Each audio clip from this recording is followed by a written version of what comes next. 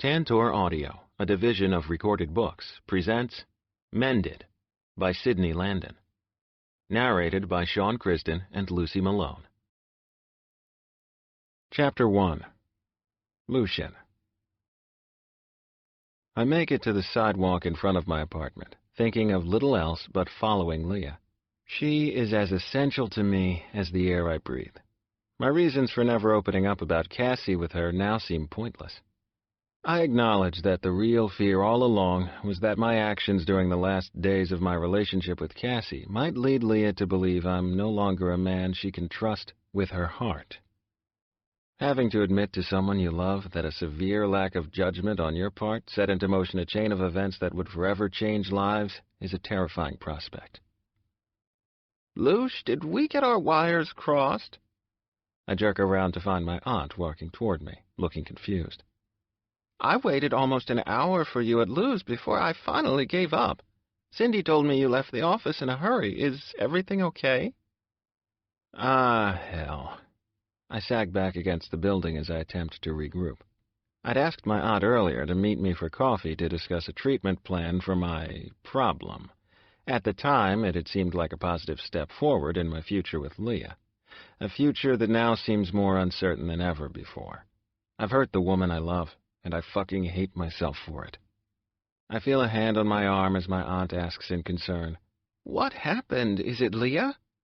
She knows well that few things rattle me to the level I am right now. Turning bleak, pain-filled eyes toward her, I say, "She left me." Just those words are enough to cause bile to rise in my throat. "What? Why?" my aunt asks. She had been more than surprised at my relationship with Lia in the beginning, but it seems even she is stunned by this turn of events. Just the usual shit, keeping secrets. It appears the women in my life aren't very fond of that particular habit of mine, no? My aunt gives me a look of understanding, correctly deducing that I'm talking about Cassie, or at least in part. Of course, she has no idea about Lia's long-lost father. Motioning to the door I walked through just moments before, she says, "Let's go back to your apartment and talk." My gut coils as I think of returning home, knowing Lia's not there. "I can't. I need to go after her." "Do you have any idea where she's gone?" "She said that she was going to stay with Rose." "Luce, you need to get yourself together before you go charging after her. Call Rose and make sure Lia arrives safely. Then you and I are going to go somewhere and have that talk." A refusal is on the tip of my tongue, but she gives me a look that makes me feel like I'm 10 years old again. As much as I want to run after Lia, maybe it would be a better idea to think of what I'm going to say first instead of making another mistake. I pull my phone from my pocket and pull up Rose's number. She answers with, "Yes, she's here." I release a sigh of relief before asking, "Is she all right?" Rose is quiet for a moment before I hear a door shut. "She's in the kitchen getting something to drink. I didn't want her to hear me talking to you. What in the hell happened between you two? She hasn't told me anything yet, just some bullshit about needing space." She was blindsided by something pretty big today. I didn't tell her ahead of time, and I should have. I'm sorry, but that's all I can say. I'm sure she'll tell you the specifics. I'll be there in a few hours to talk to her, but in the meantime, could you please take care of my girl?" She huffs in disgust when she realizes she's not going to get any more information from me. "Well, hell, I'm always the last to know everything. I guess you need the address of my new apartment, right?" When she offers to text it to me, I accept gratefully. I'd completely forgotten that she'd moved after Lia's attack. Neither woman could face living in the building where Lia's stepfather had attempted to rape her. Hell, I'd gladly buy the place just to burn it down if St. Clair's University would allow it. Unfortunately, they wouldn't part with one of their dormitories. In a syrupy sweet voice, Rose adds, "Oh, and Lucian, my daddy just bought me a new Ruger SR9. Do you know what that is?" "A 9mm pistol," I answer warily. Sam is somewhat of a gun collector, and Ruger is one of his favorite brands of handguns. He usually opts for a shooting range, whereas Rose seems to be more of a loose cannon with her hobby. "That's right," she answers smoothly. And if you've pulled a Jake on my friend, you'll be on the receiving end of it. Most people would laugh at that type of threat from a woman who tended to dress like a suppressed socialite in pearls and cashmere, but I knew better.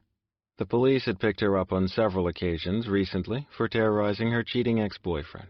I was pretty sure by this point she wasn't all talk. "That's not it, but duly noted," I replied quickly before ending the call. Turning to my aunt, I waved my hand to the Starbucks across the street, and we walked there in silence. It wouldn't have been my first pick for a private conversation, but at this time of day it's fairly deserted. We both order a plain coffee, and when they are ready, take them to a table in the far corner. Looking mildly curious, my aunt asks, "Do I even want to know why you were discussing guns with Lia's friend?" Shaking my head, I say, "No, trust me, you don't. Suffice to say, Lia has a very protective friend." My aunt takes a sip of her coffee, eyeing me thoughtfully.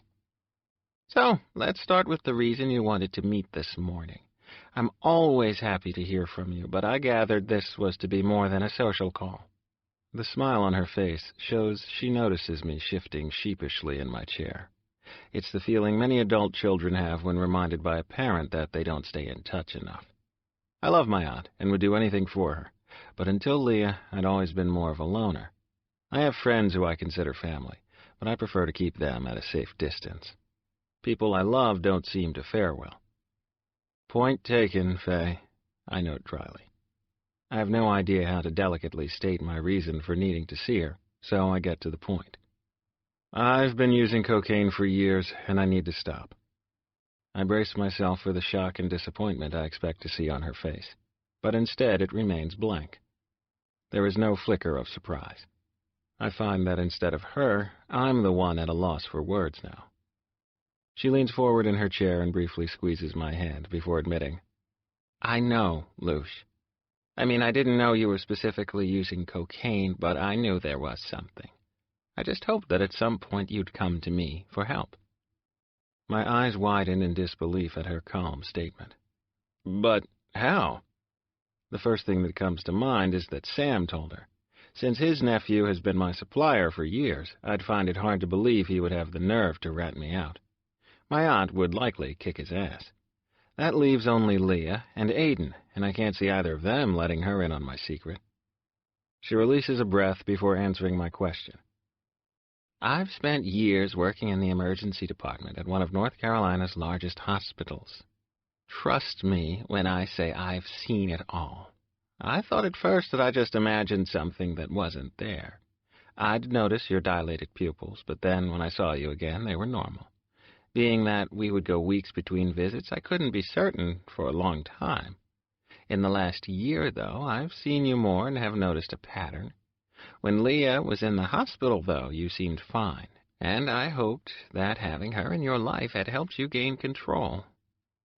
Closing her eyes briefly, she drops her head before adding, "Luce, cocaine is deadly.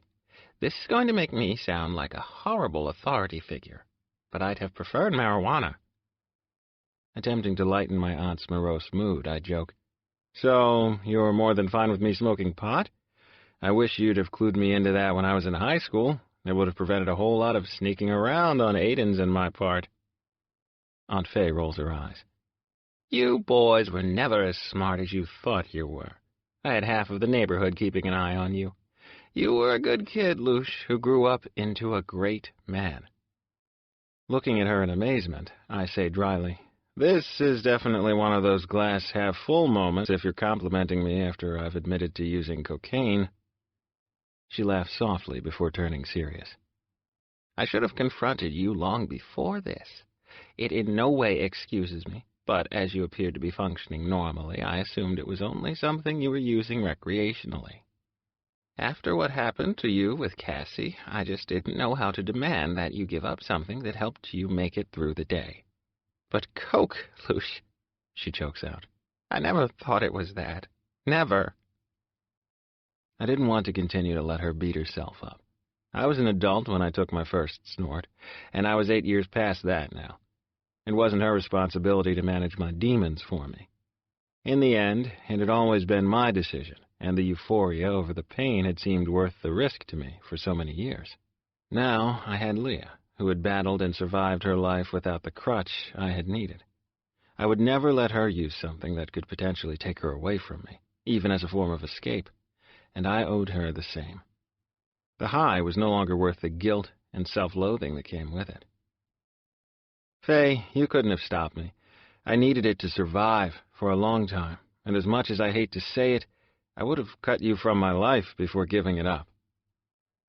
She absorbs my brutal honesty with little emotion. If I see anything, it's a small measure of relief at my words. It would be too hard for her to accept she could have done something to help me sooner, and did not. How is it that nothing rattles the woman in front of me? I so appreciate her strength, her fortitude, and unconditional support. Does Lia know? Is that why she left? She does, and no, that isn't the reason. The same quandary faces me that I had with Rose. With my aunt, though, I feel she needs to know about Lia's parentage and my part in keeping it from her. It seems impossible to fully convey the mess I've made of my relationship with Lia without being forthcoming. Rubbing a hand across my throbbing temple, I begin. I discovered, quite by accident, the identity of Lia's father right before her attack. When he approached me after Lia left the hospital, I made the choice not to tell her. She wasn't in a good place emotionally, and I didn't think she could deal with any additional stress, especially something of that magnitude. I assume that he lives here, if you have met with him? Inclining my head, I say. He does. Her father is Lee Jacks. My aunt gasps, clearly stunned by my revelation. I had no doubt she would recognize the name. He is on the board of directors of the hospital she works at. Oh, my. Wow, she finally says when she has collected herself. Did he know about Lia? I can see the anger gathering in her eyes as she imagines someone of his stature leaving his daughter to endure all that Lia has. No, he says that he didn't, and I believed him. He had a brief relationship with her mother before leaving the States for a while. Apparently they never reconnected at any point, and he had no reason to believe he might have fathered a child. Almost idly, my aunt says, Lia. Grimacing, I say. Apparently, her mother had a nasty sense of humor. I think it was her way of having the last laugh on Lee. Is he the reason she suddenly developed a conscience and turned herself in to the police? He is, although I don't know how he convinced her to do it. Actually, I have a good idea, but my aunt probably doesn't need to know. Whatever his methods, he achieved a semblance of justice for Lia, and I can't bring myself to care about how he went about it. And her stepfather? I know what she's asking. Of course, there is no way she's lived in North Carolina her whole life and never heard the rumors about Lee. If any of them were to be believed, then killing a man, especially one who hurt his daughter, would all be in a normal day for him. Did he do it? Do I care? Hell fucking no, I don't. The bastard is burning in hell now, and I could give a shit as to what put him there. If Lee avenged his daughter by killing Jim Dawson, then he's officially my new best friend. I know nothing about that, I say truthfully. Lee is certainly not about to bring me into his confidence, nor do I want him to. All parties involved, including the police, were more than happy to close that particular case with little fanfare. How did Lia find out if you didn't tell her? My aunt asks, still looking slightly shell-shocked. Fate is a complete bitch. Lia went to school to take care of her registration for the coming semester. Lee had already paid her tuition, and she found out. She went to his office thinking it was a mistake. Lee thought she was there because I had finally told her about him. He had already said too much before he figured out she had no idea who he was. So he told her the rest. She left his office very upset. He called me in a panic to let me know. When I got home, she was packing. Slumping back into my seat as my gut once again churns, I run an unsteady hand through my hair as I admit, she told me she could no longer handle the secrets between us. She wants to know everything that happened with Cassie. Faye tenses at the mention of Cassie. She has been a taboo subject between us for 8 years. I've never told anyone the full story of what happened the night she tried to kill me. No one had a clue how volatile our relationship had turned in the month leading up to that night.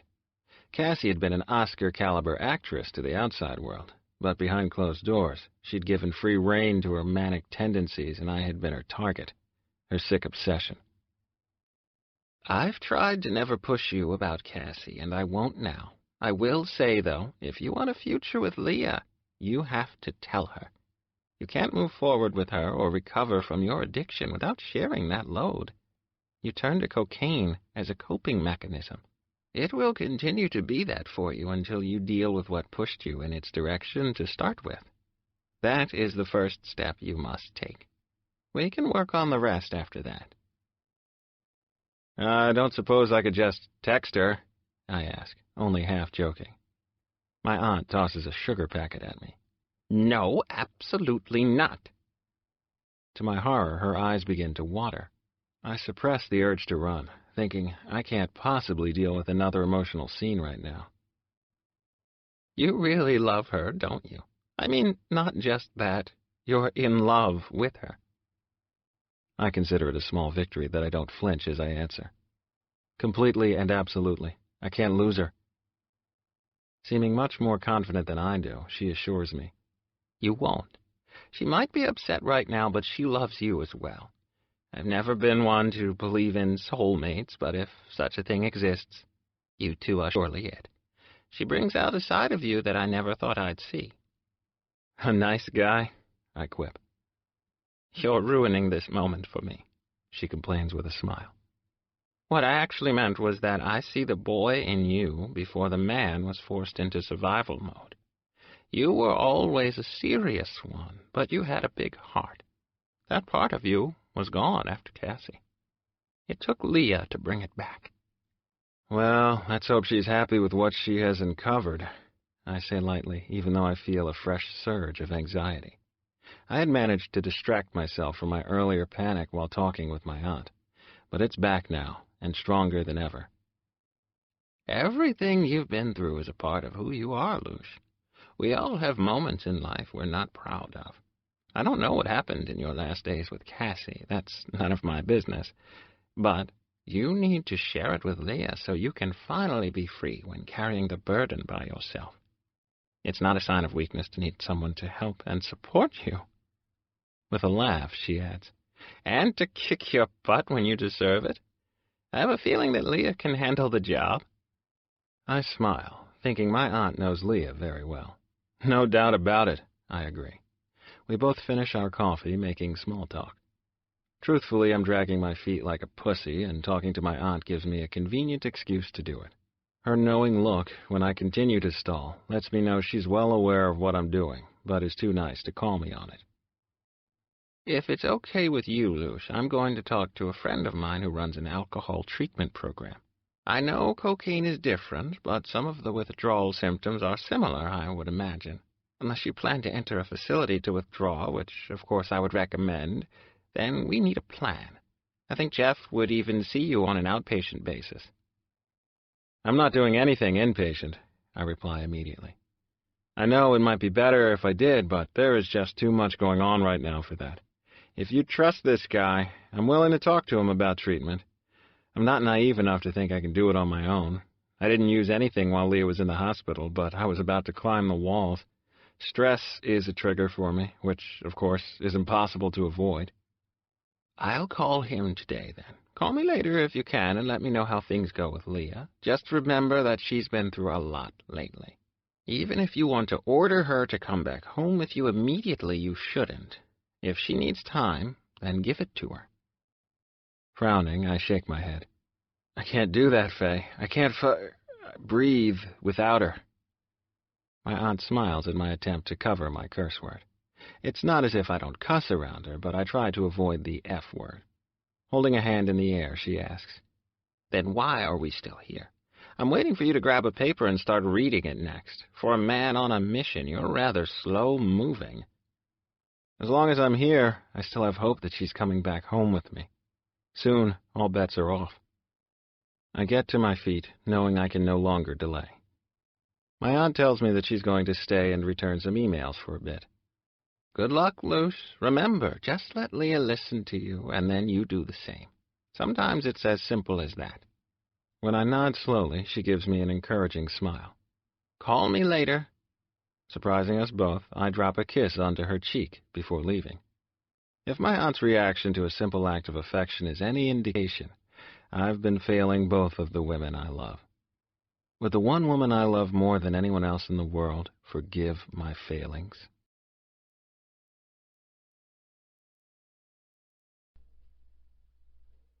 Chapter 2. Lia. So, are we talking castration here, or just a bullet to the ass? Rose asks, looking deadly serious. I'm telling you, after being cheated on by Pencil Dick Jake, I'm happy to take care of this for you. I flop down onto the sofa next to her and run a hand through my hair. The fact that I don't even know where to start is somewhat scary considering the shit I've lived through. Will there ever be a time that my life will be uneventful and boring? Most people wouldn't wish for that like I do.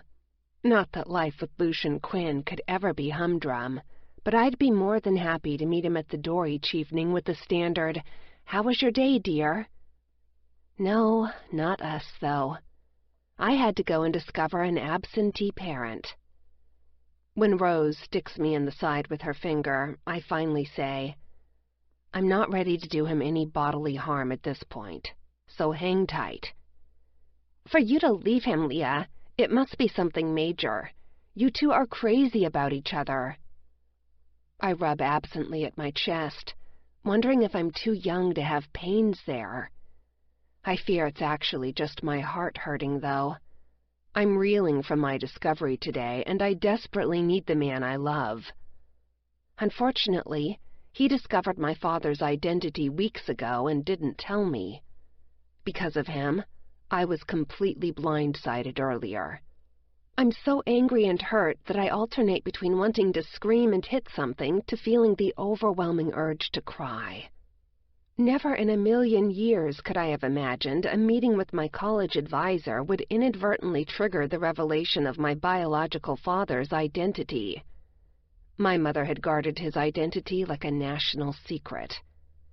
I had long ago resolved myself to the fact that I would never know who he was. In truth, after living with an abusive mother and then an even worse stepfather, I'd come to hate all thoughts of my real father. What kind of man would leave his child to endure the cruelty and malevolence I had? Certainly not a man I'd ever want to meet. Now, though, everything I believed had been blown to bits. My father is a rich and powerful man, if the appearances of his offices were any indication. He had seemed genuinely shaken and distressed when I'd blasted him about leaving me behind with my mother. He claimed to have never had any knowledge of my existence, and a part of me believed him, knowing how evil my mother was. Still, though, it was a bit surprising she would choose to live a lesser lifestyle just to get back at him for leaving her behind. Maybe she thought he wouldn't care or support her, but I had to think that the man I met today, who surrounded himself with his brother and niece, would have taken care of his obligations. She had even named me after him, either from some bit of nostalgia or as a sick joke. Knowing her, I would almost bet on the latter. Turning on the sofa to face Rose, I say, I met my father today. Her face goes ashen before color blooms back into her cheeks. Her mouth moves, but no sounds escape. She visibly swallows before saying huskily, What? I thought you didn't know who he was. I didn't, I admit, but Lucian did. He found out and kept it from me. He said that he didn't think I could handle any more stress after my attack. Grabbing my arm, Rose whispers, Oh my God, Lia. If he didn't tell you, then how did you find out? I tell her about my meeting at the college we both attend. I had been angry when my financial advisor had informed me that my semester's tuition had been paid for. I had automatically assumed that Lucian had taken care of it, even though he'd promised me he wouldn't. I had explained to him just that morning how important it was to me that I make it on my own. I had worked hard for years to acquire and keep my scholarships. I had asked my advisor to print a copy of my payment receipt, intent on confronting Lucian with it. It wasn't until I was back in the car that I saw the notation on the bottom saying the payment was from Lee Jacks with Falco Industries. At that point, I had felt like complete crap for being pissed at Lucian when it was actually just an error. With the financial office already closed, I'd looked up Falco Industries and had been happy the address was just across town. Never once had I considered I was on my way to meet Lee Jacks, my father. An unexpected series of events had led me straight to his door, and I had been operating on pure adrenaline ever since. Lucian came home as I was packing and tried to talk me out of leaving. He said he loved me. Can you believe he finally said those words as I was stuffing my clothes into a bag, so angry with him that I couldn't see straight? I swear I wanted to slug him, which makes me sick. I lived for years with a mother who thought hitting someone was the answer to all of her problems, and at that moment, I felt just like her. Taking my shoulders in her hands, she shakes me lightly. "Lia, that's bullshit. I'd have wanted to deck him too. Hell, I took a shovel to my ex-boyfriend's tires, and I'd have probably taken his kneecaps out as well if he'd been around. That doesn't make me like your mother. Well, hopefully. And wanting to slap Lucian for keeping something so important from you doesn't make you a bad person either. It makes you human. I'd be worried if you weren't angry with him." Shuddering, I admit. I don't like feeling so out of control. I've always been proud of the fact that no matter what has gone on in my life, I still manage to stay calm. Showing emotion in my house only made everything worse. My mother thrived on getting a reaction from me. I finally figured out that she moved on faster if I just stayed impassive. Crying and yelling only fueled the fire. Being a boring wimp wasn't a challenge for her. She didn't enjoy hitting me if she couldn't break me. When Rose's hand flies to her mouth, I realize what I've just said to her. Of course, she knows about my past, but I've tried to downplay what my everyday life was like for 18 years. She's not used to hearing me talk about it in such matter-of-fact terms, and I instantly regret doing it. If she starts crying, there is no way I'll be able to hold it together. I'm too close to the edge. When her eyes squint, I brace myself for sympathy, but instead get, "That old dried-up cunt. If she weren't already in prison, I'd be on her ass like stink on shit. She had better hope she never gets out. If she does, I'm picking her up from jail and taking her to an abandoned building somewhere." I stare at Rose for a full minute, almost picturing the scene in my head. I swear I can see her throwing my mother into the trunk of her Prius, then straightening her cashmere sweater before getting behind the wheel. She'd look in the rearview mirror to make sure she didn't have a hair out of place before adding a coat of pink lip gloss. I begin laughing, and I'm sorely afraid I'll never stop. When Rose's laughter mingles with mine, it only gets worse. My ribs are hurting, and I can't catch my breath. This is exactly what I needed. A moment of levity to counter my horrible day. The ringing of the doorbell cuts through the light-hearted moment like a knife. "Don't answer it," I say hesitantly, knowing I don't really mean it. I'm still mad, hurt, and every other emotion in between, but a part of me can't stay away from him. Nothing could have stopped me from walking out of his apartment earlier, but I fear there is little that will keep us apart. Our bond is too strong. He can no more give me my freedom than I can take it. Be it good or bad, we are bound to each other. I can only hope we both survive intact. Rose gets to her feet and looks at me. "What's it gonna be? You know he already knows you're here, but I'm game for ignoring the doorbell all night if you are. Of course, he's likely to freak out and knock the door down or call the cops, so you need to factor that into your decision." I begin to stand, but Rose waves me off. "I've got it. I need to have some fun out of this," she adds with an evil grin. When she opens the door, I can make out the top of Lucian's head, but she doesn't let him across the threshold for at least 2 minutes. I can't hear what they're saying, but it's a good bet she's making some threats. Finally, she moves aside and waves him in. I see his eyes searching the open floor-plan apartment before landing on me. I see the look of relief cross his face and know he's been worried. Brushing her hands together, Rose clears her throat loudly before saying, "Well, I think I'll go call Max and tell him that I'm feeling the need to do something to Jake today. That should be enough to get him going. I love it when that man starts lecturing me." Lucian stares after her as she walks off. I know he's trying once again to reconcile the demure homemaker image she presents with the badass she truly is. He looks back to me and shakes his head. "That girl scares me. This might make me a pussy, but I'm glad she fixated on Max. Unfortunately for Jake, torturing him is her way to get to do it." "Well, Jake kind of brought it on himself," I point out, not really feeling sorry for Rose's ex. Lucian looks a little uncomfortable at my statement. I guess guys sticking together is universal, even when they aren't friends. Instead of commenting, though, he walks over to where I'm sitting and lowers himself to the table in front of me.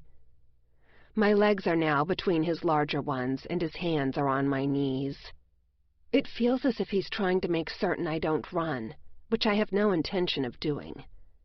I told him less than 2 hours ago that I didn't want him to follow me until he was ready to talk about his past. If he's here now, then I can only assume that's what he's going to do. He rubs a soothing circle on my thigh before saying, "I'm sorry, baby. That should have never happened to you today. I didn't know for sure before your attack that Lee was your father. His involvement with your mother was uncovered, but Lee himself didn't approach me until after you were home from the hospital."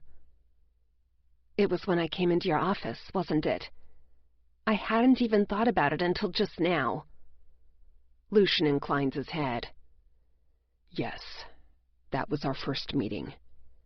He had just received confirmation that you were his daughter, and he wanted to see you." With a wry smile, he adds, "I thought he was going to kick my ass when he noticed the cuts and bruises on your face." Lucian looks solemn, thinking, "Then it became obvious to me that he had no idea you'd been abused by your mother and that you had just been released from the hospital." He takes one of my hands in his. "I'm not trying to defend his absence from your life, baby, but he was devastated when I told him some of what you'd endured.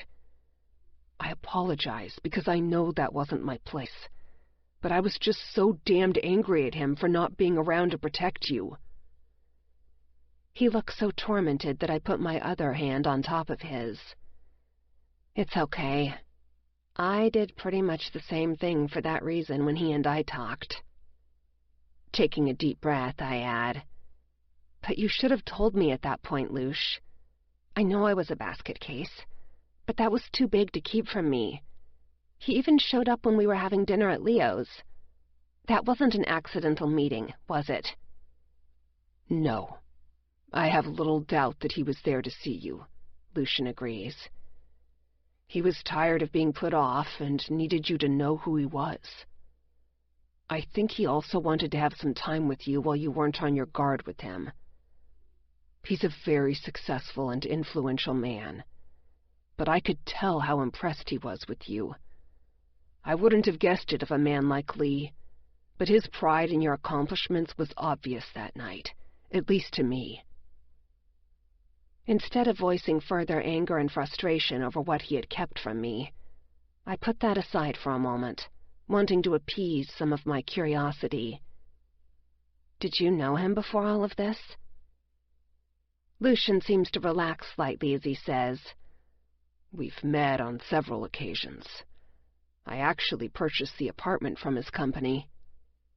I gasp in surprise, knowing the price tag must have been in the millions. "He and I aren't friends, just acquaintances." I don't particularly want to voice the thought I'm most anxious about, but I know I have to ask. What type of man is he? Lucian is now shifting nervously, which makes me uneasy.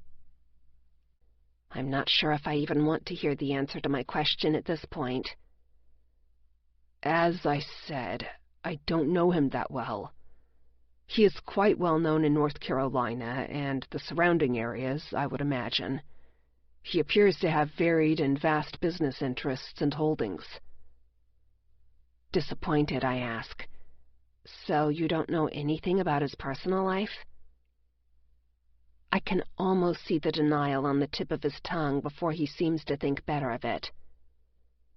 To my knowledge, he has never been married, nor does he have any children, other than you. He does seem to be close to his brother Peter, though. Pinching the bridge of his nose before meeting my eyes, he adds, I don't know how much truth there is to it, but I've heard rumors that Lee used to operate in very gray areas. My gut clenches as I whisper, Are you saying he's a criminal? Oh, my God. Could my long-lost father have made an appearance in my life, only for me to learn that he is no better than my mother? Even though I had been in shock for most of our earlier encounter, he had seemed to care about my feelings, or at least he'd put on a good show. I feel almost sick as I wait for Lucia's answer. Seeming to notice the distress in my voice and expression, Lucian moves from the table to sit beside me on the sofa. Before I can protest, he reaches over and pulls me onto his lap. As I try to move away, he says, Stop, baby. Just let me hold you. We both need it. I allow myself to relax, because he's right. We function better as a unit than we do separately. Within the circle of his arms, my world feels as if it's back in alignment again. Nothing has been resolved between us yet, but even as my mind attempts to be the voice of reason, my body knows its other half too well to be denied. I feel his lips press against the top of my head before he begins speaking. Lee, from what I've heard, basically grew up on the streets. When he was older, he worked for a man named Victor Falco and went on to inherit his business when he died. Falco was long rumored to be on the other side of the law. It's possible Lee is only guilty by association with Victor's reputation. As I said before, I have no proof either way. A startling thought occurs to me, and I pull back enough to look up at Lucian. Do you think he had anything to do with my mother turning herself in? Her sudden attack of conscience has been completely baffling to me. Lucian trails a finger down my cheek, and I see his answer before he speaks. Yes, I'm quite certain he made that happen.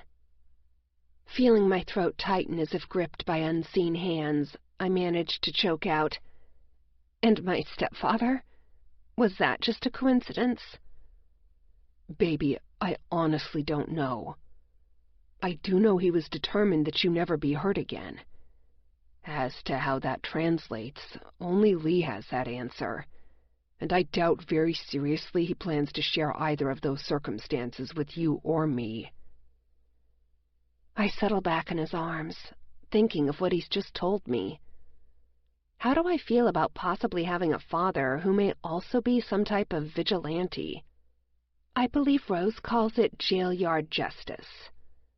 Of course, I'm thinking that her version of that with Jake is a bit different from Lee's. I have no idea how I'm supposed to handle the possibility that my birth father has not only shown up after 24 years, but he's taken care of the people who terrorized me. It's overwhelming to imagine there might be a grain of truth in something that sounds so far-fetched. How else can I explain what's happened, though? It's almost as if God never heard my cries or prayers.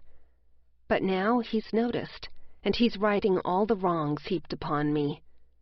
Yes, it sounds fanciful and deluded even, but how can I dispute this as truth when my mother sits in a jail cell, having to answer for her crimes, and the evil heart in my stepfather's body no longer beats with life.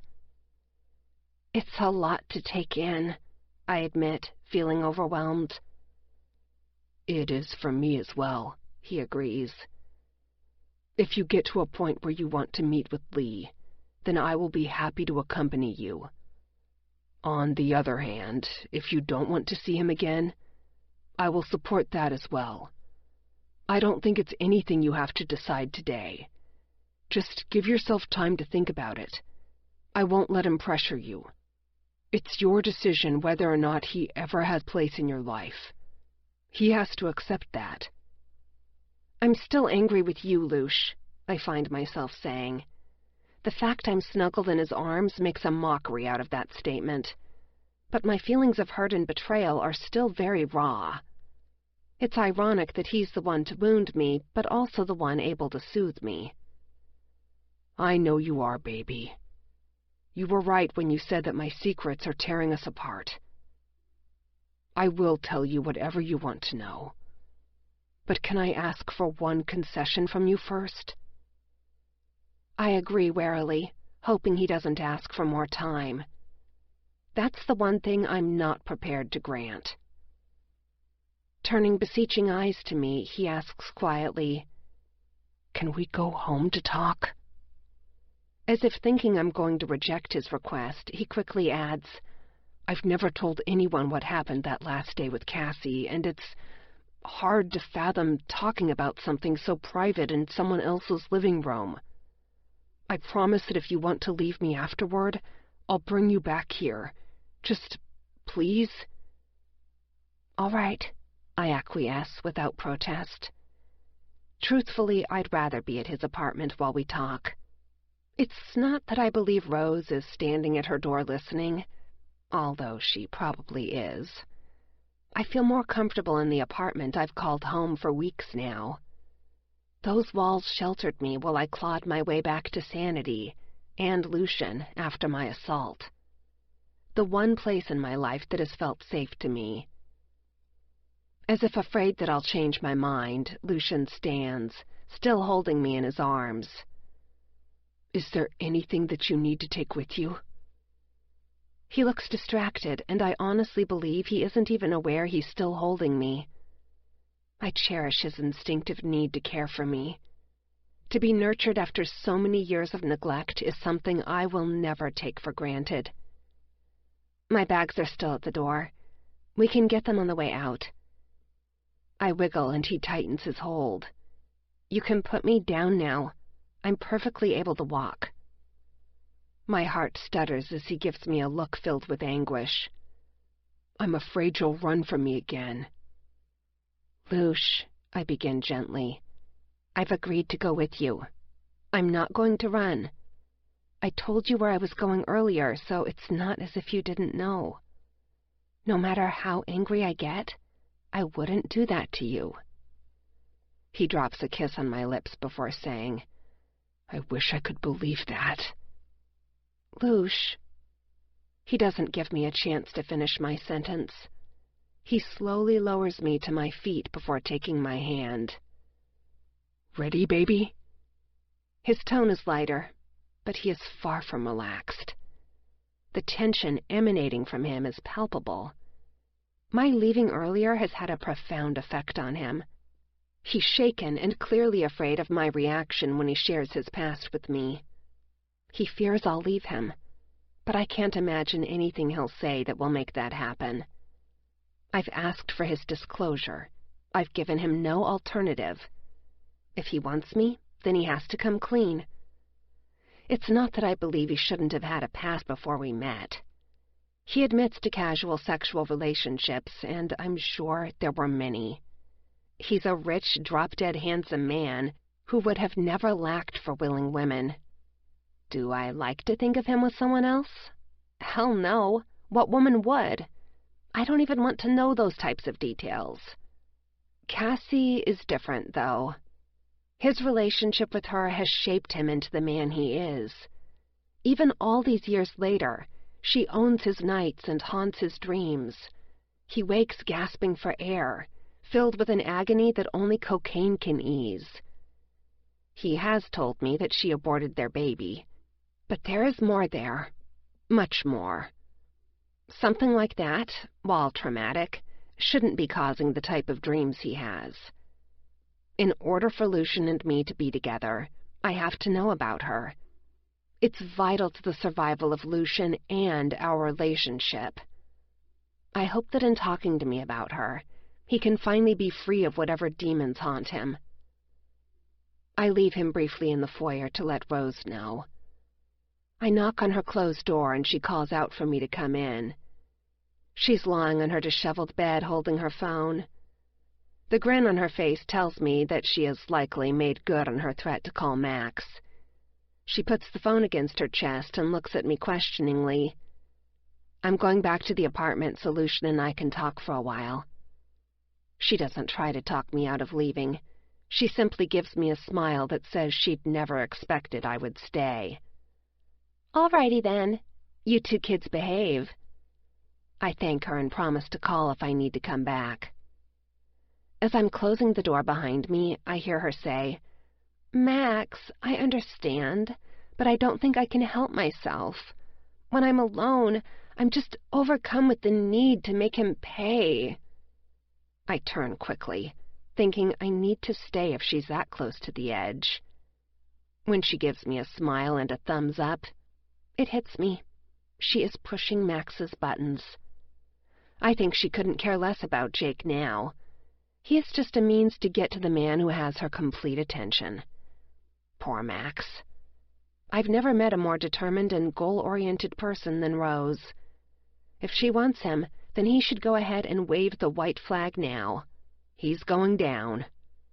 I predict by the time their conversation is over, Max will be on his way over to talk her out of whatever she is threatening to do. Lucian is standing at the door waiting for me. He looks down at my bags and back to me. I know he's asking if I plan to take them. I nod, trying to reassure him that I'm not leaving, no matter what he reveals to me. It's ironic, I know, considering how fast I packed and left after finding out about my father. What he doesn't know, though, is that even as angry as I was with him, I almost turned around a dozen times. Whether I live or die has mattered to so few people in my life. How could I possibly turn my back on the man who has guarded me with everything he is?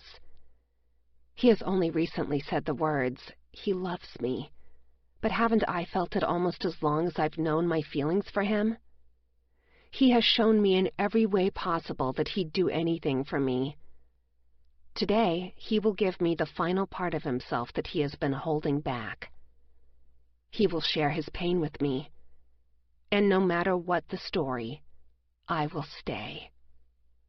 In my heart and soul, I know we were destined to find each other. Two damaged, broken people looking for the person who could make them whole again. I am his, and he is mine. Of this, I am certain.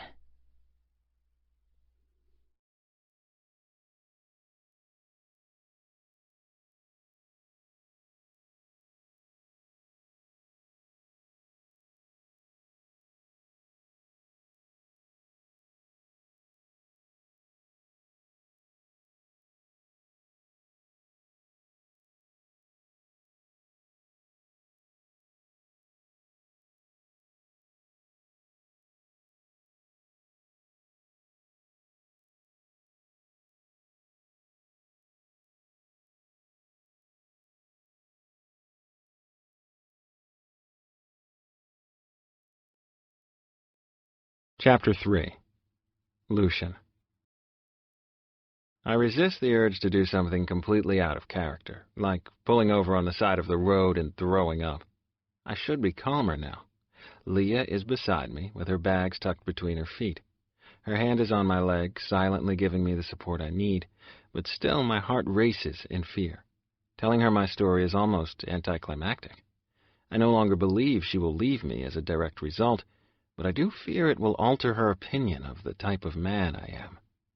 Cassie committed heinous and unforgivable acts, but I was not without fault. Maybe the result would have still been the same, but that's something I'll never know. We were two kids who had no idea how to survive the type of toxic relationship we'd found ourselves in. Ultimately, our unborn child paid the price. There was a time I believed that I loved her, and maybe I did, but those feelings were nothing compared to what I feel for the woman sitting next to me. My life was but an empty shell before she came into it. To keep her, I can no longer be the man I have been. She has worked so hard to overcome her past. How can I be worthy of her and do any less? We arrive at the apartment far too quickly. I take her hand and lead her from the parking garage and into the elevator. She then curls her arms around my waist, resting her head against my chest. "I love you," she whispers. The elevator opens to our floor, but neither of us moves. I wrap my arms around her small frame and hold her. It seems that we are both hesitating to cross the threshold into our home.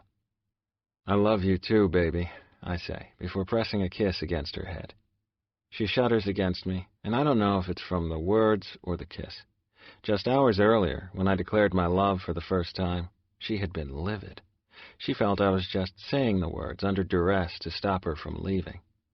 Maybe I wouldn't have blurted them out so abruptly had she not been packing a bag, but the feelings had been true, just the same. Not everyone has a shiny, perfect kind of love. Sometimes it's messy, complicated, and painful. It doesn't lessen the depth of the feelings involved, though. I love her with an all-consuming intensity that scares the hell out of me. There had been times in my life when I wanted to give up, but if I lost her, I truly don't think I would be able to recover. "You really mean that, don't you?" she asks, in something akin to wonder. "More than you can ever imagine. I'm sorry I didn't return the words when you first spoke them to me. I just panicked." She surprises a laugh out of me when she says, "I know. I'm kind of irresistible, though, so I knew you'd come around." And that right there is one of the big reasons I do love her. Her ability to adapt and bounce back is like nothing I've ever seen. She was blindsided by Lee Jacks just hours before and can still find it within herself to make a joke. The fact I haven't been worshipping at her feet every day should be a crime. "You are that and more, Lia," I agree, before reluctantly pulling away from her and leading her from the elevator. When we enter the apartment, Lia goes straight to the liquor cabinet and fixes a glass full of scotch. I raise a brow in question, hating to mention she shouldn't be drinking until we know if she's pregnant. Instead of taking a sip, though, she brings the glass to the coffee table and then takes a seat on the sofa. "You can drink it now or later," she says before patting the place next to her. The time for running is over. She's letting me know that there is no reprieve today. She expects to hear my story now.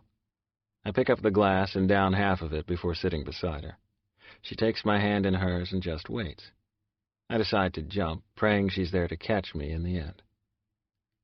I met Cassie in elementary school. She and her father moved into the area in the middle of the school year. Her mother had passed away when she was younger, so it was only the two of them. Before her, it was mainly just Aiden and I. For some reason, she picked us out almost immediately and was determined to be friends. Eventually, she wore us down, and we were inseparable. That continued into our teenage years. Aiden had a crush on her almost from the beginning, but she wanted me as we got older. I was a bit of a book nerd, so my indifference was probably a challenge to her. Lia giggles at my description of myself, and I smile in reply.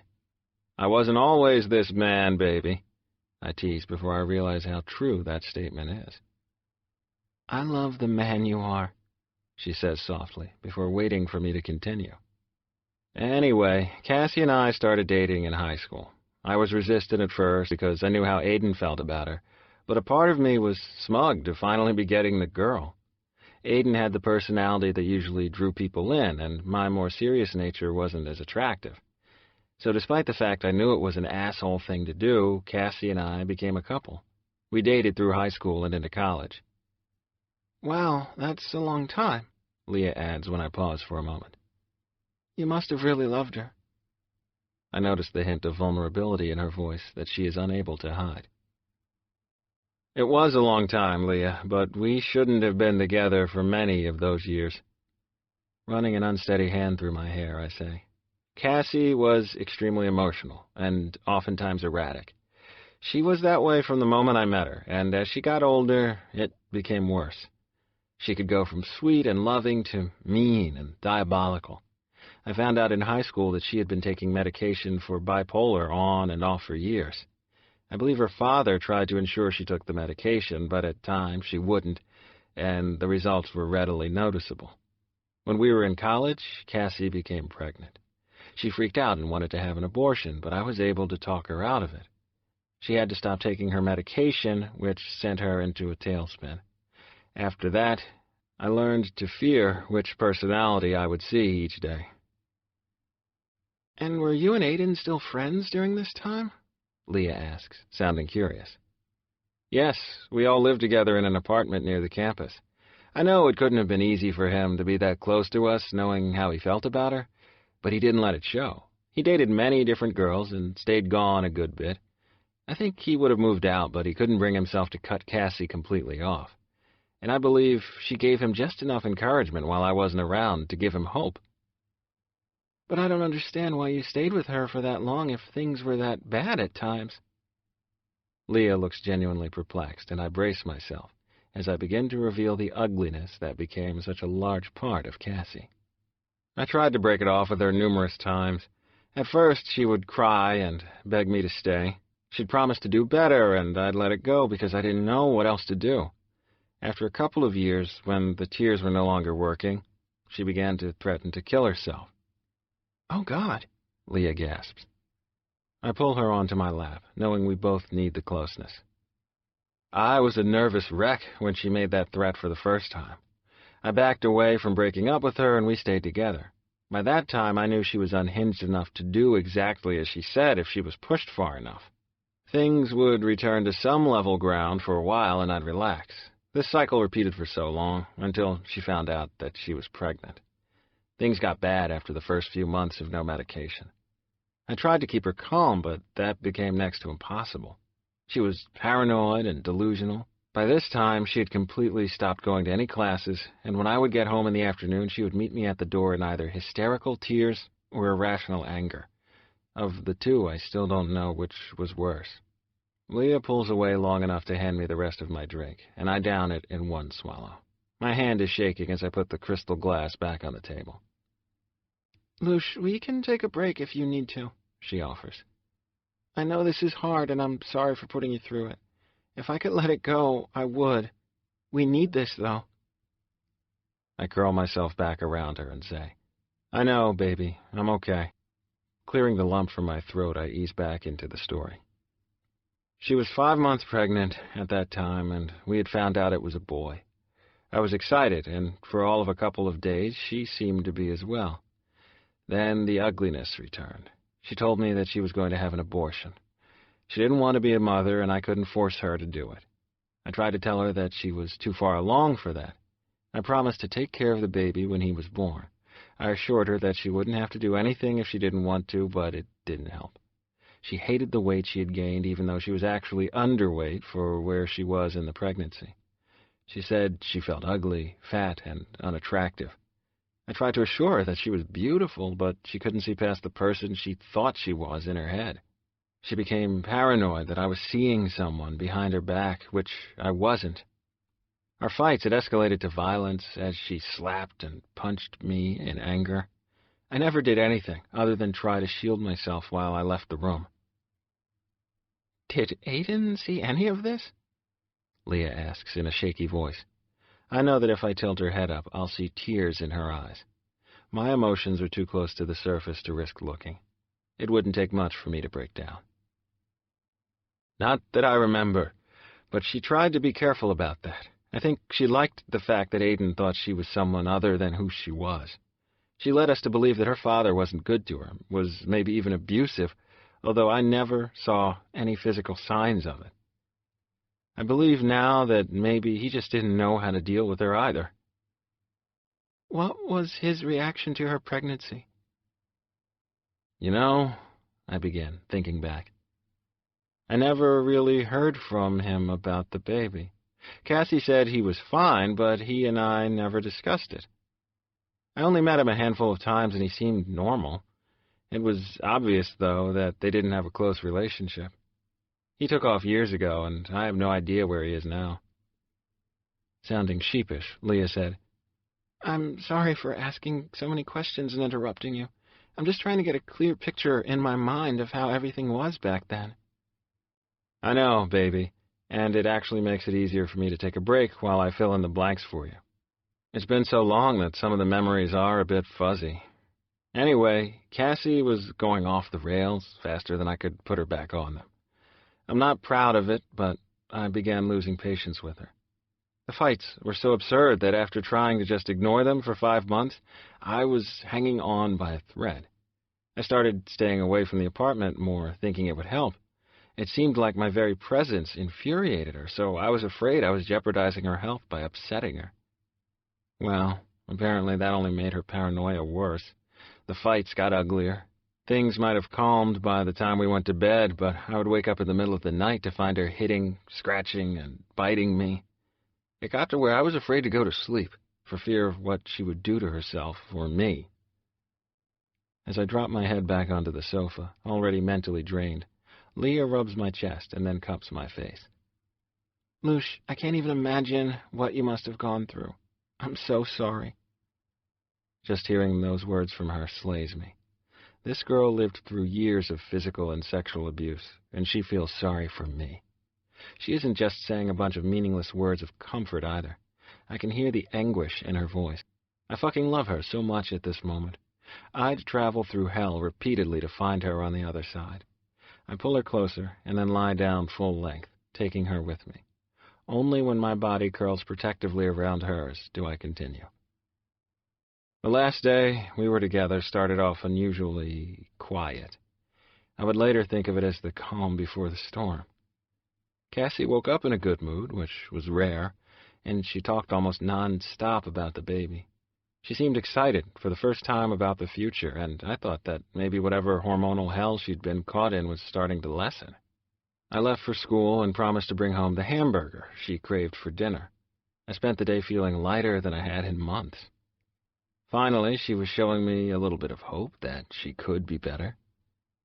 I came home that afternoon with our food, and as soon as I shut the door behind me, all hell broke loose. I barely managed to avoid the glass that came flying at my head before another one was on the way.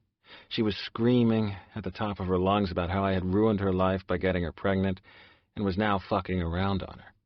Then she was saying crazy shit about her telling everyone I'd raped her and that she would ruin me. Lia turns in my arms until she is facing me.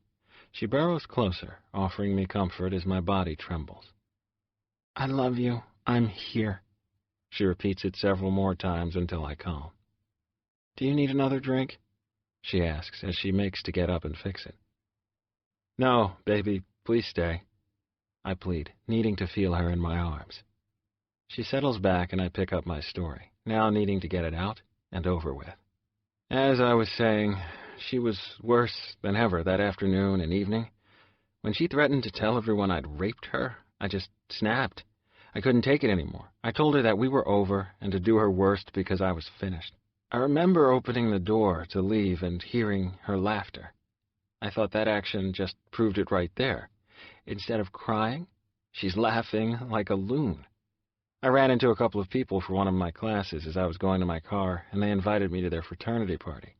Being wasted for a few hours sounded perfect to me, so I took off with them. I helped them pick up some beer kegs and get everything ready. By the time the party was underway, I was already drunk. I followed up the beer and liquor by smoking a joint before hunting somewhere to crash. I was wandering around upstairs when some girl grabbed me and pulled me into one of the rooms.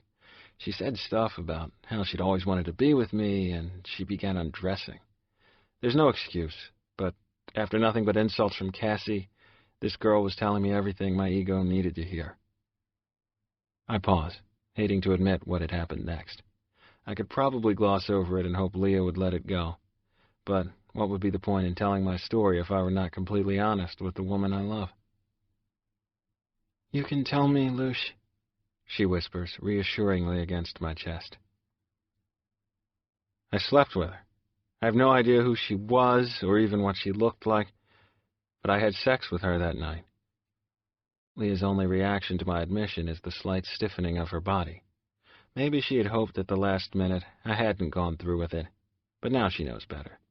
I'd screwed around on my pregnant fiancée. Somehow I made it back home later on. I remember Cassie being asleep on the sofa, which wasn't unusual. She often did that when she was angry with me, which was most of the time by that point. I went to the bedroom and passed out. I woke to find Cassie on top of me. She had turned the light on, and I was struggling to see through the sudden glare. She was asking me if this was how I fucked that girl. I remember wondering how she could possibly know what I'd done. I told her I was sorry, and she just looked down at me and laughed. The sound scared the hell out of me. Then, before I could process what was happening, she got right in my face and said, "Don't ever forget that you made me do this. This is all your fault." She kept chanting that over and over. All your fault. All your fault. Lia wrenched from my arm suddenly, jumping to her feet. She looks deathly pale. Dear God, Luce, what did she do? She raised a hand to rub her neck as if feeling the knife that penetrated my own. I wish my answer could be that obvious. Cassie tried to kill me, but I lived. Maybe Lia would even believe I deserved it after cheating on Cassie. A violent but fitting type of justice. What I wouldn't give to be the only victim that night. I sit up, put my feet on the floor, and let my hands hang between my legs. My heart is racing and my palms are sweating. I make no move to pull Lia to me again. Maybe we both need space between us for the last part of my story. Before I knew what was happening, there was a searing pain in my neck, almost as if it was on fire. Then it seemed as if there was blood everywhere. Something was choking me. I couldn't breathe. I saw the knife in her hand and... fuck. She was going to kill me. I just lay there, already accepting the inevitable, when suddenly she raised the knife and smiled down at me before cutting one of her wrists, and then the other. I tried to stop her, but I was so sluggish I could barely move. Then she raised the knife one last time and brought it down. I feel the wetness dripping down my face, and am surprised to realize I'm crying. She killed your baby, Lia sobbed from somewhere beside me. She crawls between my knees and puts her head on my lap as she continues to cry. I stroke her hair, offering silent comfort as my tears fall to mingle with hers. Aiden found us, I managed to get out. I have no idea if he was already home that night and we woke him, or if he got home just in time. We would have both died without him, instead of just the baby. I'll never know what that must have done to him, finding us like that. We've never spoken of it, ever. I don't have many memories of what happened after until I woke up in the hospital. Aiden was destroyed that he hadn't come sooner, thinking he could have stopped what happened. I was too much of a fucking coward to tell him that I had caused her to snap by sleeping with someone else. How could she have known about that? Lia asks the question that I asked myself for months afterward. It's a piece to the puzzle that never fit. After a while, I let it go. I was guilty, so what did the particulars matter? I don't know. I'm guessing that a friend saw me and called her. It's a moot point. I feel the anguish I'd tried to bury for years rise up to choke me. Because I couldn't be faithful, my child never drew a breath. Do you have any idea how much I fucking hate myself for that? Lia is back in my arms again. Her legs wrap around my waist and her arms wrap around my neck. She whispers low words of comfort and love that I don't deserve, but desperately need. I soak up everything she is freely offering me, hoping that her love can cleanse the black from my soul. Shh, I've got you, baby. I love you so much, Luce, and I'm not going anywhere. She kisses the tears that slide down my face. When we have both calmed, she softly asks, "Where is Cassie now?" I stroke my hand up and down her back. She's in a psychiatric hospital a few hours from here. I didn't press charges against her and refused to answer any questions about that night. Cassie had some type of mental break, so she was going to end up institutionalized anyway. I hated her for what she did, but I couldn't completely turn my back on her, since I set the events of that night into motion. I'm her legal guardian, although I've turned the decisions concerning her care over to Aiden and Max. Do you visit her? Lia asks, looking uncomfortable. I guess if the situation were reversed, no matter how fucked up it was, I'd be a bit uneasy knowing she had someone like that still on the fringes of her life. No, not in a long time. She has gone through periods of acting as if she's still pregnant. When Lia looks confused, I add, she would stuff a pillow under her shirt and stroke it, like a baby. She doesn't appear to remember anything about that night and what she did. Oh, God, Lia flinches. Is she never expected to recover, to be normal again? I really didn't want to answer those questions, knowing it would cause her to worry, but she needed to know, just in case. It appeared being with me was never going to be easy. There have been things happening recently, new developments with her. It may turn out to be nothing, but I don't know at this point. She's been engaging with people there and has said a few things to Aiden, leading him to believe she is beginning to recover. The doctors have tried many medications, but the new one is part of the drug trial. They believe she may be responding to it. Lia chews her bottom lip, the only outward sign she's distressed by my news. If she doesn't remember anything, then if she gets better, won't she think that you are still together? Shit, you don't have to answer that. It sounds incredibly selfish of me to worry about losing you after everything you've shared. She looks down as if embarrassed, and I see a tinge of red on her cheeks. Look at me, baby, I order gently.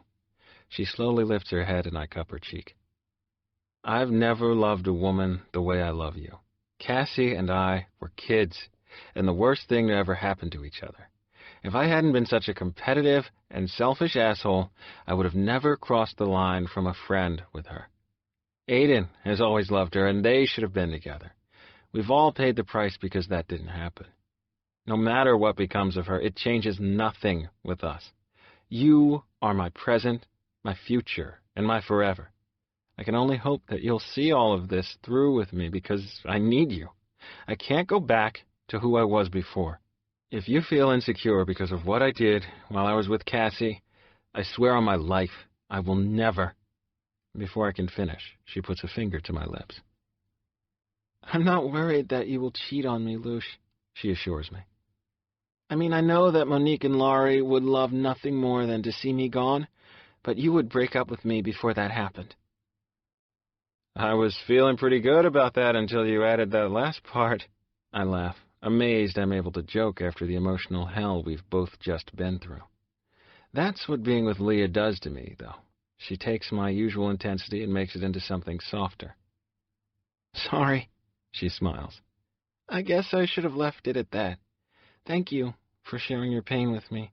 I know it wasn't easy, and I want you to know how much it means to me that you let me in. I also want you to believe that I'm not judging you for anything that happened in your past. It sounds as though you were both in a situation you couldn't escape. My heart breaks for you, Cassie, and Aiden. At that moment, I feel something inside me begin to unfurl. I've spent so many years hating Cassie and myself that it has been slowly eating away at my life. I showed Lia my shame. Although I would never truly be free of it, she made it into something bearable. I can now look at it objectively and see the 3 kids destroyed that night. I can never fully forgive Cassie, nor absolve myself of guilt, but maybe it's time to let the hate go. Have we all not suffered enough? Fate brought Lia into my life and gave me a second chance. After the part I played in the tragedy that night, was it right that I begrudge Cassie the same? I vow that I will step back completely and allow Aiden to make the decisions concerning her if recovery becomes a real possibility. The man who has always loved her deserves his second chance as well, and I will not deny either of them that. Thank you, Lia, I say, meaning it more than she knows. When she yawns in reply, I stand, taking her with me. It's been an emotionally and physically draining day. I carry her to the bedroom before setting her on her feet. I strip down to my boxers while she gets one of my T-shirts from a drawer and quickly changes. Within moments, I am lying on my back in bed with her against my side. How are you handling what happened to you earlier? I ask, not wanting to dwell on Cassie any more tonight. Do I really have a father now, Lucian? she asks timidly, sounding afraid to believe it might be true. Yes, baby, you do. Lee wouldn't have made that claim without being certain. I don't know what I'm supposed to do now, she admits. I mean, I've never really given much thought to having a dad, other than to wonder if he knew how my mother treated me. When I was young, I would sometimes fantasize that he would show up one day and take me away. He would have a nice house with a perfectly decorated bedroom just for me, and he wouldn't let her touch me again. As I got older, those dreams faded, and I just wished that he were dead. Then I could feel better about him leaving me with her. Now, suddenly he's here, and part of me hates him, and another part is drawn to him. Kissing her temple, I say, "Of course you are, and he seems as equally drawn to you. Actually, I'd say he's downright obsessed with getting to know you. He can't force that on you, though, baby. You make the calls there. I won't let him try to force you." With a snort of disgust, she says, What does it say about me that the possibility of him being some kind of criminal doesn't upset me? In a completely messed up way, I think it would be worse for me if he were a devoted family man with a wife and kids. I would feel cheated knowing he had taken care of them and not me. He was so upset earlier, as if I really mattered to him. "I believe you do. He could have easily chosen not to contact you when he found out he was your father, but he has been insistent about meeting you. He's furious about how you were raised, and I think just sick over not being there to stop it. He's going to want to take care of you now, so be prepared for that." Why do all of the men in my life want to pay my bills? She sighs in exasperation.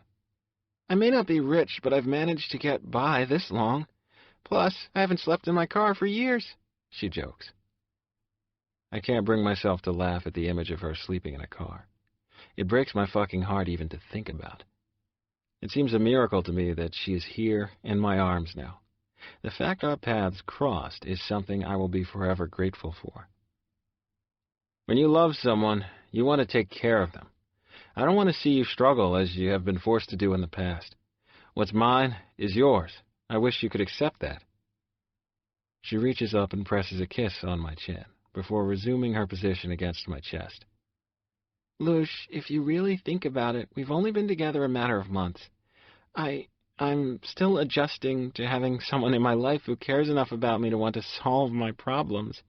I have to stay on my guard and be ready in case anything changes.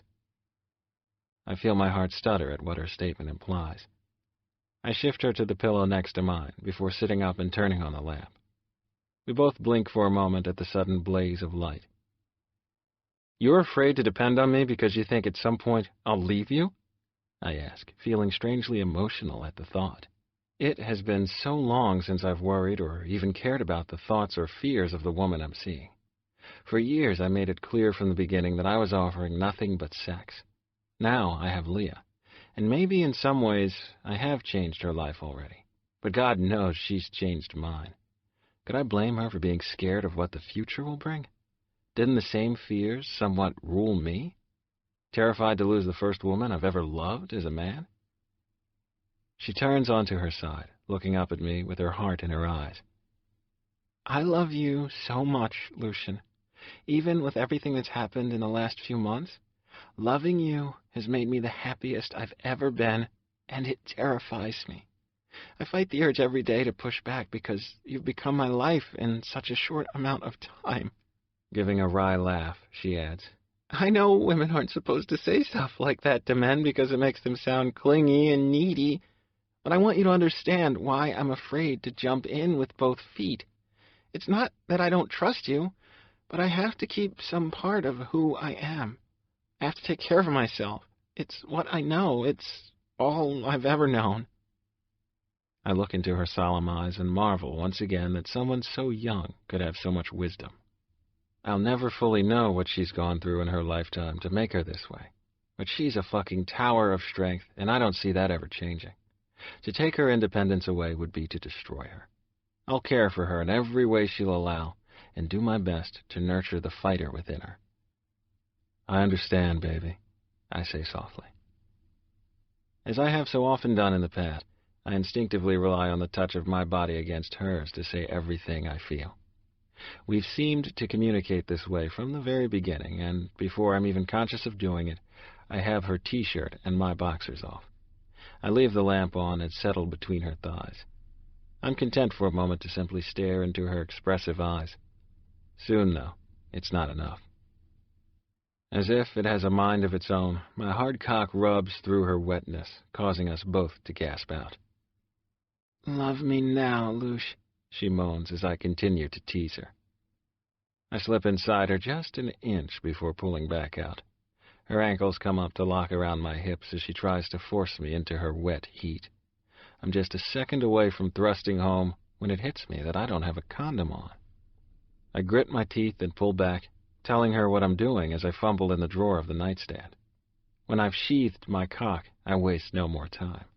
As soon as I'm back between her legs, I put one hand under her ass, arching her hips up, and bury myself to the hilt. She screams my name as I set a hard, steady rhythm. After the fear of losing her earlier, I feel a primal need to stake my claim on her body again. Her cunt grips me greedily, taking everything I'm giving and begging for more. At this point, I don't know who is possessing who. I plant my knees on the bed, taking both of her hips in my hands and pull her into each thrust. My breath is ragged and my spine is tingling. I'm seconds away from coming, and I want her with me. I grind my root against her clit, and her shrieks let me know she's almost there. "Come on my cock, baby. Now, give it to me," I command, and as if waiting for those words, she begins convulsing, throwing me into my own orgasm. With each contraction of her body, I come until I wonder how I can have anything left. Finally, when I don't think I can take any more, we both start to float down with only the occasional aftershock rippling through our bodies. I dispose of the condom before wetting a washcloth and bringing it back to the bed. She is already limp and close to dozing off as I quickly clean between her thighs before tossing the cloth into the laundry basket. I flip the light off and crawl back in bed, pulling her into my arms. "Love you," she murmurs as her body goes limp against mine. "You too, baby," I reply, noting how it gets easier and easier to accept her love and profess my own. No doubt I'll be like some teenaged sap before long, texting her every 5 minutes during the day with some form of "I love you." Maybe even using some of those damn emoticons or whatever the hell they are that Sam, of all people, uses in texts. I hope the fuck that falling in love doesn't mean I have to give over my balls and start acting like some kind of pussy. When Lia mumbles something in her sleep before throwing a leg over mine, I wonder if I'd even give a damn if that happened. For this woman, I'd do it all without complaint. The moment feels wonderfully normal, and I wish with all my heart that we could remain in this cocoon forever. Inevitably, though, I know the morning will come, as it always does, and there is still too much turmoil around us for this tranquility to last.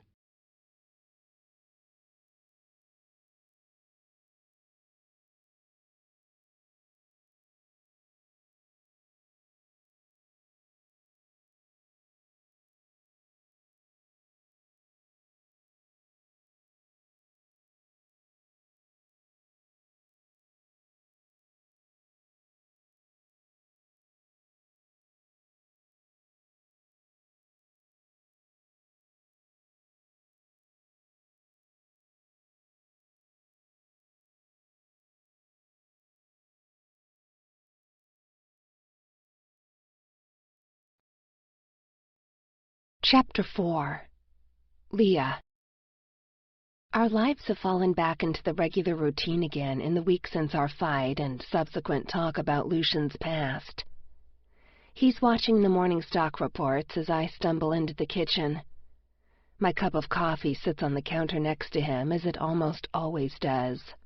He's also fixed me my favorite multigrain bagel with blueberry cream cheese.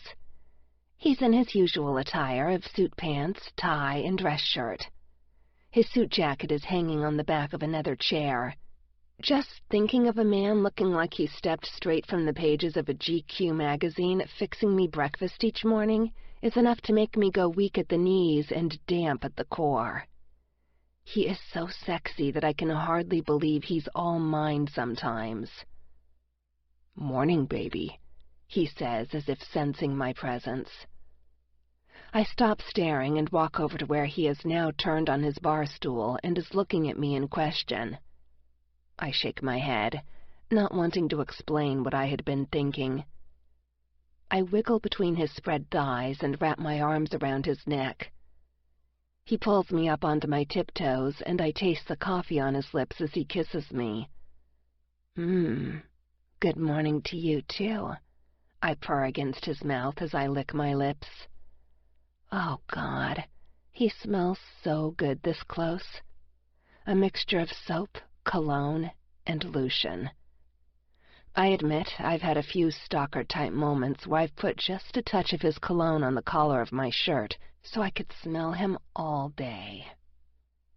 I settle onto the stool next to his and take an appreciative sip of my coffee. I almost choke on the first bite of my bagel when he says, "So, we've got our appointment with Dr. K at 4 today. I'll be back to pick you up around 3:30, okay?" I look down at the cast on my wrist in surprise. Other than a ton of mental scars, it's the biggest remaining physical reminder of the attack and near rape by my stepfather. I've become so used to working around it that I barely pay it any attention now. Truthfully, with everything that's happened in the last week, I hadn't thought of my upcoming appointment. Now, though, my stomach begins flipping nervous somersaults. Lucian, possibly seeing the panic on my face, turns me to face him and puts a comforting hand on my thigh. "It's going to be fine, Lia. Either way, we're okay." What kind of woman could have just forgotten for days that she might be pregnant? I ask, genuinely distressed. Shouldn't I have already panicked and sent you out for a test in the middle of the night, or bought like 10 boxes of them myself? What's wrong with me? I'm aghast that I've shoved aside something so important while I obsessed about my new father and Lucian. Was I so indifferent to the thoughts of a child that I couldn't even concern myself with their possible existence? I feel Lucian's hand circle my neck, a move he favors when he wants my undivided attention. "Baby, stop it right now. I don't think there's some kind of behavior protocol you're supposed to follow concerning a possible pregnancy. You've had a lot on your mind, and obviously, you haven't had any symptoms that have demanded your attention. I think it's much healthier that you've been able to put it aside instead of being a nervous wreck while awaiting your appointment. What good would that have done?" "But I didn't have to wait, did I? I could have just bought a damned test and have taken it. Shouldn't that have been a priority for me?" I'm starting to sound irrational, even to my own ears, but I can't seem to stop the wave of despair that has fallen upon me. Deep down, I fear that this is some kind of indicator as to the type of mother I would be. Neglectful and self-centered just like my mother. "Lia," he snaps, bringing my focus back to him. "When exactly should you have fit that in? If women have been known to forget to take birth control while they're upset over something, don't you think it's reasonable to assume you could forget to buy something like a pregnancy test after learning you have a father you never knew? Cut yourself some slack here. There was no harm done. I'm not sure I would have remembered it either, if not for the appointment coming up in my reminders this morning." When I finally nod, feeling somewhat better at his words, he drops his hand and points to my plate. "Now, finish eating.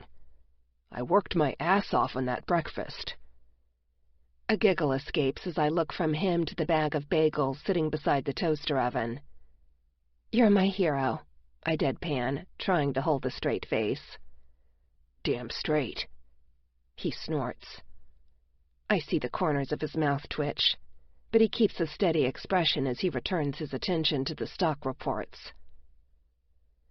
Our domesticated scene continues until Lucian looks at his watch and gets to his feet. "Where's Sam?"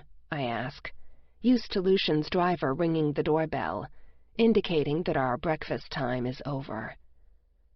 "I'm driving myself today." He gives me a quick look before adding, I figured you would be more comfortable if it were just you and me for your appointment this afternoon." "Oh," I reply, strangely touched. "Couldn't you have just had Sam drop you off here this afternoon?" He taps my nose and then turns to put his jacket on. "Yes, but it seemed easier this way. Less nosy questions from him and all that."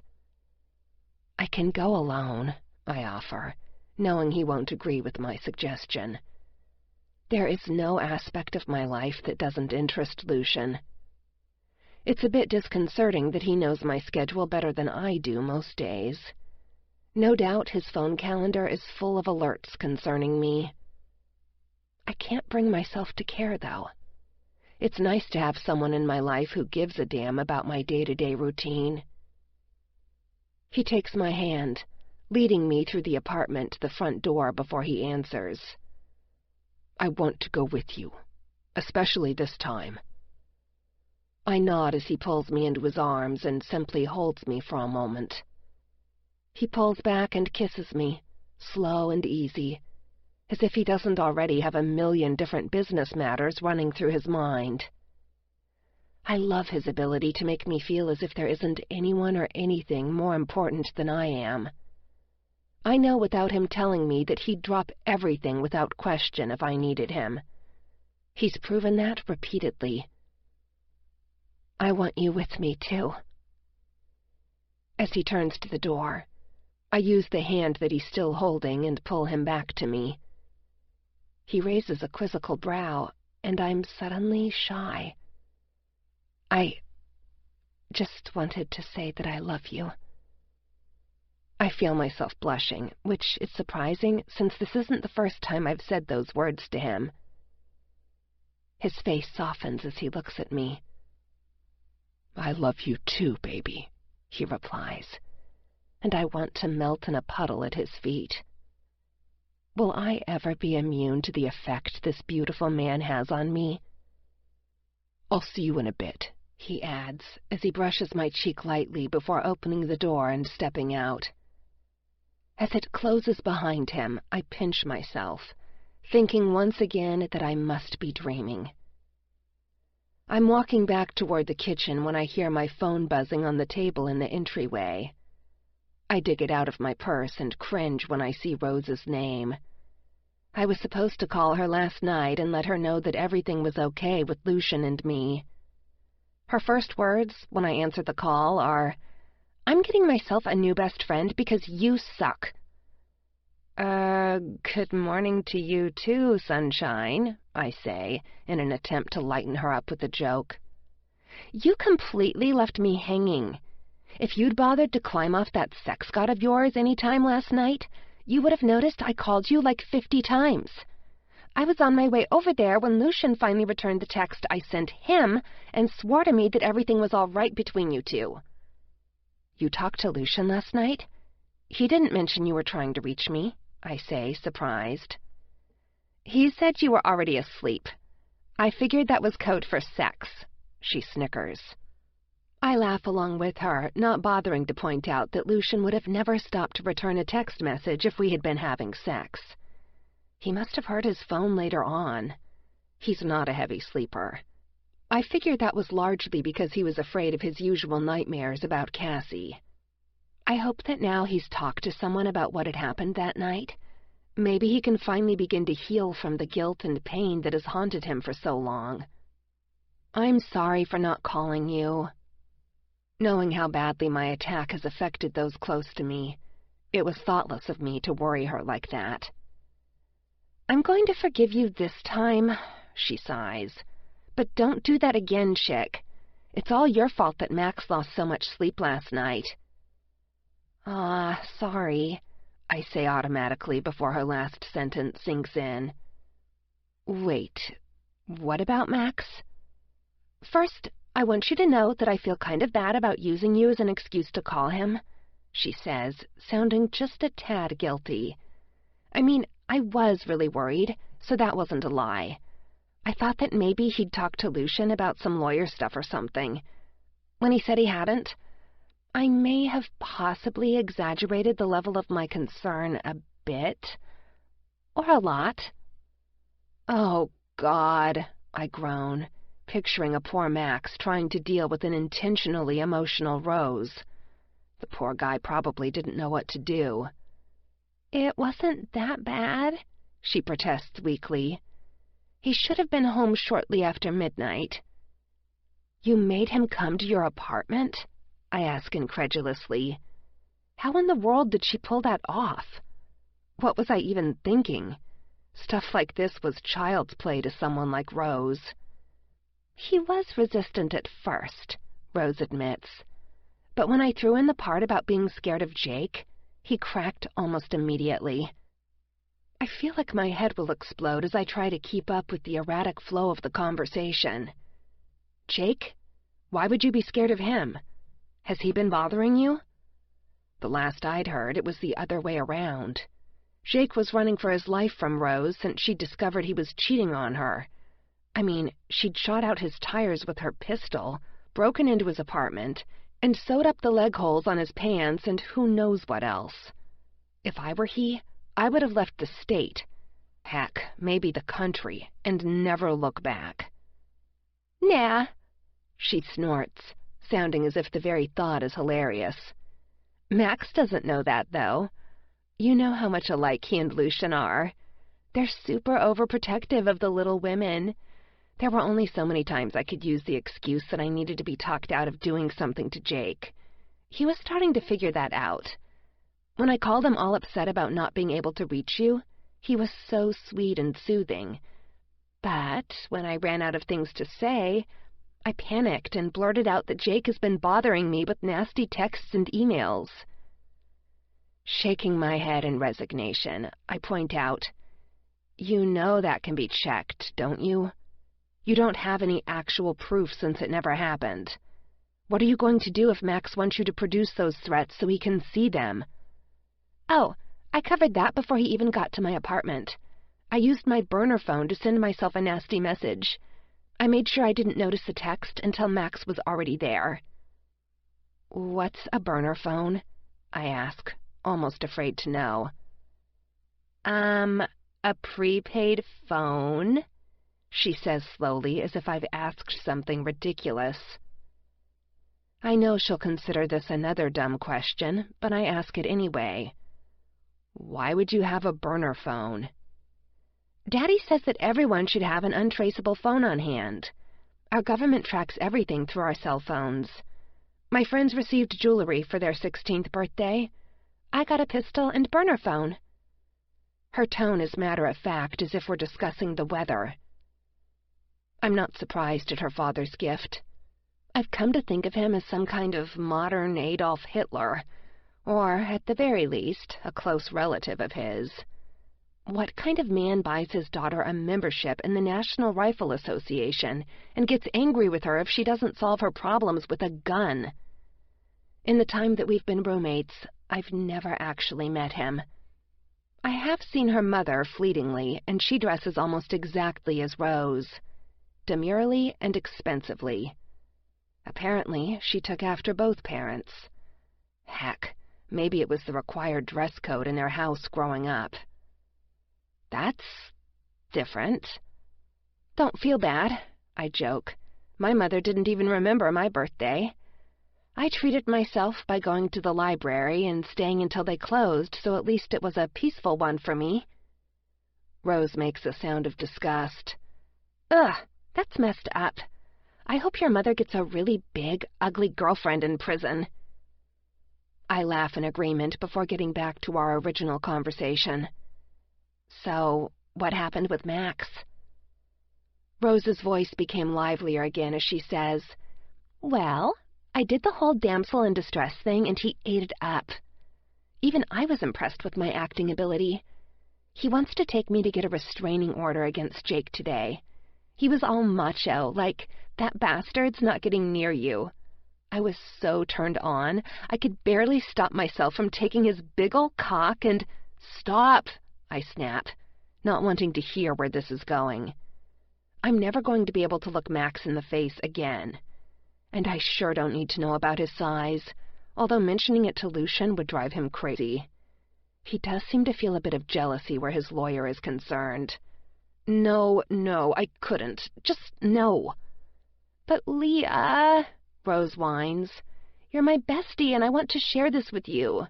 He's like seriously hung. I have yet to see it, but when I grabbed it in his car, my fingers didn't even come close to meeting.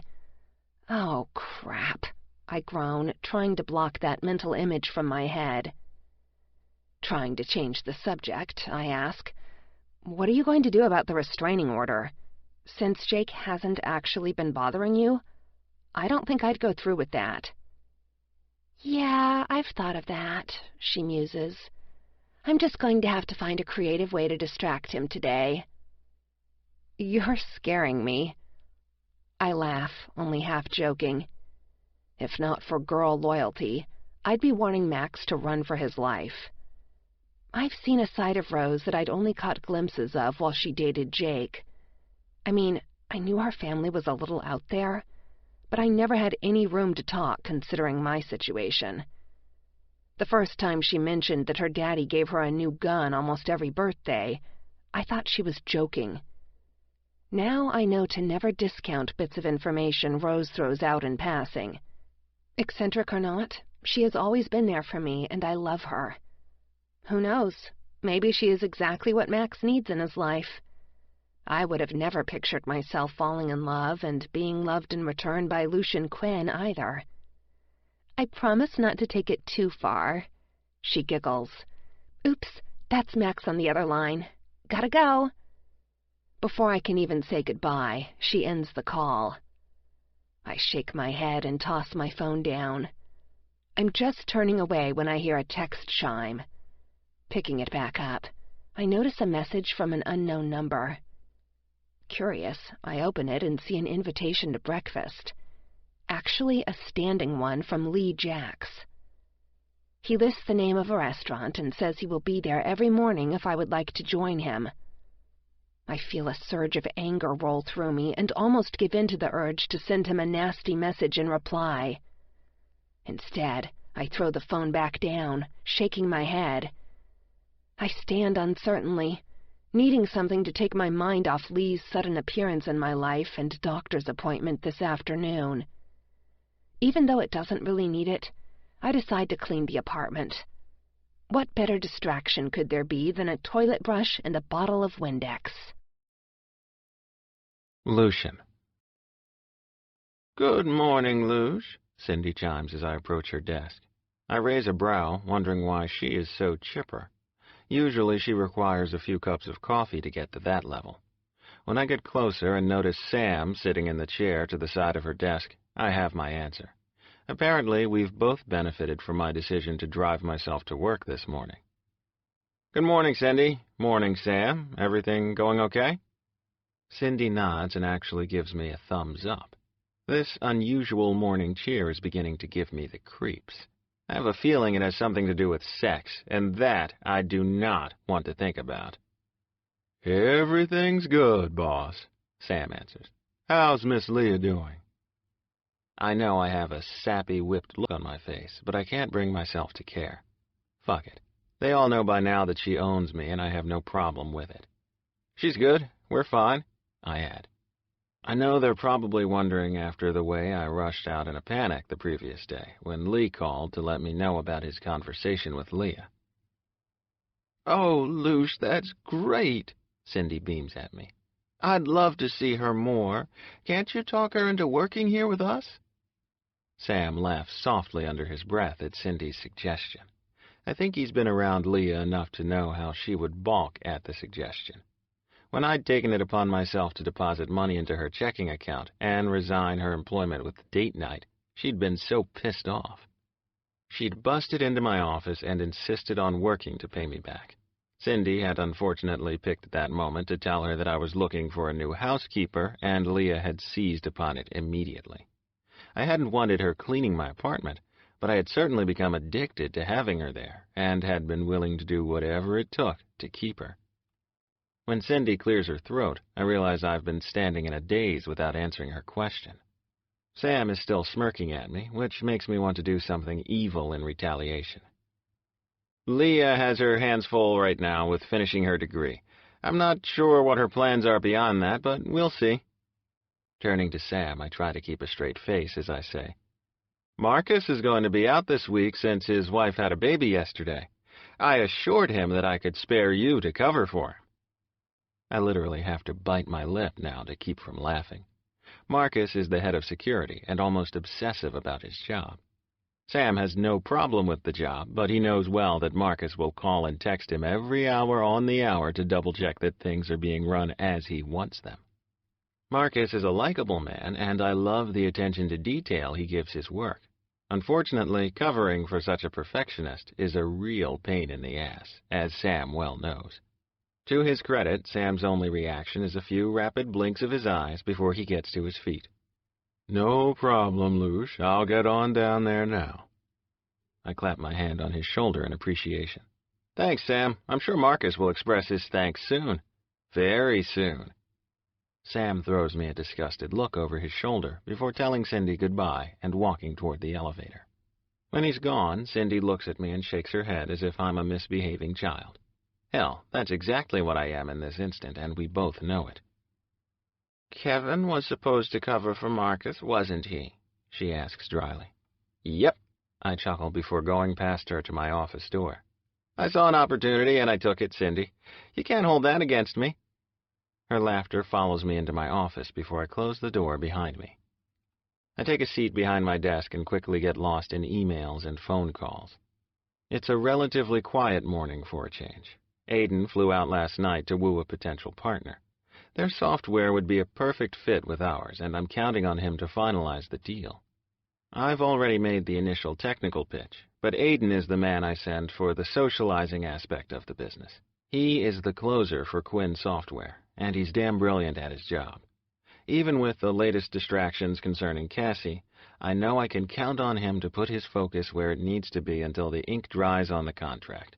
He will, of course, visit Cassie on the way home, and the fucking bastard that I am will hope her improved mental state has stalled and nothing else has changed. I own the guilt I feel for the part I played in that night 8 years ago. And even though I know I need to forgive both Cassie and myself, I don't know if I ever will. I feel lighter after unburdening myself to Lia, but I'm far from ready to forget. I may be able to move past it somewhat with time, but I'll never fully be able to grant myself absolution. So it's very unlikely I can give that to Cassie either. Without Lia in my life, I fear I would have eventually descended into a pit of bitterness and self-loathing that would have eaten away at my soul until there was nothing left. If the fucking cocaine didn't kill me first. I had called Aunt Faye's doctor friend on the ride to work this morning and made an appointment for later in the week with him to discuss a plan for battling my addiction.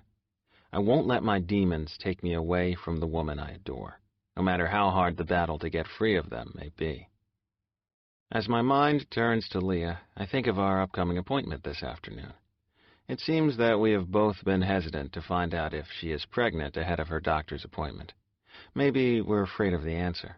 It's so final, one way or another. Not knowing is easier to deal with. Despite the love between us, past events and horrors plague both Lia and I. She's an embattled woman with the spirit of a warrior. My phone buzzes a moment later, and Cindy says in a puzzled tone of voice, "Max is here to see you." When he comes through the door, I understand her confusion. My normally immaculately dressed lawyer is wearing jeans, a t-shirt, and boots. He also looks like he hasn't shaved yet. Hell, I hate to even ask if he's showered. I lean back in my chair and wait for an explanation. I think I deserve that much when my employee and friend shows up looking like a poster from America's Most Wanted. He literally falls into a chair in front of my desk and drops his face into his hands. "I need the day off." He finally looks up. "Obviously," I reply, not attempting to hide my amusement. "Are we talking the flu here or something more dire?" Going by his appearance, I'd put money on the second. He's just usually so neat, for lack of a better word. "It's that fucking woman," he snaps. "I swear, you and Lia have ruined my life. I used to have some kind of control, but she's chipping away at that bit by bit. I might as well just go ahead and gift wrap my balls, because that's next." I find myself choking back a laugh, remembering I'd had almost the same thought last night. It seems that suddenly my friends and I are afraid of women turning us into pussies. I don't bother sharing that tidbit with him. He's too deep in denial right now. I've been there, so I know the signs well. Even though I know the answer, I ask the question anyway, just to be an asshole. Fuck, sometimes even I get off on that. So, who are we talking about here? Have you met someone new? He shoots me a look that says he knows I'm screwing with him. When would I possibly have the time or the energy for that? I've been too busy babysitting Lia's crazy friend. What's she done now? I sigh. I trust she stopped just short of actually shooting Jake? Rose was beginning to give new meaning to the whole woman scorned thing. I can't imagine how her ex-boyfriend ever got brave enough to dip his dick into another woman. Maybe he didn't know what she was capable of at that point. I certainly hadn't. She called me last night and was upset because Jake had been threatening her. I start laughing. I can't even fathom Rose as the cowering little woman. Of her and Jake, she's solidly wearing the pants and carrying the firearms. I'm just surprised that Max actually fell for the damsel in distress routine. The man would have his own mother crying for mercy in the courtroom, for fuck's sake. And she had some proof of this? She got a text message from him while I was there. Or from someone, at least. I told her that we would go get a restraining order against him this morning. I look him up and down before asking, "You're going like that? Aren't you afraid they'll assume you're the one after her?" He ignores my jab at his appearance.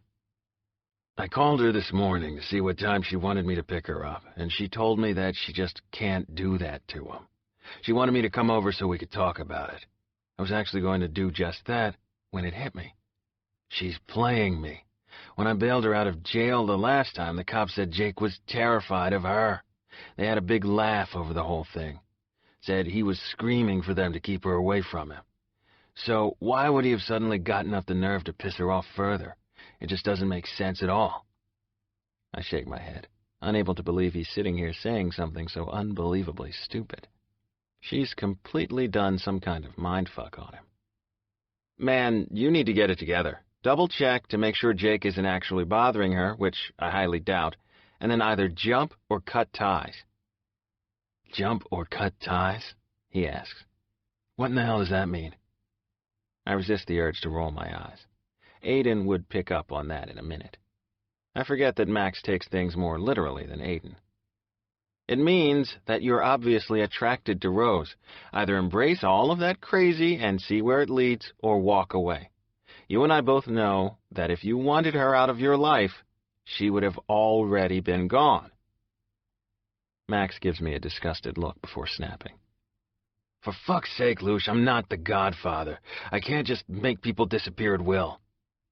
We both know he's full of it. Max is like ice when he wants to be. I've seen him in action many times through the years. He is civilized and diplomatic until he isn't. The fact he hasn't said enough to Rose to have her cursing him and going in the other direction lets me know he doesn't really want her gone, even if he isn't ready to accept it yet.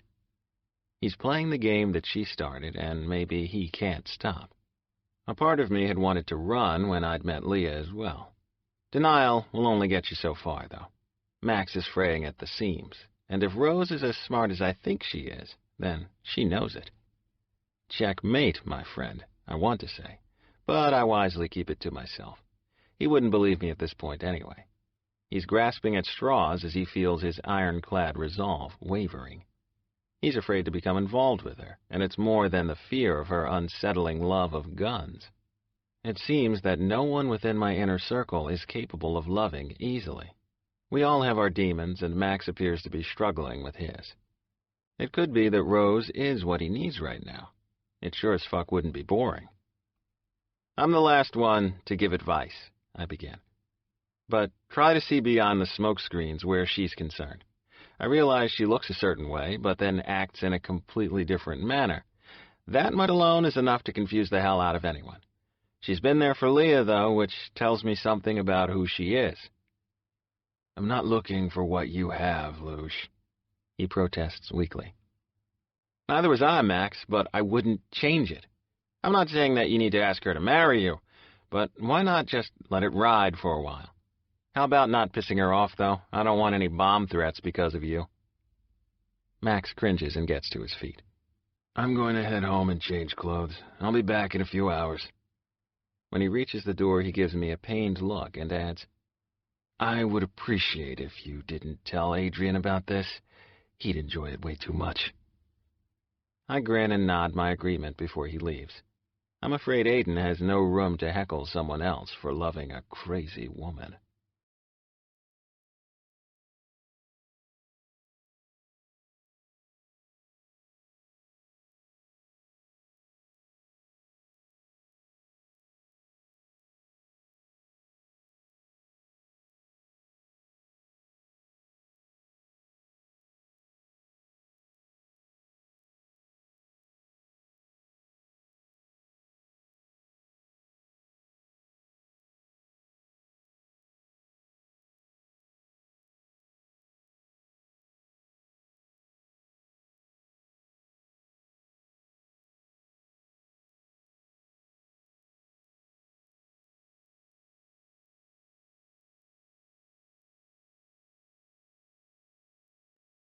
Chapter 5. Lucian. Lucian, haven't we discussed you waiting in the lobby while I examine my patient? Dr. K has her hands on her hips, with her lips pursed in mock frustration. Lia laughs softly from her perch on the examination table. I feel like a boy being scolded by his teacher, which I'm sure is her intent. I don't let it cause me to back down, though. I'm here to give Lia my support, I say confidently, prepared to stand my ground. Lia asked me to stay with her, and there is no way I'm leaving. She turns to study her patient, not content with taking my word for it. Lia, would you like Lucian to stay or wait outside? The choice is yours, no matter what he says. Lia extends her uninjured hand toward me, and I clasp it in mine. I want him to stay, please, she answers clearly. Oh, all right, she grumbles, but I can tell she's fighting a smile. You just sit over there to the side and stay out of the way, then. I give her my most charming grin before doing as she says. I have a feeling she could bodily toss me out if so inclined. She begins laying out the tools to remove the cast on Lia's wrist while quizzing her about her health since her last appointment. She thumbs through Lia's chart, then asks matter-of-factly, Have you taken a pregnancy test or had your period? Lia begins blushing furiously before she finally says, No to both questions. We would like to have that checked today. Of course, Dr. K says, not making a big deal out of it. I'm going to ask my nurse to collect a urine specimen from you while I'm getting the rest of the tools ready to remove your cast. She can do a pregnancy test and have the results in a few moments. If the test is positive, we'll do some blood work to check your numbers and go from there. Lia shifts nervously as Dr. K opens the door and motions for her nurse. I stand automatically when she starts to leave the exam room. Lucian Quinn, don't you dare follow her to the bathroom. Dr. K stops me in my tracks. I hadn't really thought about what I was doing. Now I feel myself flushing just as Lia had moments ago. I drop back into my chair and hear Lia giggle as she walks down the hall. Without looking up from what she's doing, Dr. K says softly, Your mother would be so happy to see this side of you. Surprised, I look at her in shock. My parents have been gone for so long that sometimes it's easy to forget they had friends who missed them as well. Dr. K and my mother grew up together, so she has known me all my life and been my doctor for years. I trust her completely, which is saying a lot. I love her, I find myself admitting. I could see that from our first meeting. I'm here for you both, she replies, just as Lia walks back into the room. I stand and help her back onto the table, receiving a smile of approval from Dr. K. In a surprisingly short amount of time, Dr. K has removed the cast from Lia's now pale wrist and is massaging it. Your wrist will still be tender and stiff for a few weeks, but normal mobility should return soon. Now, have you had any further issues with headaches since your last visit? I've felt fine, Lia assures her. I had downplayed to Lia how concerned I was when the doctors discovered she had swelling on her brain after her attack. Luckily, they were able to treat it with medication and were not forced to surgically relieve it, which could have caused more complications. Dr. K makes a note in her chart. That's excellent. At the first sign of anything unusual, I want you to contact me, even if it's just a minor headache. I don't expect any problems, but it never hurts to be overly cautious for a while. As she is finishing her instructions, her nurse walks back in and hands her a slip of paper. I know it has to be the pregnancy test results. A quick look at Lia, and I can see from her expression that she is wary. Dr. K looks briefly at the paper before sticking it in the chart. Congratulations, Lia and Lucian. It looks like you're having a baby. I feel as if I've had the breath knocked from my body, and Lia doesn't look much better. I'm pregnant? Lia asks shakily. Are you sure? Dr. K shoots me a look that plainly says, get your head out of your ass and show your girlfriend some support. Putting my own anxiety aside, I get quickly to my feet and go to Lia. I take her hand firmly in mine and smile reassuringly as she looks up at me. Your pregnancy test is positive, so yes, I'm sure. You will stop by our lab on the way out and have blood drawn so we can check your HCG levels for confirmation. Do you have an OB/GYN doctor? I've never really had even a family doctor, Lia replies, looking embarrassed. I see Dr. K's audible swallow before she says briskly, No worries, dear. I can recommend a colleague of mine, Dr. Sitton. Lia will need a female doctor, I find myself blurting out. Lia squeezes my hand, hopefully in gratitude, while Dr. K just looks at me in amusement. Yeah, I'm a possessive man who doesn't want another male touching my girlfriend, and I don't give a shit who knows it. Dr. Julia Sitton is a wonderful physician, and I believe you'll be very comfortable with her, Lia. I smirk at Dr. K's emphasis that the OB/GYN is female. If she thinks to shame me for my caveman tendencies, then she's going to be sadly disappointed. When we walk out the door of the doctor's office, Lia is clutching my hand like a lifeline. I study her face and note she looks dazed and terrified. It makes me wonder why I'm so calm and composed. I had panicked for a few moments after Dr. K told us the news, but then something flipped inside of me, and I felt strangely centered. It was probably a case of shock, pure and simple. I open the passenger door of the Range Rover and help her up into the seat. When she just sits there, I lean over her to buckle the seatbelt before closing her door and going to the driver's side to get in. Instead of starting the car right away, I ask, "Are you all right, baby?" She doesn't say anything for a few minutes, and I'm getting ready to repeat my question when she finally shifts in her seat and looks at me. I'm pregnant, Luce. I never expected to hear that today. Her hand falls to her stomach, and she rubs it absently. Everything just feels the same to me. I think she's wrong. Fear rolls off her in waves. I unclip her seatbelt, drop my seat back, and pull her carefully across the console and into my lap. It's a bit awkward and cramped, but I eventually have her settled sideways. I wrap my arms around her and attempt to absorb some of her distress. I know you're scared. I am as well. But there is nothing we have to do today. We don't even have to discuss it if you don't want to. I'm trying to give her a reprieve, even if it's a brief one. She sits quietly as if considering my words. She absently toys with the fingers on one of my hands before she says, You know what I come from. What if having children flips some switch inside of me? What kind of switch? I ask, although I suspect I already know her answer. It could make me like her, my mom. For all I know, she wasn't always the person she is now. Maybe I made her that way. I was probably a really bad baby and... Lia, I interrupt, not willing to let her do this to herself. My beautiful, selfless girl wants to assume the blame for her mother's atrocities, and I won't allow that. Anyone who would abuse a child had evil in them from the moment they were born. Nothing that happened to you was your fault. There are a lot of mothers who live through difficult circumstances each day and do not raise a hand to their children. I don't care if you were a difficult baby or a bratty child. There is no justification for how your mother treated you. I could be like her, though, Luce, deep inside. I could have this baby and just snap. I wonder if she's aware that both of her hands are now cradling her stomach protectively. Even now, just a short time after finding out she's pregnant, she's guarding our unborn child against any threat.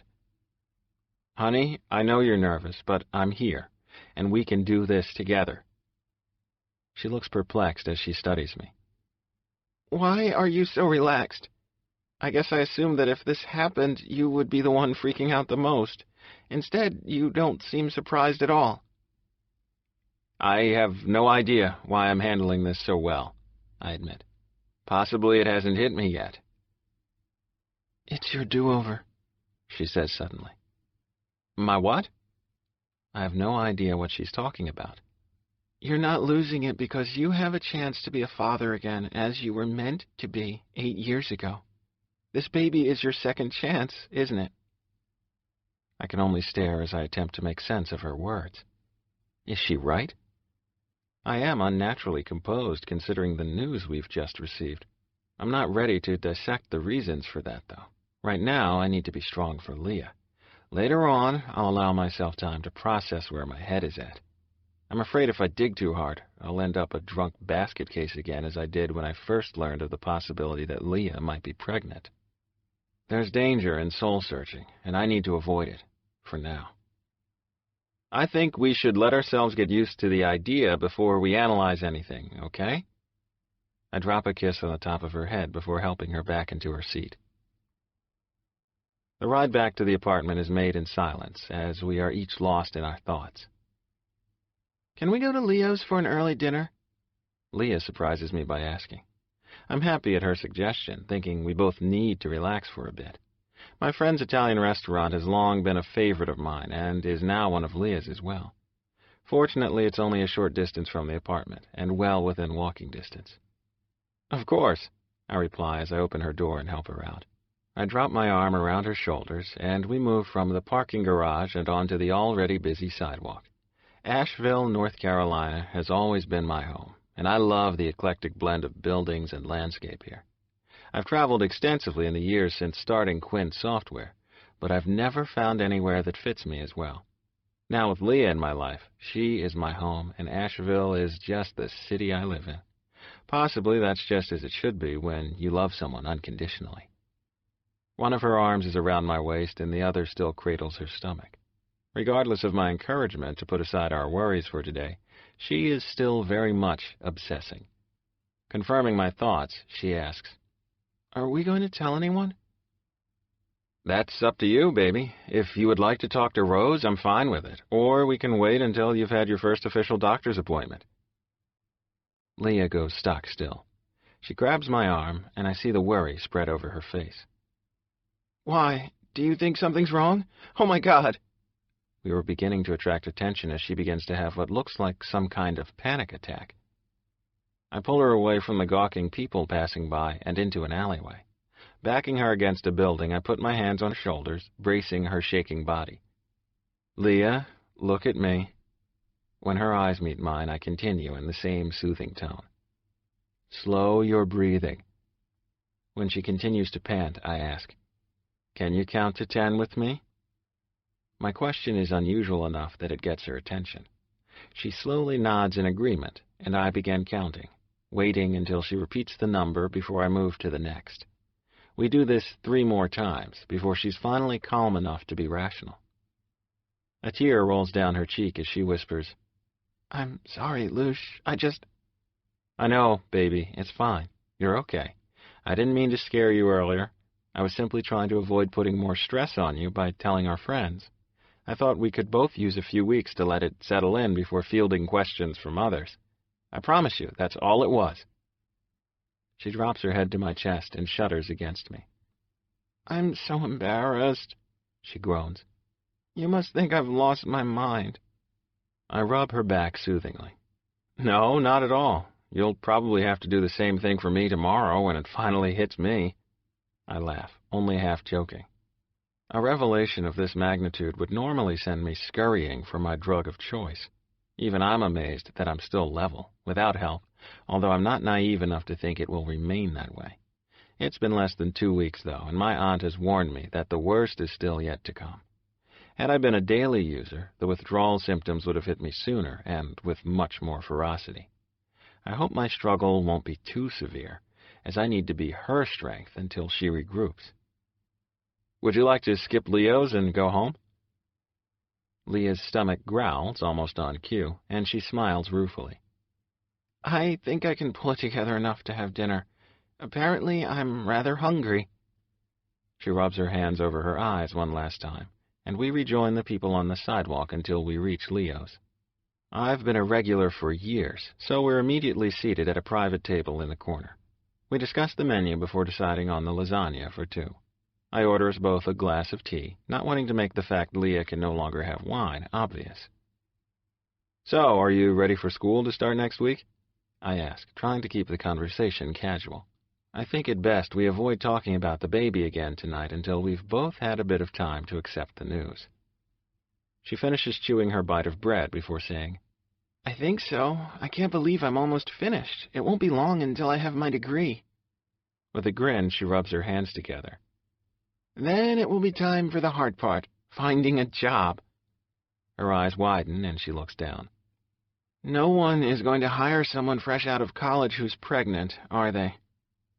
I sigh in exasperation before taking her hand. You're not going to let yourself have one night for this to sink in, are you? She gives me a sheepish look before shaking her head. I'm going to school to be an analyst, Lucian. Do you honestly think it's in my nature not to think about this from every possible angle? I can't hold back my grin. She's so fucking hot right now that I want to give her something to occupy that mouth of hers. Whoever said smart was sexy was spot on. I have a favorite fantasy of her wearing that beautiful hair in a bun, some glasses, and a business suit. The skirt would be short, and she wouldn't be wearing panties. I'd put my hands on... Lush, hello? Are you listening to me? She sounds slightly pissed as I refocus. I can only imagine how glazed my eyes must have been as I was carried away by the dream playing out in my head. Clearing my throat, I say, Sorry, baby, I was just picturing how you'll look when I fuck you on my desk. I shift in my seat, thankful for long tablecloths. Her face flames red as she squeaks out, What? I might even let you take charge, I muse. What would you do with that kind of control? How would you choose to take me? Lucian... She's stuttering now, which is adorable. I love throwing her off balance. If I have to suffer through dinner for an hour with a hard cock to take her mind off her pregnancy, then I will. Hell, I'll work us both into an underwear-ripping frenzy by the time we pay the check. Yes, I say idly as I drop a hand onto her leg before trailing it closer and closer to the apex of her thighs. Do you remember our first date? You mean the night I was drunk on NyQuil while Monique groped you all through dinner? She chokes out as she attempts to clamp her legs closed. I chuckle softly, recalling how she had taken my breath away from the moment I'd laid eyes on her. She had been working as an escort for date night to help pay for her schooling, and I'd been desperate for someone to accompany me to a business dinner. When I'd stepped from my car, there had been this beautiful woman staring at me, and then, to my utter shock, taking pictures of me with her cell phone. I had been thrilled to find out that she was my date for the evening. Of course, considering nothing in life is ever simple, we'd had the misfortune to sit next to Monique Chandler. I'd made the monumental mistake of fucking her in the past, and I'd spent months trying to convince her that I did not intend to take it any further than that. I had believed that taking a date with me to dinner would dissuade her from pawing me. In the end, she had still managed to do her fair share of touching while throwing barbs at Lia. But I couldn't regret the evening. It had brought the woman I love into my life, and for that, I would forever be grateful to Aiden for suggesting it. I was actually referring to our first dinner here at Leo's. She rolls her eyes and drops her hand to stop mine from delving further between her legs. As I recall, that wasn't really a date. You booked it through date night, so I kind of had to come. I say a prayer of thanks that she's worn a short dress today as I push past her restraining hand and reach the damp fabric of her panties. You didn't have to come, baby. You wanted to. Badly, if I remember correctly. A small groan pushes past her lips as I nudge her panties to the side and run my finger down her slit. I lean closer to her until my mouth is just inches from her neck. Quiet, baby, unless you want everyone to know what we're doing. I personally don't give a damn. She drops her face into the curve of my neck, and I give an involuntary shiver as her warm breath hits my exposed skin. My finger finds her clit and begins to swirl around the tiny bud. Moisture is flooding from her core, and I quickly lose myself in the feel of her pussy and the smell of her arousal. Lush, she pants. I need to... please... I thrust a finger up to my knuckle inside her and bite off a moan as her walls close around my digit. I'm seriously entertaining the idea of dropping to the floor and going under the tablecloth so I can lap at her cunt when I hear a clatter that sounds as loud as a bomb dropping. I have your lasagna for 2. Would you like some fresh bread? My hand jerks and Lia gives a gasp of horror. Our server is a 20-something-year-old male, and from the lavish grin on his face, he has a pretty good idea of where my hand is. Lia's face, which is hidden in the side of my neck, and the lack of composure on my part are as good as holding up signs of guilt. Yeah, that's right, you horny little bastard. I'm finger-fucking my girlfriend. Now get lost so I can finish. Instead of saying what I'm thinking, though, I give a wave of dismissal and notice that the little shit actually looks disappointed. Did he think I was going to invite him to watch or something? Oh my God, Lia hisses. He knew what we were doing, didn't he? I ignore her question and push my finger back inside her pussy as if nothing had happened. What are you doing? Panic fills her voice, but there is something else as well. That fine edge of need, impossible to disguise. She wants to come like the lady she is, but her body is urging her in the opposite direction, where desire rules and inhibitions are tossed aside. Giving you what you're too shy to ask for. Just sit back and enjoy the ride, my love. I do take a quick look around me, just to make sure we don't have a voyeuristic waiter watching us. I don't mind people questioning that we might be up to something, but I could do without a pervert getting off on it. Well, unless that's me. I use my thumb to strum her clit while plunging another finger into her. Before I know it, I feel her contracting around me, and the little devil actually bites my neck. Fuck, ouch, baby, release the teeth, I growl. The spurt of pain, along with her little whimpers, are almost enough to have me blowing my load in my pants. I'd really rather not walk out of my friend's restaurant with a wet spot on my crotch. Lia removes her teeth and soothes the sting with a swipe of her tongue. Yeah, so not helping my problem. Sorry, but you kind of deserved it. She giggles softly. Embarrassing myself is probably worth it if I can make her laugh after her earlier panic attack. Suddenly, a booming voice says, "Lucian and his beautiful girlfriend. Welcome, my friends." Lia and I both jerk upright and stare at the owner of the restaurant and my friend, Leo. He steps closer to the table and clamps one hand on my shoulder before extending his other for me to shake. I hear Lia gasp next to me when I extend the hand that had just moments ago been inside her. "It's so good to see you," Leo says enthusiastically. "My hostess told me that she'd seated you earlier. I apologize. It's taken some time for me to get over here to greet you." With a twinkle in his eyes, he adds, "I trust your visit is going well so far?" I know the polite thing to do would be to get to my feet and return his greeting properly, but something tells me that he understands why I choose to stay seated. "Leo, it's been too long. How have you been?" I point to a seat at our table, silently inviting him to join us. He remains standing as he says, "I've been well, Luce. I'm sorry to say that I'm short-staffed tonight and don't have time to sit and talk. I just wanted to say hello quickly." We talk for another moment before he rushes back toward the kitchen. Could that have been any more embarrassing? Lia hisses when we're alone again. He knew exactly what we were doing, didn't he? Of course. I laugh as I take a sip of my tea. Leo's Italian, baby, so it's not exactly something new for him. I've no doubt he could overlook just about anything we do in his restaurant in the name of love and lust. You're horrible. She mock scolds before turning her attention back to her food. We are both completely relaxed by the time the meal is over. Even though it's just after 6, Lia's eyes are heavy as we walk back to the apartment. Tired, baby? No, she answers before yawning loudly. Okay, maybe a little bit. I guess this is going to be happening a lot now. Why's that? I ask, not catching on until she points at her stomach. Oh, yeah, that's probably true, I answer warily. I don't want to encourage this conversation if she's going to be as upset as she was earlier. How do you really feel about this, Luce? I mean, as much as I've been freaking out, this must be so much harder for you. Oh, crap, I'm sorry. I shouldn't have said that.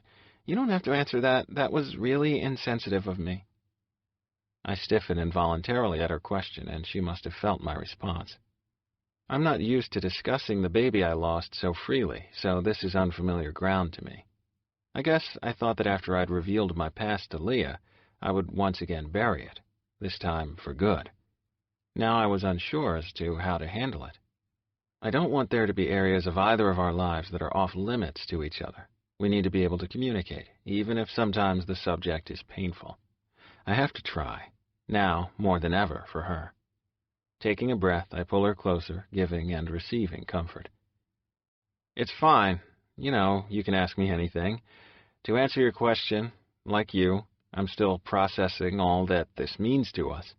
I was so young the last time and woefully unprepared for the ramifications of being a father. So much of my time then was spent trying to keep Cassie stable that I had little time to think of anything else. I wanted the baby, and even though I was nervous, I was excited. In a lot of ways, this is a new experience for me as well. We don't talk again until we reach the apartment. I've just dropped my keys on the table in the entryway when Lia takes my hands in hers. I know I've been all over the place since we found out today about the baby, but you know I'm going to be okay, don't you? I mean, the last thing I want is for you to be worrying about me doing something crazy. I promise you that won't happen, Luce. Puzzled, I ask, "What are you talking about, babe?" She shifts uncomfortably. I know I got really upset earlier and probably sounded as if I was losing it. I'm not, though. She rushes to add before I can speak.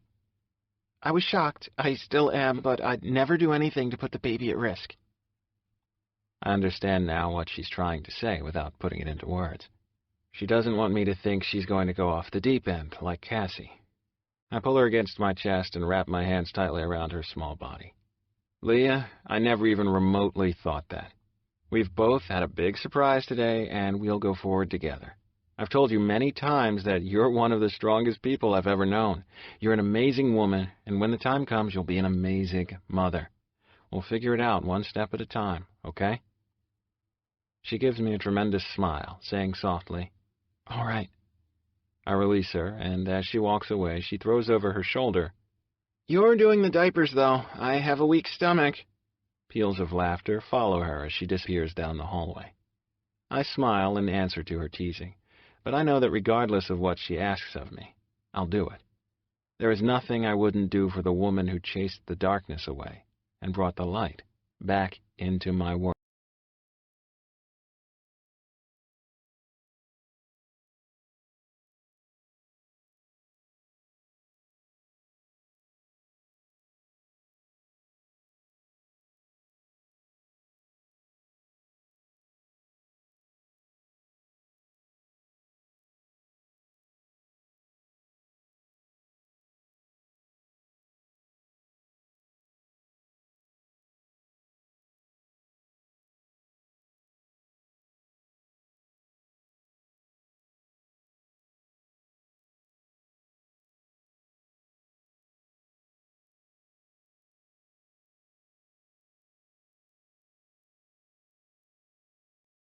Chapter 6. Lia. I've been back in school for almost a month now. Up until this morning, I hadn't had any pregnancy symptoms. I shudder as I remember waking abruptly from a sound sleep with the certainty that I was going to be sick. I had stumbled from the bed, clamping a hand over my mouth as I raced for the bathroom. I had barely bent over when the contents of my stomach had erupted forth. I had been too sick to care when Lucian ran in, looking shocked to see me slumped against the wall, only inches from the toilet. "Sick," I mumbled before crawling forward to heave once again.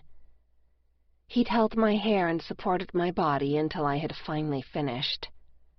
Then he'd carried me to and placed me gently on the bathroom counter, where he cleaned my face and helped me brush my teeth.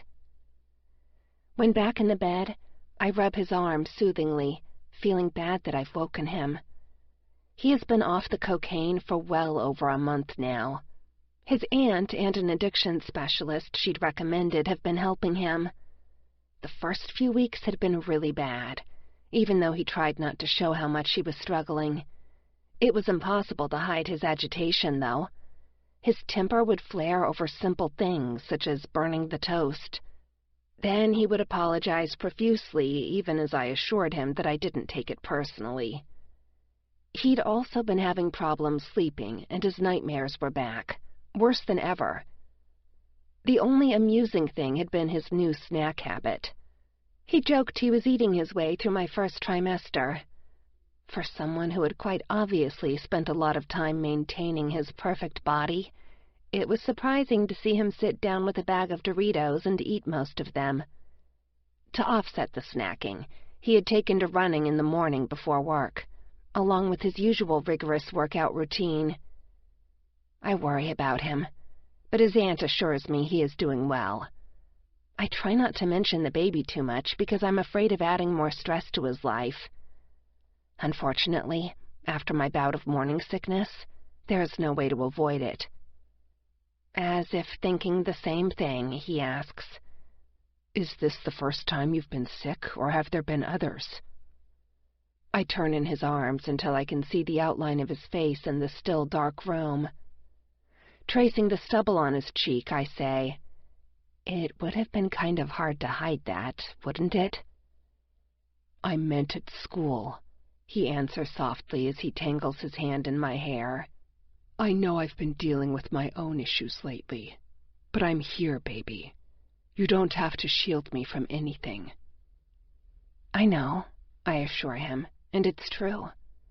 Even with what he's dealing with, I know I'm still his priority. It doesn't stop me from wanting to make things easier for him if I can. "Do you have any idea how much I love you?" he surprises me by asking. I tell him that I love him every day, usually more than once, and he always reciprocates. But it's unusual that he says it first, so I treasure his words. "As much as I love you, I hope." He surprises me further by pulling back slightly and dropping his hand to my flat stomach. "I'm sorry I've left you alone to deal with everything for the last month. Have you been feeling good? Is there anything I need to know?" I place my hand over his and squeeze. "Luce, I'm fine. Truthfully, other than whatever that was that just happened, I haven't felt any different. Maybe a little more tired than usual, but that's it.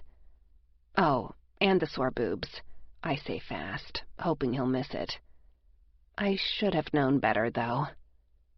"Sore boobs?" he asks, sounding intrigued. Of course, anything to do with my breasts would get his immediate attention.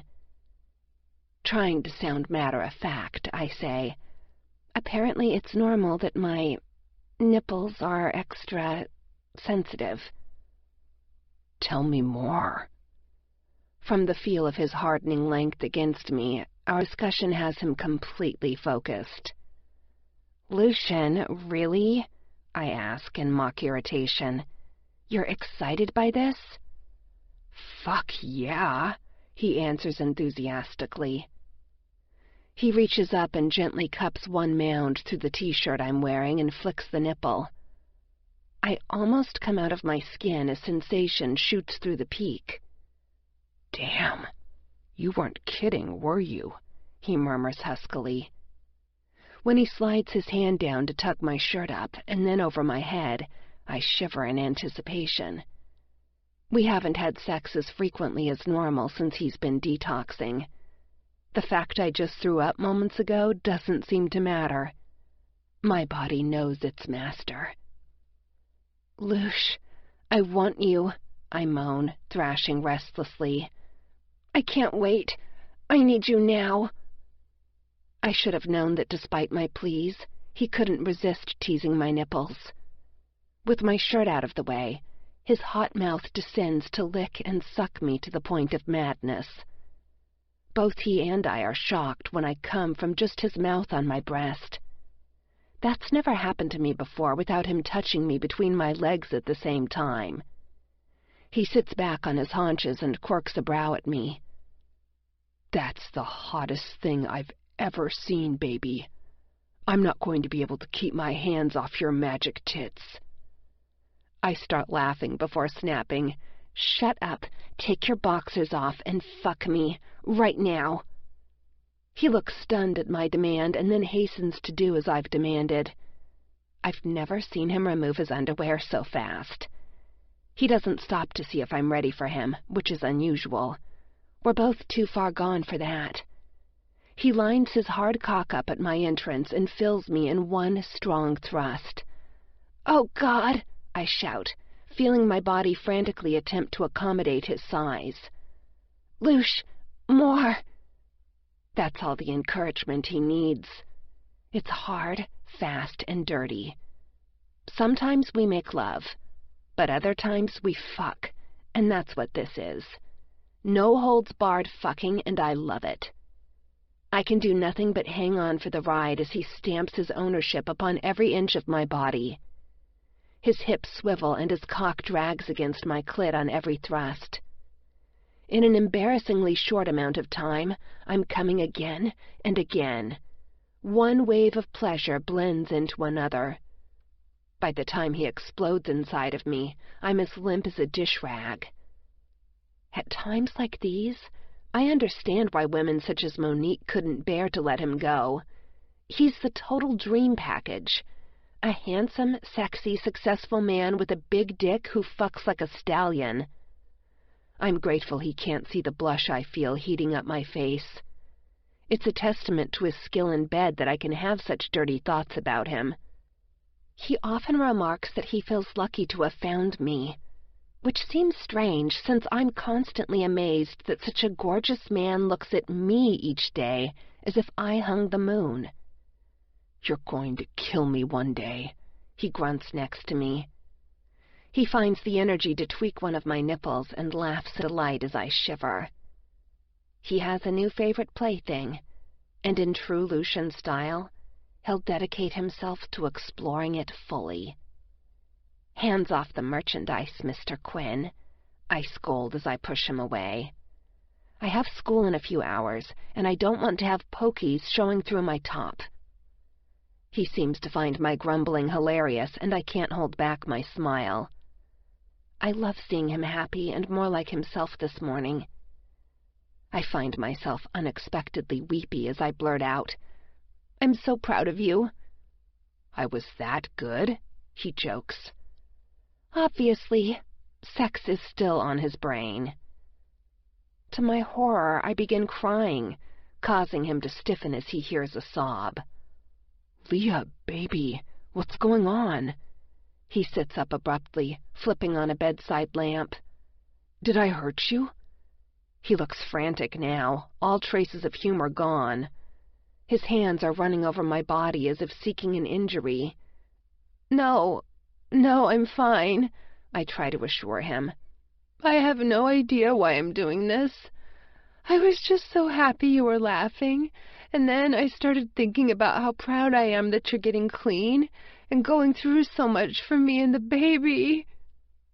I'm a full-on bawling mess now, and Lucian looks helpless and bewildered. I sit up and climb into his lap, wrapping my arms around him. I don't know why I'm crying. His arms close around me, and he softly strokes my back. Finally, he says, I think it's the hormones. All of the pregnancy symptoms seem to be hitting you at once. You were sick this morning. Now the crying and the sore breasts. You're pregnant, and your body is letting you know. Really? I look up at him in dismay. You don't think I'm going to be like this all the time now, do you? I hate crying. He looks as if he's doing his best to stifle a grin as he keeps a straight face. I don't know, baby. Maybe we can ask the doctor about that. Your first appointment is coming up soon. Is it getting any easier? I ask him, and then wonder if he'll even know what I'm talking about. He studies me for a moment, wiping the moisture from my cheek. Yes, it's better. I'm not going to lie. I'm still struggling. But the medicine I finally agreed to try is helping with the cravings. The last few days have been somewhat easier. I don't feel as if I'm about to crawl out of my skin or explode and lash out at whoever is unlucky enough to be near. Wincing, he adds, I'm probably going to owe everyone at the office a big raise after this. I'm sure they understand, Lucian. They're probably as proud of you as I am. Only Sam and Aiden know, he admits. Cindy has no idea, or at least I hope she doesn't. She'd probably have beaten my ass by now if she did. I'm quite sure Sam wants to keep it that way, too. Why would Sam care if Cindy knew? I ask. Maybe he thinks she'll be upset with Lucian and wants to protect him. Lucian studies me for a moment, looking as if he's carefully weighing his answer before he runs a hand through his hair and sighs. I've told you I don't want secrets between us, but I ask that you not mention this to anyone. It could cause problems if it got back to the wrong people. When I nod my agreement, he says, Sam is the one that got me the coke. He has a family connection that deals with a bit of everything. He holds up my hand when my expression turns angry. I'm ready to explode. I can't understand how someone who seems to love Lucian so much could do something so detrimental to his health. I asked Sam to do it. He argued with me and actually quit. When he found out that I'd gotten it from someone else, he was resigned. He said he would rather know where it was coming from than having me get it from someone off the street.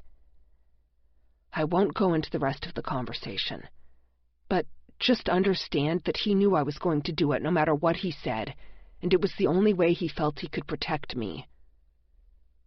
I give him a skeptical look, still trying to process his explanation. In a way, I understand what he's saying, but it still makes me feel that Sam has enabled him all these years. Had he or Aiden ever considered an intervention or some tough love? Then it hits me that I sat in his office when I caught him doing a line and didn't try to stop him.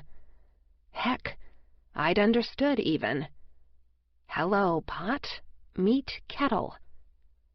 Lucian had decided to quit and followed through completely on his own. I hadn't pushed him or issued any ultimatums, even though I was worried about him.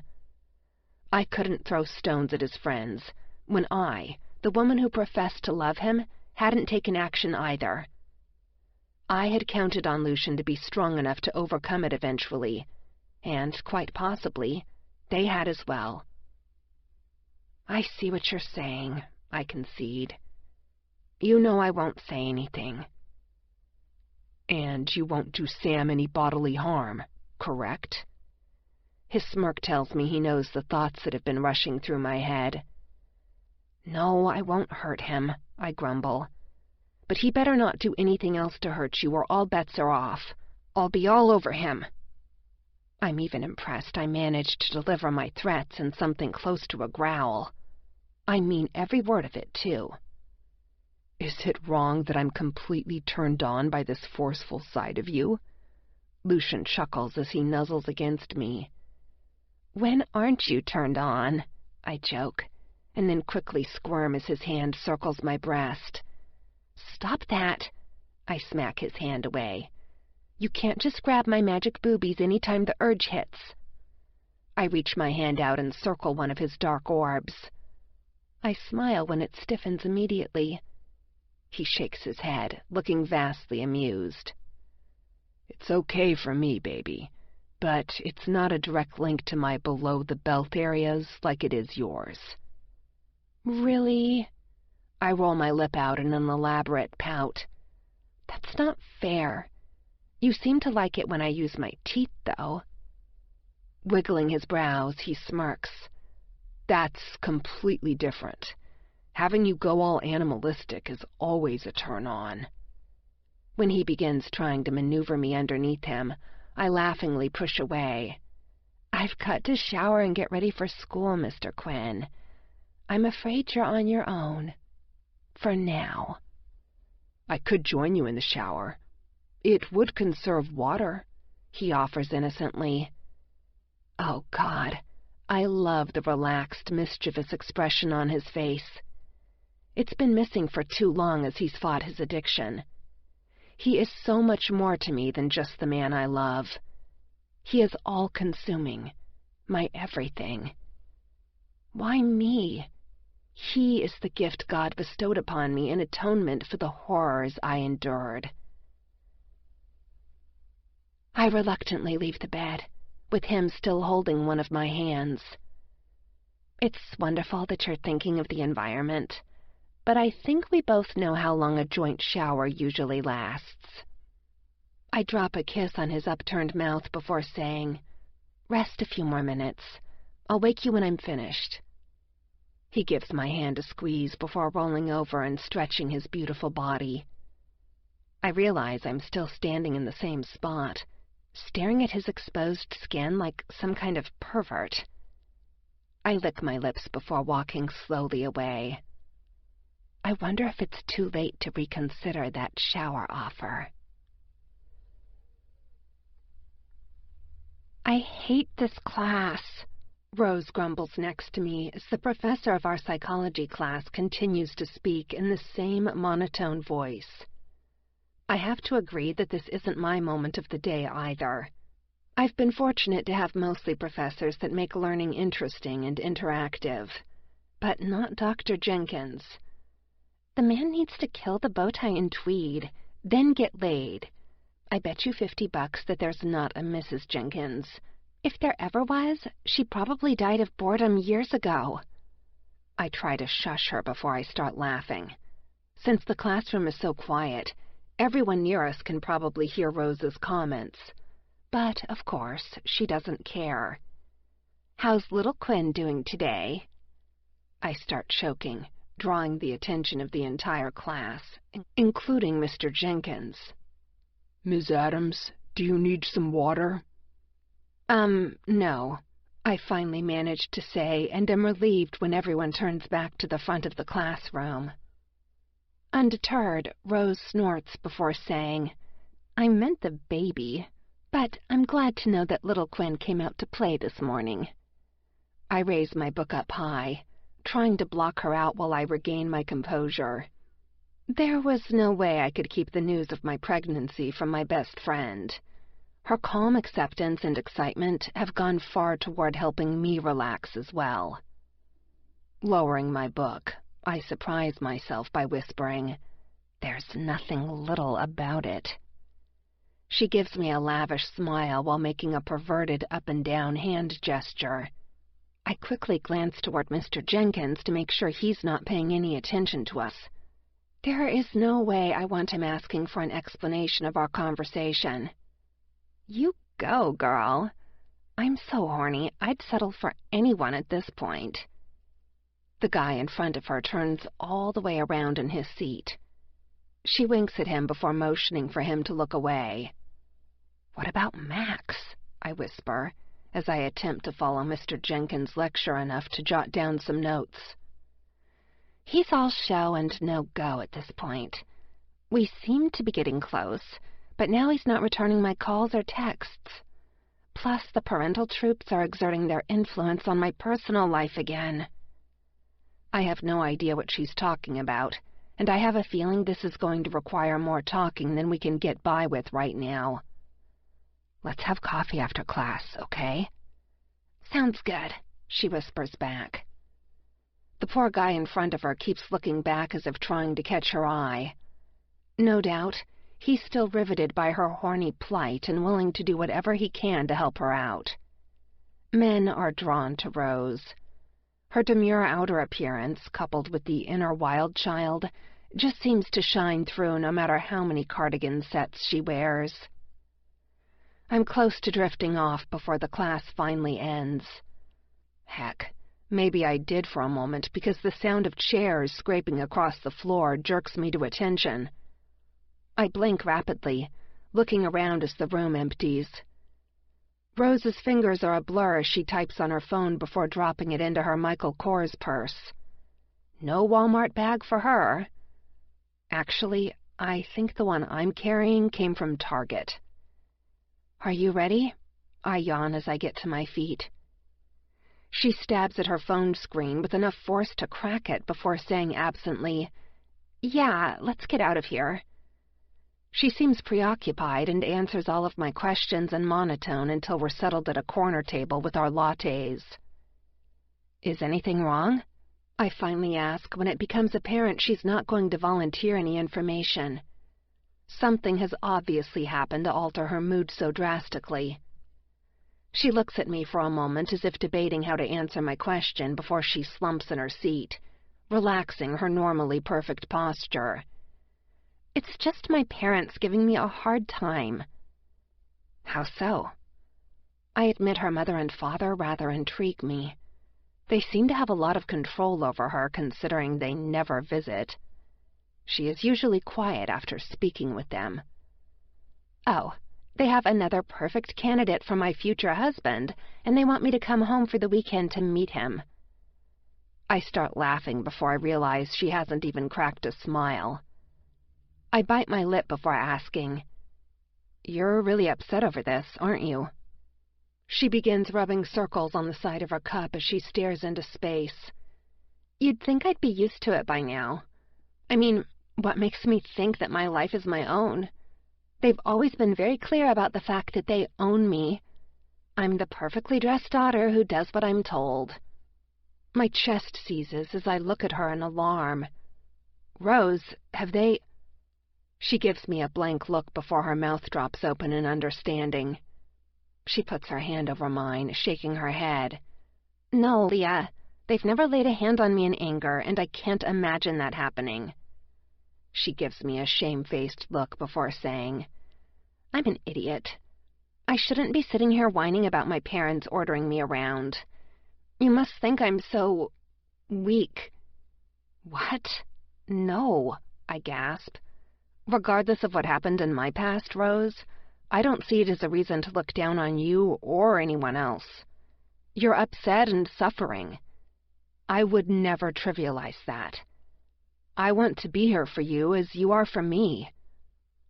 Trying to lighten the sudden tension between us, I add playfully, "Now, if you don't tell me what's going on, I'm going to throw a hormonal fit, the likes of which you've never imagined. Start talking." A smile pulls at the corners of her mouth. "Don't think being pregnant gives you carte blanche to go all bitchy on me, chick. You need to save all those demands for your sex god." He likes to call the shots. I laugh before sitting back and waiting for her to open up. Clearing her throat, Rose begins. "My parents, rather my daddy, expect me to be a certain way." Tugging at the cashmere of her pink sweater, she continues, "I'm to look like my mother, a lady at all times." But what about the guns? That seems like a strange combination. Rose laughs. "He can't help himself. I might look like my mother, but my father passed on his love of weapons to me. He said it wouldn't do to have a defenseless daughter who couldn't protect herself. I guess even that would be an embarrassment since he's such a sportsman." "You said something about him wanting you to go out with someone?" "Oh, yes," she spits out. "I'm just a great big stepping stone for him. For years, he's let me know that when the time and the connections are right, he'll find me an appropriate husband to settle down with. Hell, The only reason I'm even in college is so I'm well-spoken around his business associates. He never even entertained the thought that I would get a job after I graduate. And Max? I ask before I can stop myself. I know she cares about him, and I'm pretty sure he feels something for her, even though Lucian says it's probably only fear for his life. I want Max to fuck me, she says flatly, but he can't admit that he wants the same thing. Is that all? Does it matter? She sounds so resigned now, which worries me even more. I'm used to Spunky Rose. She's the girl who takes a shovel to her ex-boyfriend's tires. She isn't the type to silently acquiesce. Of course it does, I argue. You're an adult who is capable of making her own decisions. That's where you're wrong, she says quietly. I'm someone whose daddy pays for everything. I mean, when I was actually working at this very coffee shop and saving some money of my own, he forced me to quit. Daddy said it was interfering with my schoolwork and that he wouldn't pay my tuition just to have me fail. I think he just didn't want to risk me getting out from under his thumb. Rose, what can I do? I ask, sincerely wanting to help my best friend find an answer to what is upsetting her. Her phone beeps and her lips tighten as she reads the text. Listen, I've got to run, she says brightly. Don't worry about me. I'm just PMSing today. I'll pick up some chocolate and be as good as new tomorrow. Before I can stop her, she's out the door. What in the holy hell just happened?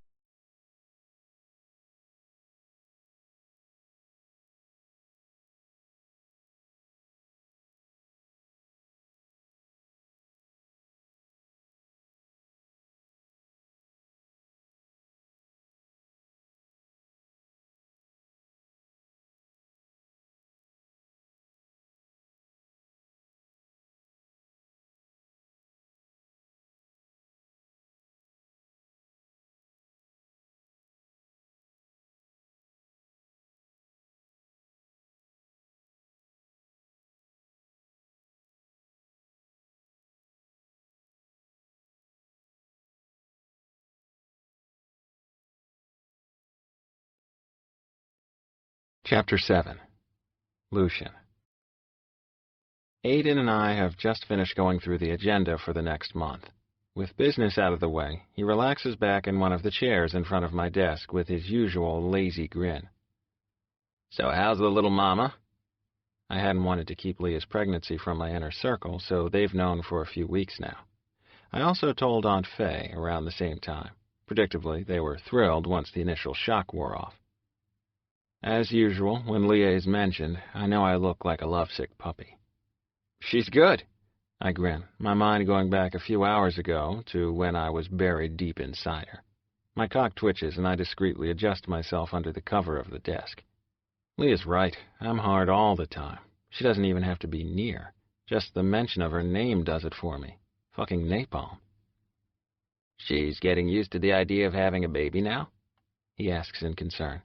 The last time he and I had talked about it, Lia had still been in shock and denial over her impending motherhood. Yeah, I think so. I've been in my own head a lot the last few weeks, though, so I haven't been as observant as I normally would be, I admit. He gives me a look full of sympathy. Aiden isn't without his own vices, but unlike me, he's never had a particular preference. His drug of choice has long been Cassie, and, unfortunately for him, she's an addiction he's never had the will to kick. You look better, he remarks as he studies me intently. Is it getting any easier? That does seem to be the question of the day from those who care about me. Somewhat, I answer honestly. My stress level has been off the charts without something to take the edge off, and I've been a bastard to anyone near me more often than not. If Cindy didn't love me, she would have quit. Hell, she told me that very thing when she almost slammed the door off the hinges one day last week. Aiden grins before saying, She might beat your ass, but she'll never leave you. I incline my head in acknowledgement because I know he's right. I study my friend and notice that he appears more cheerful than usual. He looks almost light-hearted. A comment about him getting laid is on the tip of my tongue when he leans forward, and I know what's coming. Cassie. Fuck, why must we keep talking about her? I turned over complete control to him when I stopped using coke. Max was against it, but I felt that far too much of my time, as well as my lawyers, had been tied up in her care. Aiden was more than willing to be her advocate, and I knew he would protect her interests where I could not. I don't trust myself to make decisions concerning her any longer. I was never the person who should have been entrusted with that. Clearing his throat, he begins, "So, I met with Cassie's doctor this past weekend." "That's good," I say in a voice I know does not sound encouraging. I'm tapping a pen restlessly on my desk, hoping he'll get to the point quickly. "We discussed an overnight visit in the near future if she keeps progressing as she has been." My blood runs cold as I stare at him in shock. Surely, the fuck he can't be saying what I think he is. "What exactly do you mean, Aiden?" I ask, hoping I've misunderstood. I can tell he's choosing his words carefully as he says slowly, "Luce, she's really made remarkable strides since she began the new medication. She recognizes me and mentions things from her past. Her doctor says she is continuing to interact with everyone there and shows marked improvement daily. They think that a short visit to a familiar place might really be of benefit to her as she struggles to regain the missing parts of her memory." "I don't think that's a good idea," I managed to croak out.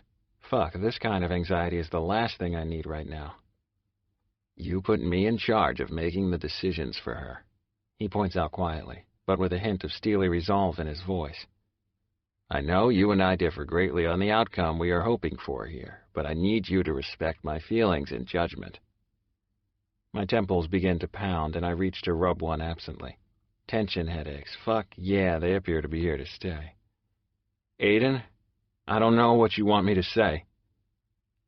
"How about it's been a long time and you wish her the best? I know you can't forgive her for what she did to you, but you loved her at one time. We were all so close. She was our girl, Luce, don't you remember that?" I flash back to years past when we were all just kids. Aiden's right. We both loved her, and at the time, I could never have imagined how badly the future would turn out. "Of course I do, man. It's hard for me to reconcile the younger Cassie with the one who slit my throat and killed my child." I see him flinch, but I continue. "It's almost as if they are two different people in my mind. I would have done anything for her back then, but I don't even know the person she became." "I need you to try to save her, Luce." Aiden implores me to understand. "I can't turn my back on her. You couldn't either, or you wouldn't have been her guardian all these years." "What do you see happening if she does get better and is eventually released from the hospital? I'm afraid you have a picture in your head that's never going to play out in real life. She may well pack her bags and leave this place behind. She has nothing here anymore, not even her father." Tapping his chest, Aiden says, "She has me. That's never going to change. I've fucked a lot of women, but I've only ever loved one. Don't you think if this were a simple case of puppy love, the glow would have worn off after all these years? I need you to trust that I know what I'm doing." I resign myself to the fact that this conversation is going nowhere. We'll always be at a stalemate on this subject. Other than not being able to deal with additional stress right now, I put you in charge because you'll look out for her in ways I can't, I admit. I'm not comfortable with her being released, even for a day, but that's not my call. I only ask that you get a second opinion before you consider doing anything like that. Cassie has essentially been in a coma for 8 years. That's a long time. Everything is different now, and she won't know or recognize this world. Can you imagine the type of shock that something like that could cause? Her doctor has mentioned that risk. If she were released for a day, it would be a carefully thought-out and limited excursion. I know she'll have to be exposed in small increments to avoid a setback. I remember Max's revelation that Monique had been to visit Cassie several times and decide that Aiden needs a heads-up if his current fuck is visiting his longtime love. Something about that still seems strange to me. You know, Max told me something surprising a few months back. I should have mentioned it then, but I didn't want to make an issue out of it unless it continued. Apparently, Monique has been to see Cassie a couple of times. I'm shocked when he only shrugs his shoulders. "Yeah, I already knew that." "What?" I ask disbelievingly. "Why in the world would you let that happen? That's fucked." He gives me a look full of confusion before his expression clears. Shit, I thought you knew. They went to school together. I mean, I don't think they were bosom buddies or anything, and I don't remember ever meeting Monique then, but yeah. Go figure. Small world, right? I am completely floored and struggle for composure. No way, I finally manage. The first time I met Monique was when she ground herself against my cock at a fundraiser a year ago. You're talking college? Yeah, man, that's what she said. You know, neither of us had any classes with Cassie, so I have no idea who she did or didn't know. Then she dropped out, so they probably lost touch after that. And Monique just up and told you all of this out of the blue? How'd she even make the connection? I never told her about Cassie or anything in my past. Shifting uncomfortably, Aiden confesses. I told her. It was one evening after I got home from visiting Cassie. I'd had a lot to drink when she showed up unexpectedly. She knew I was upset and questioned why. Things have never been serious between her and me, but she knows me well enough to get that there's someone else in my life. So I ended up spilling some of the story to her. Looking guilty, he adds. I told her that you were engaged to Cassie at one point, but not what happened. She just knows that Cassie had a mental breakdown and has been in the hospital for years. I told her that we were all longtime friends. I'm pissed that he told someone like Monique my personal business. I have to wonder if he even knows exactly what he revealed to her if he had been drinking. That bitch is a master manipulator and would have seized the opportunity to find out anything she could. And how did she make the connection that Cassie was her long-lost friend? I snap. I mean, that seems a little coincidental, don't you think? He's defensive now. I can see it on his face before he even speaks. Give me a little credit, Luce. Obviously I fucked up and told her Cassie's name, and she remembered her. When she asked about visiting, pointing out that it might do Cassie good to talk to someone from her past, I had her story checked. It wasn't that hard to verify that she did go to school with Cassie. I guess the gold-digging whore part didn't come into play until later, huh? Even I wince when the sentence leaves my mouth. Aiden, to his credit, doesn't show much reaction either way. He must be telling the truth about not having feelings for Monique. Otherwise, he'd be pulling me over the desk for that remark. I flop back into my chair and run my hands through my hair. Fuck, it's already done. I just wish you had mentioned it. As I said, I've turned this over to you. Just please keep my name out of anything to do with Monique. I don't trust her with that kind of information. I'd rather you not mention me to Cassie either. Now he just looks stunned. And how do you even think that's possible? He sputters. She asks about you every time I'm there now. What am I supposed to say? She seems to have no memory of what happened that night. In her mind, we're all still the Three Musketeers. Even at her worst, she would still make some kind of response to your name. Luce, I think she believes you're still together in some form. I stiffen, not wanting to hear any more. I've already had more than enough of a mindfuck for one day. Monique and Cassie know each other. The whole thing sounds suspicious. Was it possible that Monique had known of my connection to Cassie all along? No. Shit, surely not. I'd made sure I covered those tracks well years ago. Even if the bitch was nosy enough to dig into my background, which she more than likely had, there should be nothing to find. She would have only been interested in my finances, knowing Monique. I know with a certainty that I have to distance myself from this whole mess until I'm strong enough to deal with it. I have a pregnant girlfriend who's depending on me. I can't let this mess push me back into using again. I won't. Thinking of Cassie and the possibility of our paths intersecting at any point in the future is dangerous to my sanity as well as my recovery. Aiden, handle things as you see fit. I look at my friend, really look at him for the first time in months, and I can't help but notice how tired he looks. The dark circles under his eyes say he's not sleeping. He's obsessed with having what he has always wanted, but sometimes that turns out to be a mirage. I wonder uneasily how hard he'll fall if his hope is dashed. In the end, though, isn't that all that anyone has? The hope of a better day and a different outcome? I've lived the hopeless existence before, and nothing seems to penetrate the bleak, dark pit of despair. Your actions become mechanical, and each day is a struggle to go through the motions of living. I love Aiden like a brother, and I don't want that for him. Am I being selfish and vindictive, or merely trying to protect Lia and our unborn child? The lines blur when I think of Cassie. They always have. I fear that I am unknowingly sacrificing the happiness of my best friend in pursuit of my own. Good luck, brother, I add, and try like hell to mean the words. He gets to his feet, looking less tense. He knows I haven't made a miraculous turnaround in my feelings toward Cassie, but he also understands that I'm backing away to give him his chance. You'll see, Luce. Everything will work out. I think he's trying to convince himself more than me at this point, but I incline my head in acknowledgement. I know it will, I reply. I'm just not sure it will be in the way he believes. Keep me updated on the negotiations with Kenson, all right? I'm ready to close the deal before they receive any other offers. I want the company, but I don't want to pay in blood to get it. Giving me his signature cocky grin, he says, I'll get it for you, Luce. Don't I always? That you do, I laugh in return. Aiden could charm the panties off a nun in less than 60 seconds if he set his mind to it. I've little doubt Kenson will sign on the dotted line very soon. When he's gone, I lay my head back before sitting up and opening my top drawer. Just a month ago, it would have held my stash of white powder. I would have almost certainly made use of it today.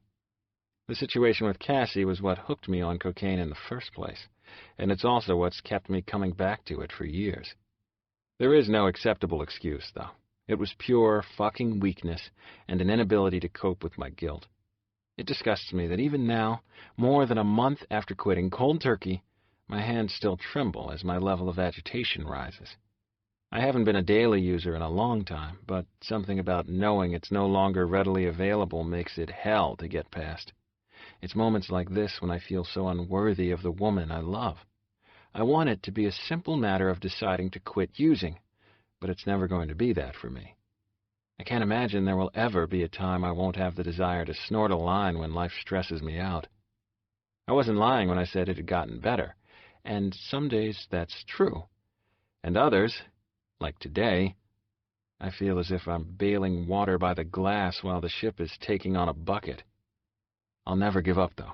I'm so close to having a family again, and I will not let anything take that from me, even if I have to fight myself every step of the way.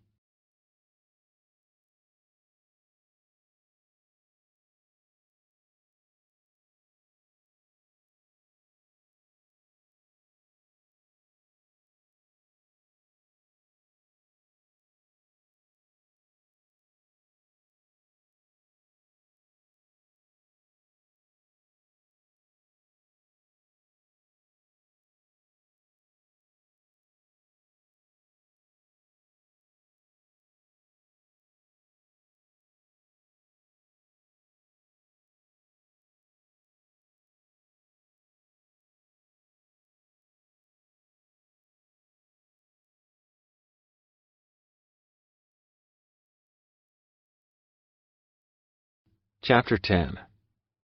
Lucian. I'm waddling, aren't I? I freeze as Lia asks me the type of question that no man in his right mind would answer.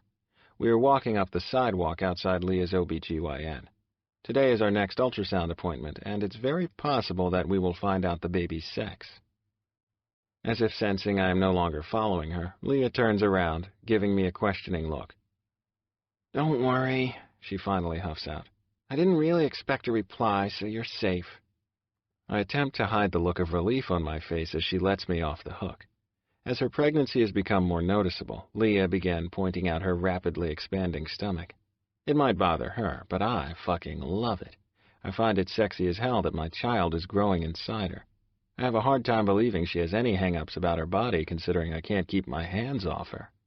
She cries at the drop of a hat now, though, so I always try to be careful about what I say, even when joking. It kills me to see tears glisten in those beautiful eyes. Just a few nights ago, she started crying while we were having dinner at Leo's because he sent us a surprise dessert to the table. Poor Leo, when he came out a few minutes later to find her sobbing, he'd damn near joined her. I'd silently handed him the extra napkin from the table since Leo was already using both hers and mine. We've barely settled in the waiting room when Leah's name is called. Once again, it's the ultrasound technician named Brittany. How are we doing today? She asks as we silently follow her into the dimly lit room. Today we'll be doing the abdominal ultrasound since your pregnancy should have advanced enough to give us clear images. Thank fu... Lia squeezes my hand painfully before I can complete the curse word that has Brittany's eyes widening. Full. We're really thankful for that, right, baby? Lia smirks at my quick recovery, and even Brittany's lips twitch.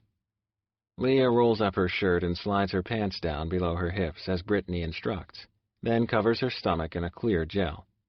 Brittany uses a handheld wand that looks nothing like a penis this time, and begins sliding it over Lia's stomach. I'm completely riveted when she says, "Okay, there's the baby's heartbeat." I see the image on the screen that looks like tiny butterfly wings fluttering before she moves away again and starts taking measurements. You measure at 20 weeks and 4 days, which puts you about a week ahead of schedule. So, my due date was wrong last time? Lia asks, looking confused. Oh no, that probably won't change.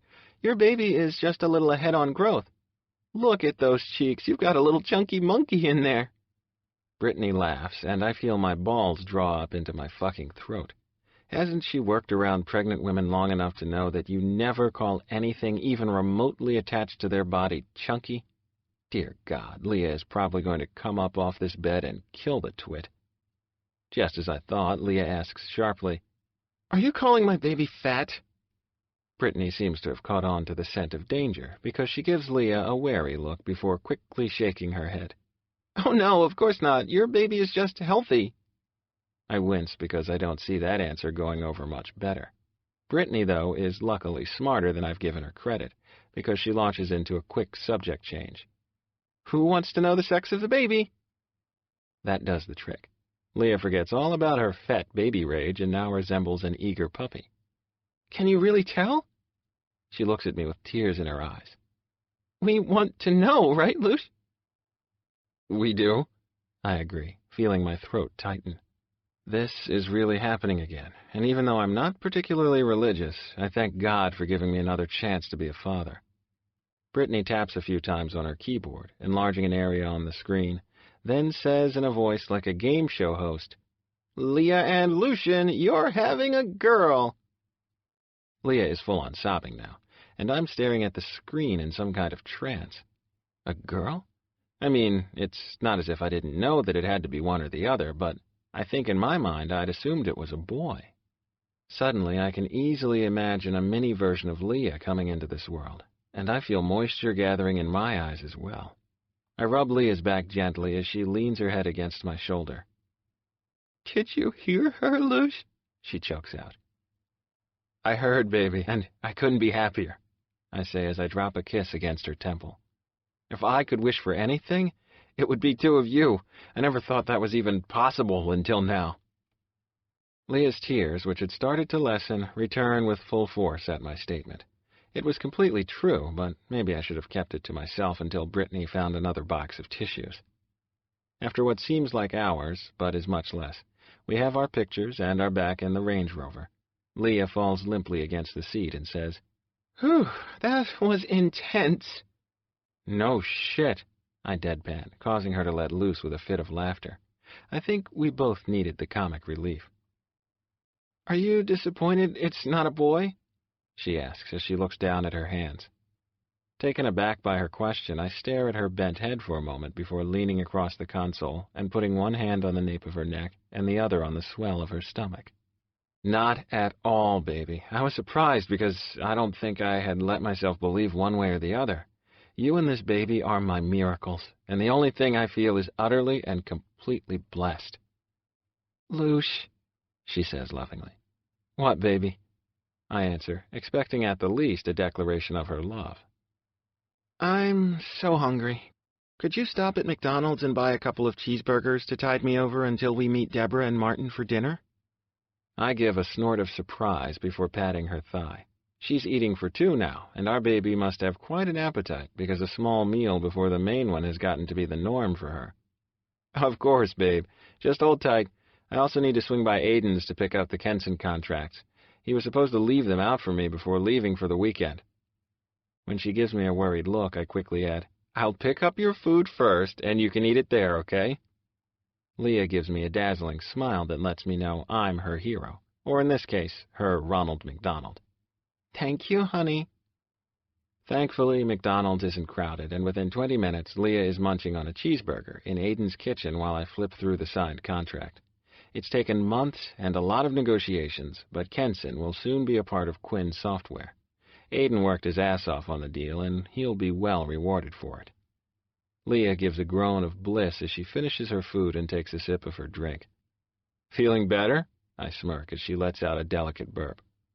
Her cheeks bloom pink as she mumbles, "Excuse me, I didn't mean for that to happen." "It's quite all right, sweetheart. Sam does it all the time."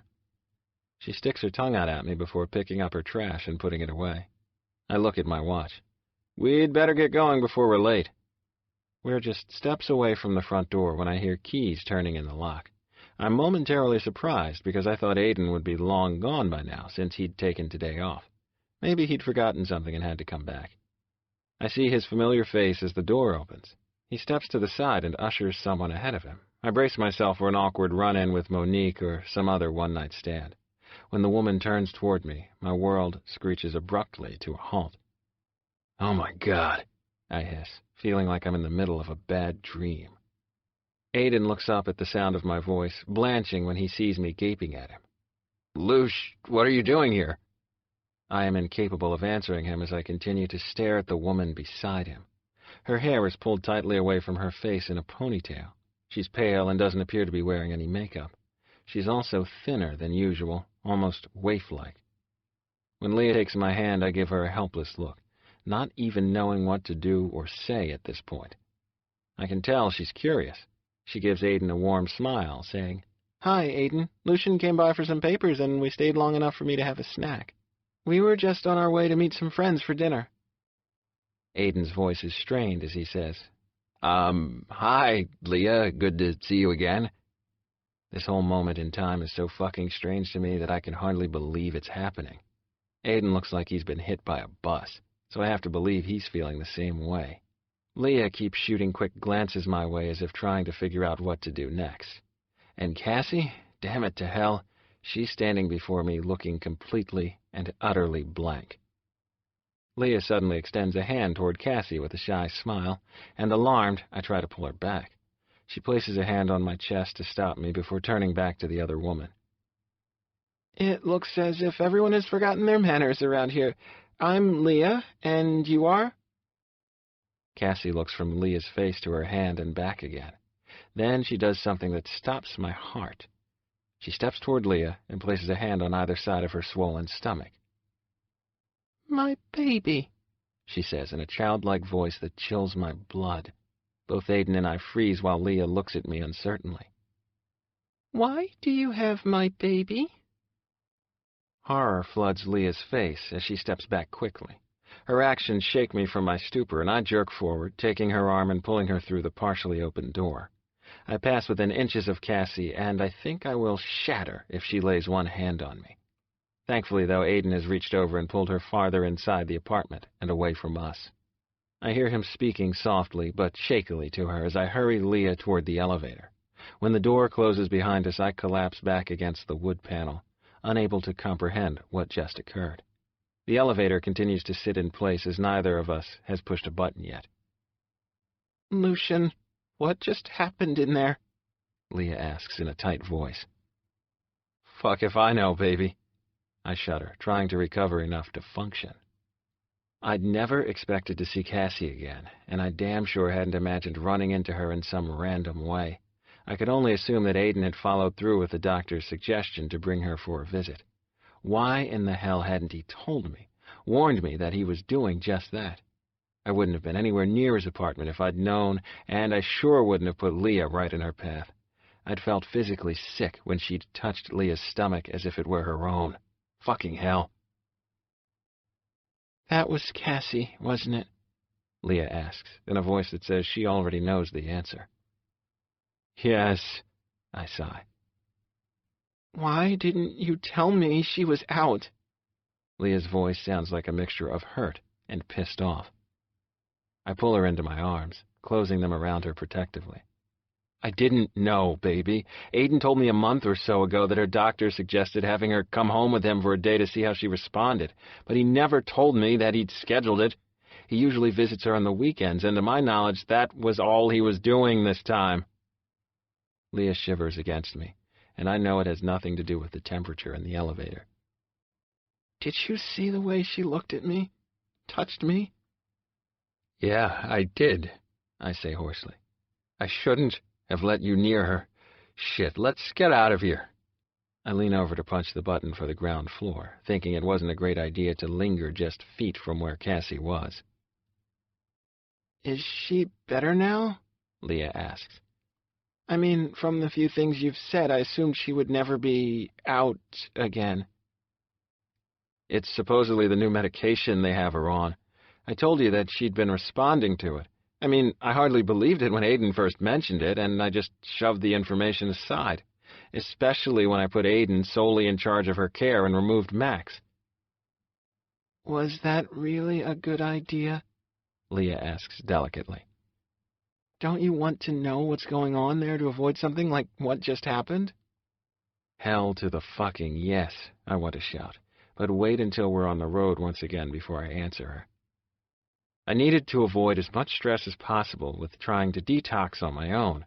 Having to hear updates on Cassie tends to push me close to the edge. I also didn't feel it was fair to keep that kind of personal responsibility on Max's shoulders. Aiden is more than happy to look after Cassie, and he's able to do it far more impartially than I'll ever be. For the first time in 8 years, I thought I might be making a decision concerning her that wasn't just based on my hate. I wanted to give that much consideration to Aiden. Hitting the steering wheel with the palm of my hands, I snarl out. It was a mistake, a fucking huge one. That should have never happened tonight. I feel Lia's hand on my thigh as she tries to calm me. I'm surprised she isn't freaking out as well. I can't get the image of Cassie's hands on our child as she called it her own. It was such a darkly twisted moment that I have to fight the urge to pull over and heave until there is nothing left inside of me. I'll call Deborah and cancel dinner. We can go home and attempt to regroup. I take a deep breath, knowing that my anxiety level directly affects her. I can only imagine how she feels, because I want to freak the fuck out myself. I need to be strong and downplay what's happened if possible. I have no desire at all to socialize tonight, but I'll do it, for her. I place my hand on top of hers and give it a squeeze of reassurance. It's fine, baby. You've been looking forward to seeing your friends again, and I refuse to let my baggage ruin that. Are you sure? She sounds skeptical. Absolutely. There's no use in going home to dwell on something we can't change, at least tonight. Tomorrow will be soon enough to get some answers. Even though I managed to keep my voice level for Lia's benefit, I'd really like nothing more at the moment than to call Aiden and ask him what in the hell is going on. How dare he fucking bring her back here, to his apartment, for the first home visit without telling me. I also want to call Max and demand that he find some way to make sure this never happens again. She's not well, fucking far from it. If Aiden can't see that, then he has no business managing her care. She's a danger to all that I hold dear. An icy feeling of déjà vu washes over me, and I know with certainty that in order to have a future with Lia, I'll have to battle a past that threatens to take it all away. Again.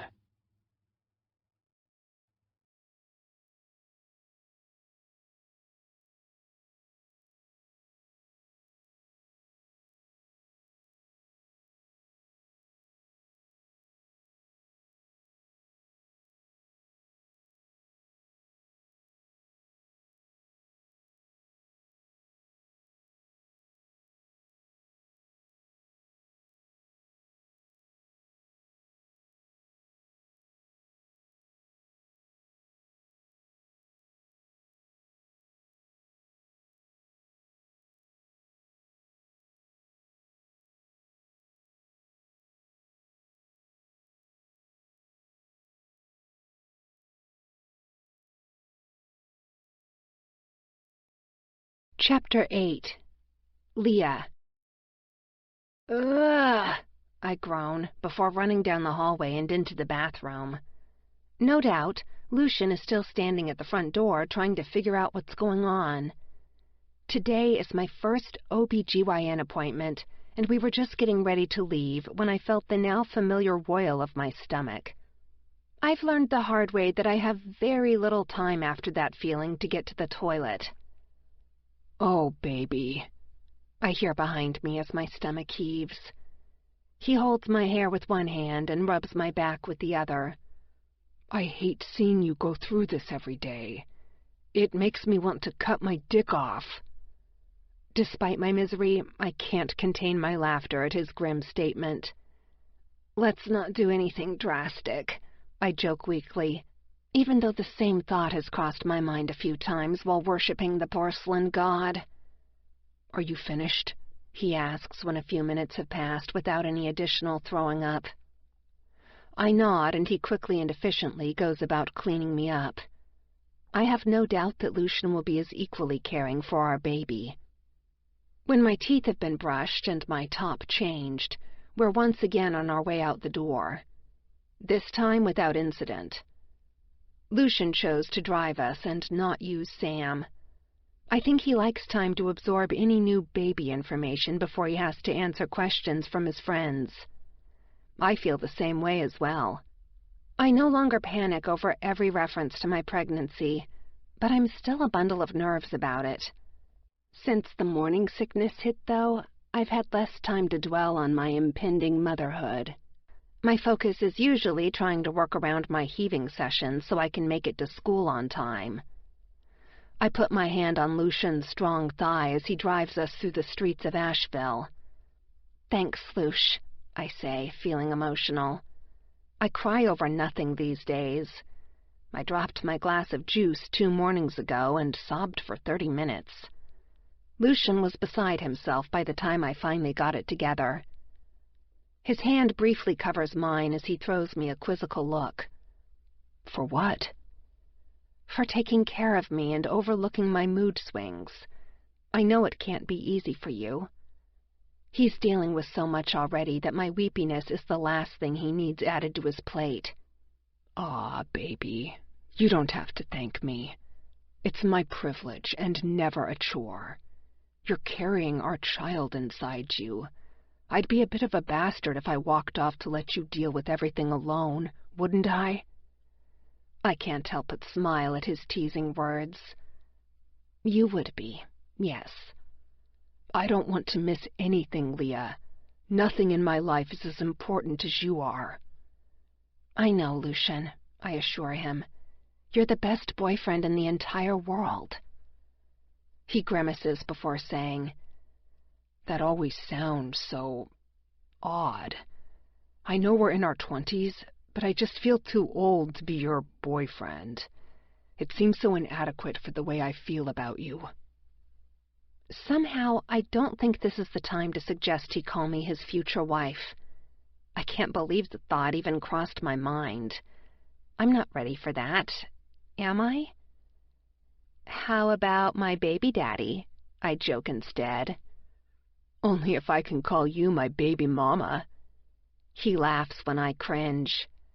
"Please, I already have to hear that from Rose. Let's just stick with my sex slave for now, all right?" He gives me a look that melts my panties and has me panting as we park in front of the doctor's office.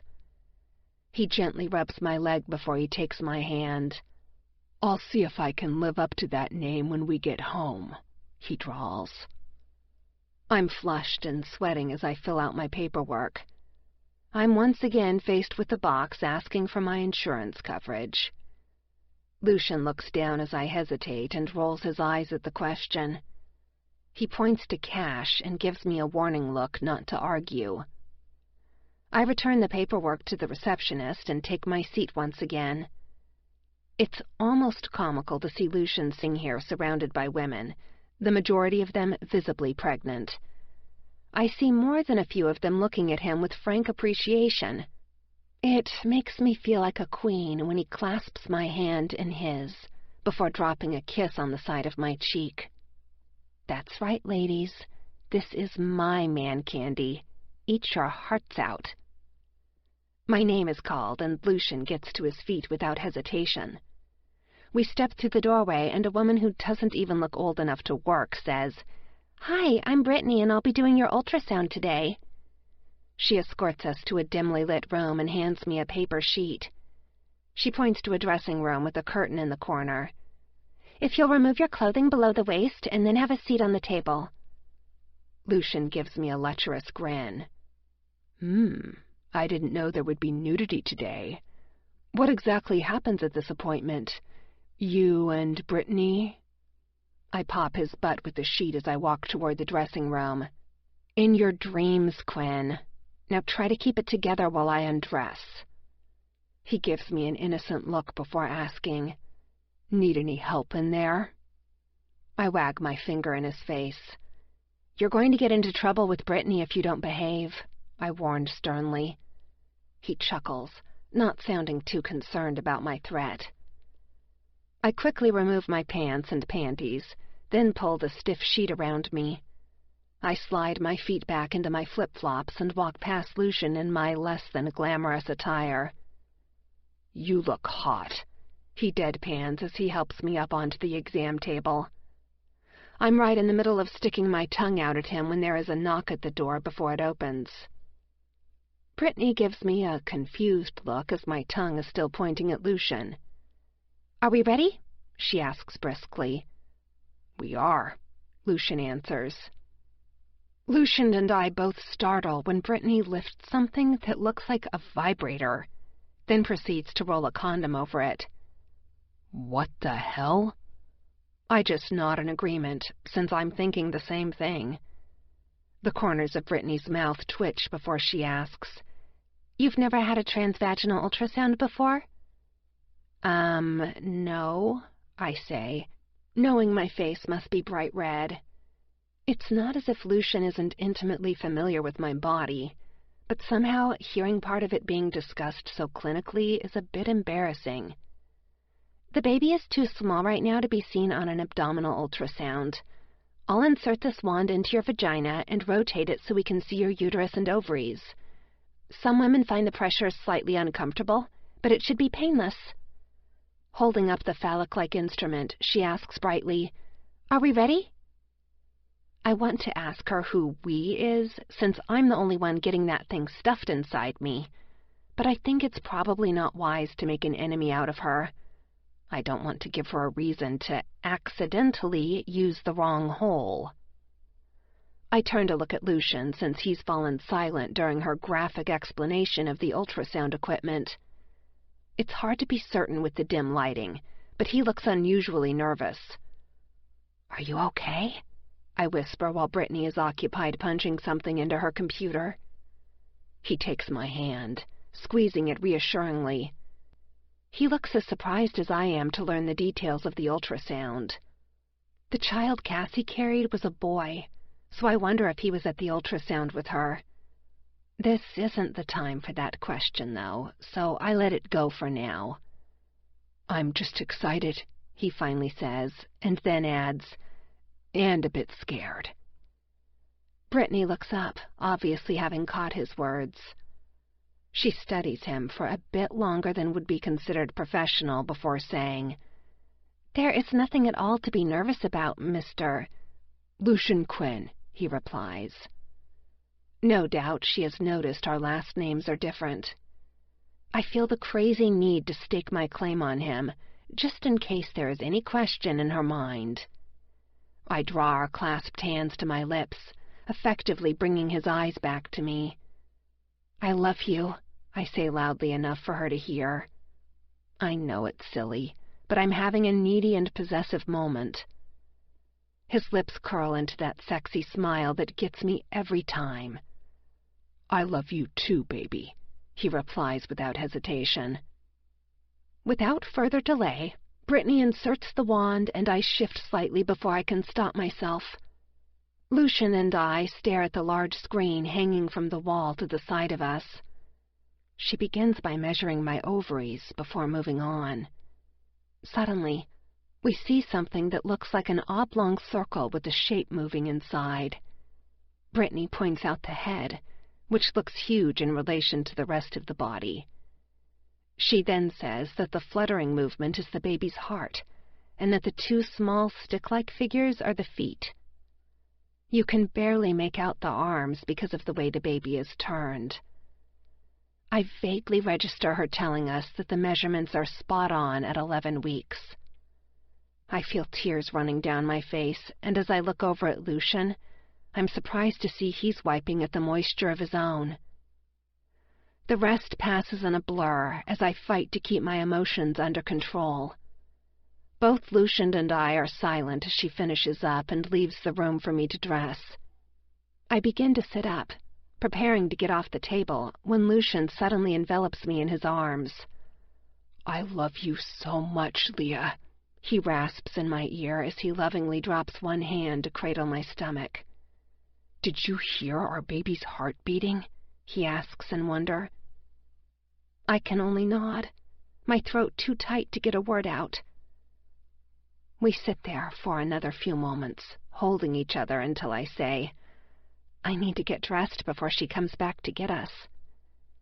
Even though my sheet is barely covering the essentials by that point, Lucian doesn't make a sexual comment. We're both struggling to get our emotions under control. I have just buttoned my pants when a nurse leads us to the laboratory. There is no sign of Brittany. She takes some blood before recording my weight. Finally, we're settled in an exam room and wait for the doctor. That was intense. Lucian sighs, and I know he's talking about the ultrasound. "I went once with Cassie, but it was different. Truthfully, things were pretty bad between us by then, and I was preoccupied with everything that was going on with her. She resented being pregnant so much that she didn't enjoy seeing the baby, nor did she want me to either." "Oh, Luce." I run my hand over his face, trying to soothe the sudden tightness in his jaw. "I know this baby can't take the place of the one you lost, but we'll be together for this every step of the way. There is no one else I would rather be the father of my child than you." He kisses me tenderly. When he pulls back, he gives me a lopsided smile. "I'm sorry for bringing that up. This wasn't the time or place for that." "Luce, I don't care where we are. I always want you to feel free to share your pain with me. Of course things bring back memories. You don't have to hide that from me." We're wrapped up in each other, oblivious to the world, when a throat clears behind us. A woman in a white coat stands smiling at us. She looks to be in her late 40s or early 50s. She has long, dark hair with some silver threaded through. "I'm Dr. Sitton, and you must be Lia and Lucian." Lucian releases his hold on me to take her hand. She tells us that Dr. K has sent her a copy of my chart, and she's reviewed it. Lucian takes a seat beside me, clasping my hand lightly. "Everything looks good on the ultrasound. The baby measures perfectly, and I don't see any cause for concern." The visit is rather anticlimactic after the ultrasound. She instructs us to make an appointment for next month, and then points to the front desk to check out. From the swift intake of breath and tensing of his arm around my waist, it seems my alpha male is again preparing to rear his head when the receptionist gives me the payment schedule. "This is an estimate of the cost of the medical care for your pregnancy. This includes your monthly visits as well as a standard delivery. The hospital will bill you separately for costs incurred in their facility." She gives me a sympathetic look as she circles a number on the paper. "Since you don't have insurance, this will be your monthly payment amount." Lucian abruptly pulls out his wallet and hands her his black American Express card. "Charge the full amount to this, please. We don't need a payment plan." She picks up the card gingerly, as if expecting it to bite. From the look on her face, apparently this is an unusual occurrence. "Just let us know if there are additional charges, and they'll be taken care of in full," he adds as she returns his card to him. Clearing her throat, she stammers out, "Of course, sir." I can't help but roll my eyes as she recovers from her shock and begins gushing over him like some groupie. The sex appeal of Lucian Quinn appears to be far-reaching and all-consuming. Without even bothering to look at me, she gives him a dazzling smile and says, "If I can help you with anything at all, please let me know."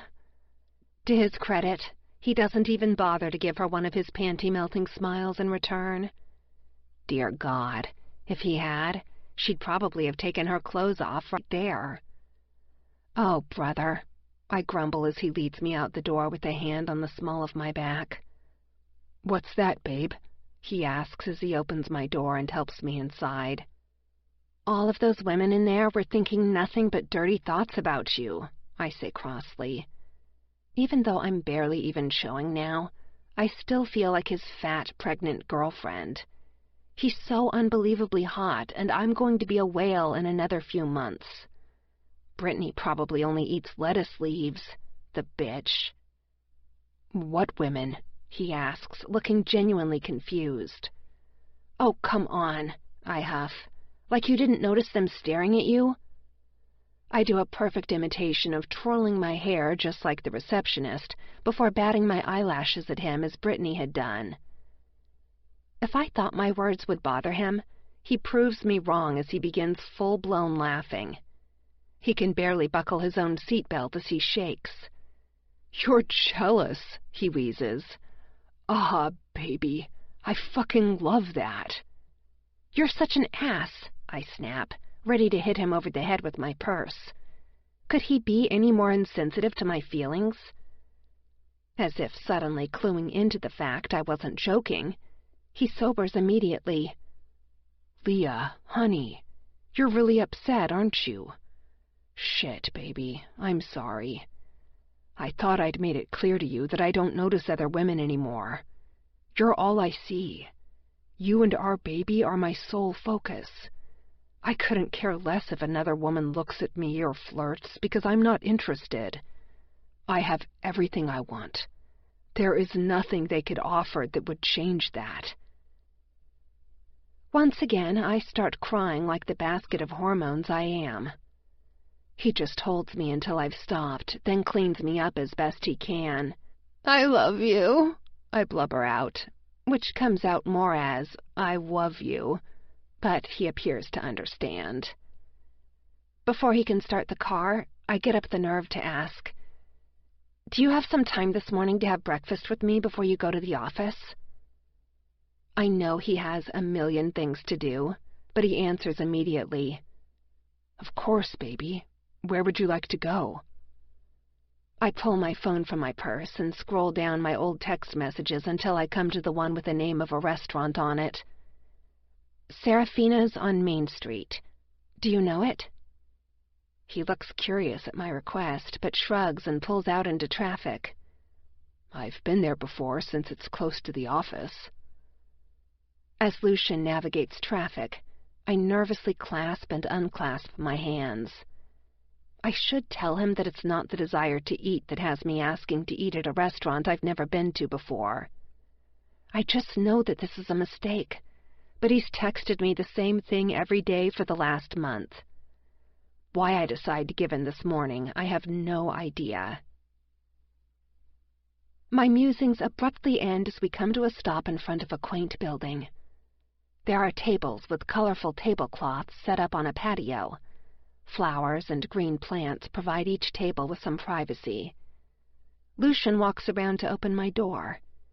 He takes my elbow and helps me to the pavement while I look around. I must admit, I'm surprised. This is hardly the type of place that I'd expect my... "Lia, Lucian, I'm happy you could make it this morning." Both Lucian and I whirl around to see Lee Jack smiling at us. Lucian looks down at me, clearly nonplussed at my father's appearance. Shit, why hadn't I told him he would be here? Being the polished businessman he is, though, he recovers quickly, extending a hand to the other man.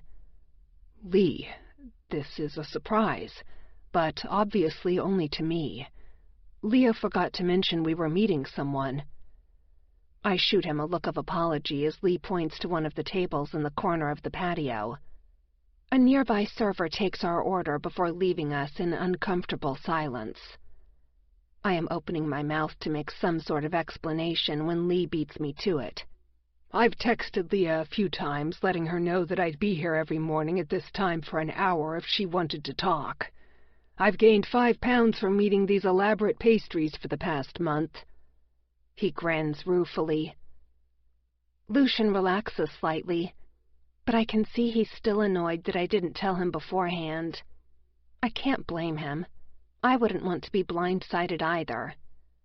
I hadn't started out planning to come here. I'd scoffed at each text, thinking, yeah, right, that's not going to happen. I had wondered how he'd gotten my cell phone number, but figured it was simple with his connections. After all these weeks had passed, a part of me didn't believe he'd actually be here today, so it had seemed easier not to make a big deal out of it. Still, though, there is no excuse for not preparing Lucian. I'll be groveling for his understanding and forgiveness later. Lucian pulls a chair out for me before seating himself. Lee settles into a chair on my other side. As is so often the case when I'm nervous, I begin rambling. "This is a really nice place. Isn't that your office across the street?" I ask Lee. Before he can answer, I look at Lucian. "And your office is nearby. You two should meet for lunch sometime. You've probably got a lot in common with the whole taking over the world 1 million at a time thing, right?" Lucian grins while Lee surprises me by laughing. I think I expected him to be subdued and uptight, but so far he is anything but. He seems happy, for the lack of a better word. Maybe he's a morning person. "Regretfully, Lucian and I aren't lunch buddies. If I'm in my office, Lisa usually brings in something." "That's your assistant?" I ask, vaguely remembering the attractive woman who helped me at Lee's office. "Ah, she'd never agree to be called anything so simple. She runs my office and everyone in it, including me," he says fondly. His answer has me wondering if there's more between them than a simple employer-employee relationship. After my initial wave of anger at his absence from my life, I'd been curious enough to Google him. There are random pictures of him at different functions with women, but much like Lucian before me, the same woman rarely appears more than once. There were no mentions of previous marriages or relationships. He flies below the radar where his romantic encounters are concerned, and I have to believe that is strictly by design. He is a very handsome man, who could easily pass for someone in his 30s rather than 40s. "Are you out of school today, Lia?" Lee asks, jolting me back to the flow of conversation. "Oh, no," I stammer, knowing I sound guilty. "I had an appointment this morning. My class isn't for a few more hours." "I hope everything's okay," Lee says, looking at me with concern. "Things are good." "No, great," I say brightly, causing him to raise a brow and question. I drop my hand and squeeze Lucian's knee. "We're pregnant," I divulge before I can think better of it. Lucian jerks against my hand in surprise, while Lee stares at me with widened eyes. I mean, I'm just 10 weeks, almost 11, but we had our first appointment this morning. I started thinking about your recent text while we were there, and I don't know. I thought I should come today. I cringe as my verbal diarrhea stalls. Both Lee and Lucian are now openly gawking at me. "Congratulations to you both," Lee manages. Lucian finally comes out of his stupor enough to say, "Thanks. We're very excited." "And terrified," I add, and then wince. Good grief, can I say nothing right today? I sound like some airhead Barbie. "Just the normal kind of new baby nerves," I try to clarify, hoping he doesn't think otherwise. I haven't had a panic attack since the day we found out about the pregnancy. "I would think that's to be expected," Lee says, sounding supportive. It looks as if I'll have gained both a daughter and grandchild this year." Now he's the one cringing at his words. "Damn," Lucian suddenly says. "You two are a disaster together, aren't you?" Both Lia and I turn to glare at him before we all explode in laughter. The awkwardness dissipates in that instant as we realize the conversation can't get much worse. I give both men an embarrassed look. When I'm nervous, I say whatever pops into my head. My common sense completely deserts me. Lucian and I have only told a few close friends about the baby, so it's not common knowledge. "Even though I don't belong to that group, I'm still honored that you told me," Lee says, sounding as if he genuinely means it. "I hope that in time, you will be comfortable enough to at least call me a friend." I shift uncomfortably in my seat, not expecting to see the type of longing from him that he's attempting to hide. "I've been so angry," I admit quietly. "I know you're not to blame for the things my mother has done, but a part of me wants to hate you for not being there." Lee looks crushed at my words, but not surprised. Lucian takes my hand but doesn't attempt to interrupt me. Finally, Lee says, "If our positions were reversed, I would feel the same way, Lia. That's what's so hard about this. I want your forgiveness, but I could never blame you if you didn't give it. I've thought of little else since finding out about your existence. I still can't fathom how I could have missed the fact I have a daughter. I don't leave anything in my life to chance. But I never had an inkling, Lia, not the first clue." Looking down at his hands, he swallows audibly. "You may not believe it, but as rough as I was back then, I would have still protected and cherished you. I would have destroyed anyone who tried to hurt you." "You've done that, haven't you?" I find myself asking. I can't help but think of my mother's abrupt admissions of guilt and my stepfather's death. Has my father already been exacting revenge on those who've hurt me? He studies me intently, seeming to ponder his reply. "I've failed as your father for too many years. That will never happen again." His answer is vague, but telling. Before I can answer him further, our food arrives and the moment of honesty is gone. I'm surprised to find that, even with his revelations, I'm ravenous. I tuck into my bowl of cinnamon and sugar oatmeal as if I haven't eaten in a week. Lucian and Lee are both having the garden omelet with wheat toast. I'm sure they are cringing over the extra brown sugar I'm heaping on my oatmeal, but Lucian only smiles at me indulgently. "This is so good," I manage to say between mouthfuls. My appetite has been a bit off in the mornings with the whole throwing up thing, so this is different for me.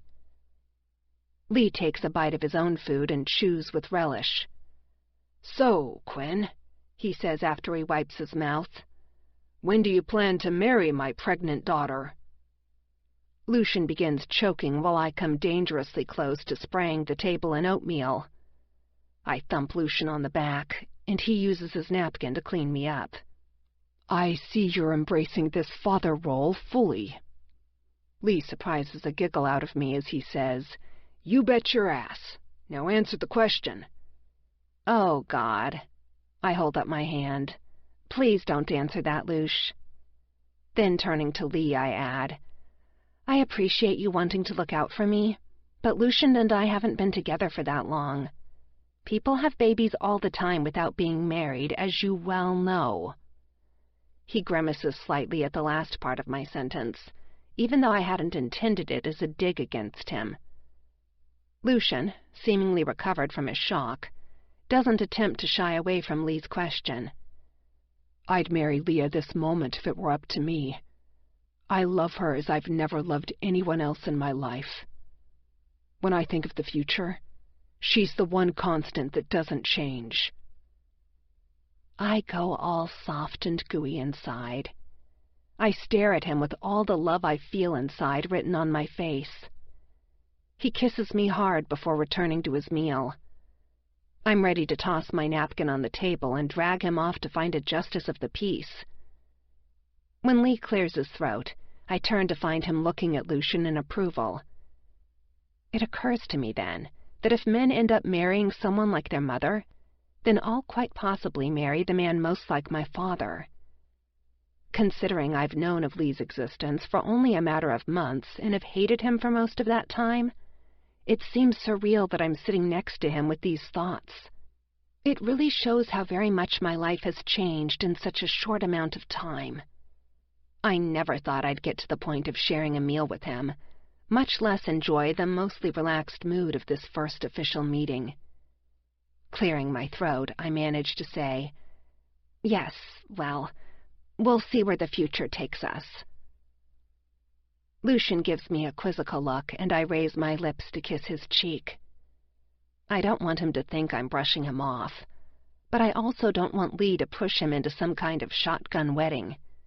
He's dealing with enough right now and doesn't need this added pressure. And even though he's, well, Lucian Quinn, I still feel confident in his feelings for me. No man would have stuck by my side through everything like he has for a casual relationship. We're building a life together. Maybe we're not doing it in the traditional order, but it's working for us. "I love you," I say simply.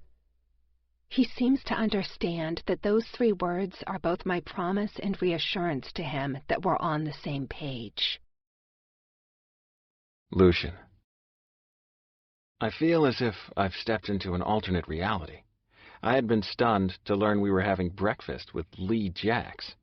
After the initial shock had worn off that she had a father who was very much alive and well, Lia hadn't mentioned much about him. I'd certainly had no idea he'd been texting her a standing invitation to join him for a meal. That wasn't the most surprising thing, though, because I knew he was anxious to get to know his daughter. She had been so angry with him, so the fact she decided to meet him this morning without telling me is astounding. Of course, I would like Lia to build a relationship with him, regardless of how questionable his past appears to be. Hell, for that matter, his present has been open to a lot of speculation as well. I can't find it in me to hold that against him, though. I can only imagine the rage he felt at finding out he had a long-lost daughter, and then discovering she had been abused. I had experienced some of that anger firsthand when he'd mistakenly thought I had hurt her. Lee might well be many of the things he's been rumored to be through the years, but I can't argue with the fact that he's clearly captivated by his daughter. As she speaks passionately about her classes at school, he listens to her, as if spellbound. Maybe he never thought he wanted a child, but now that he has one, he seems helpless to walk away. I understand fully the allure that is Lia Adams.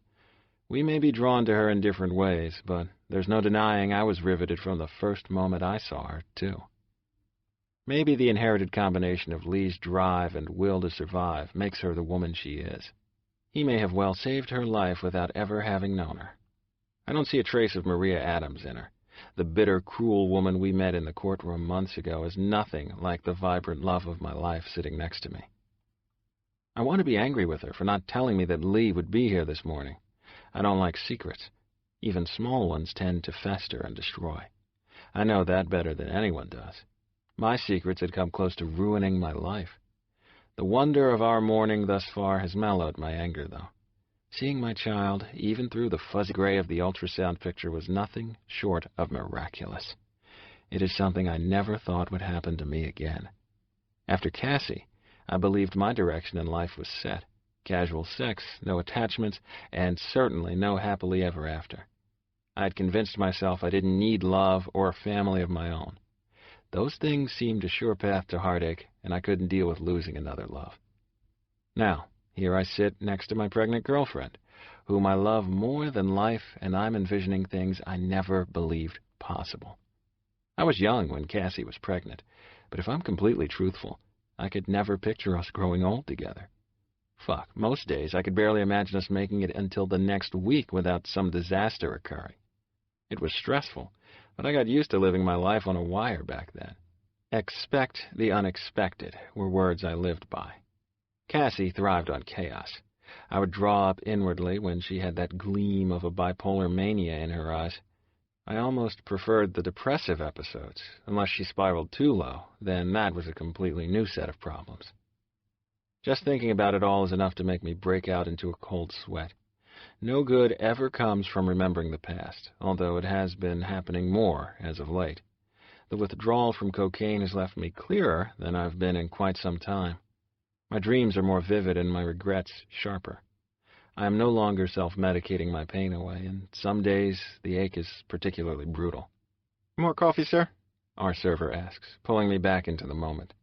Lee is telling Lia about his company, speaking with obvious pride. Like Lia, I know he also had a hard life growing up. Now, though, he's wearing expensively tailored clothing and looks like the successful businessman he is. If you look closely, though, there's still hints of the ruthless man he's long been rumored to be. He's a survivor, as is his daughter. No matter how many challenges life throws their way, they will never give up. It's simply not in their DNA. Lia looks at her watch, seemingly disappointed by what it shows. I need to get back to the apartment and grab my books for school. Glancing at me, she adds, I'm sure you're needed at the office since I practically hijacked you for breakfast. Tucking a strand of blonde hair behind her ear, I smile easily. No worries, baby. I cleared my schedule until noon since I didn't know how long our appointment would run. Lee insists on paying the bill, and we all get to our feet. He rocks back on his heels, looking uncertain as to how to say goodbye to his daughter. I extend my hand to him, thanking him for breakfast.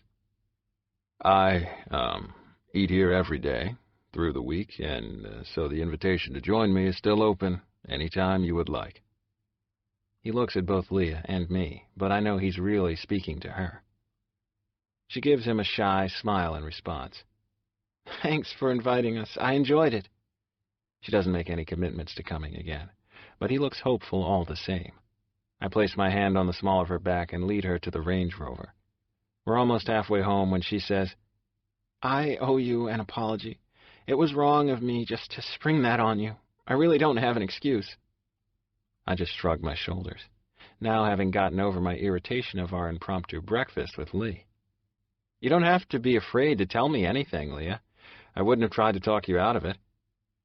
She reaches over to put a hand on my shoulder. Oh, Luce, I know that. I think I just didn't want to commit to going in case I backed out at the last minute. Up until the moment I took seat at the table, I wasn't sure if I was going to stay. Sounding timid, she asks, It went okay, though, don't you think? I mean, I still get really angry when I think of all the years he wasn't around, but it doesn't seem fair to hate him for something he didn't know was happening.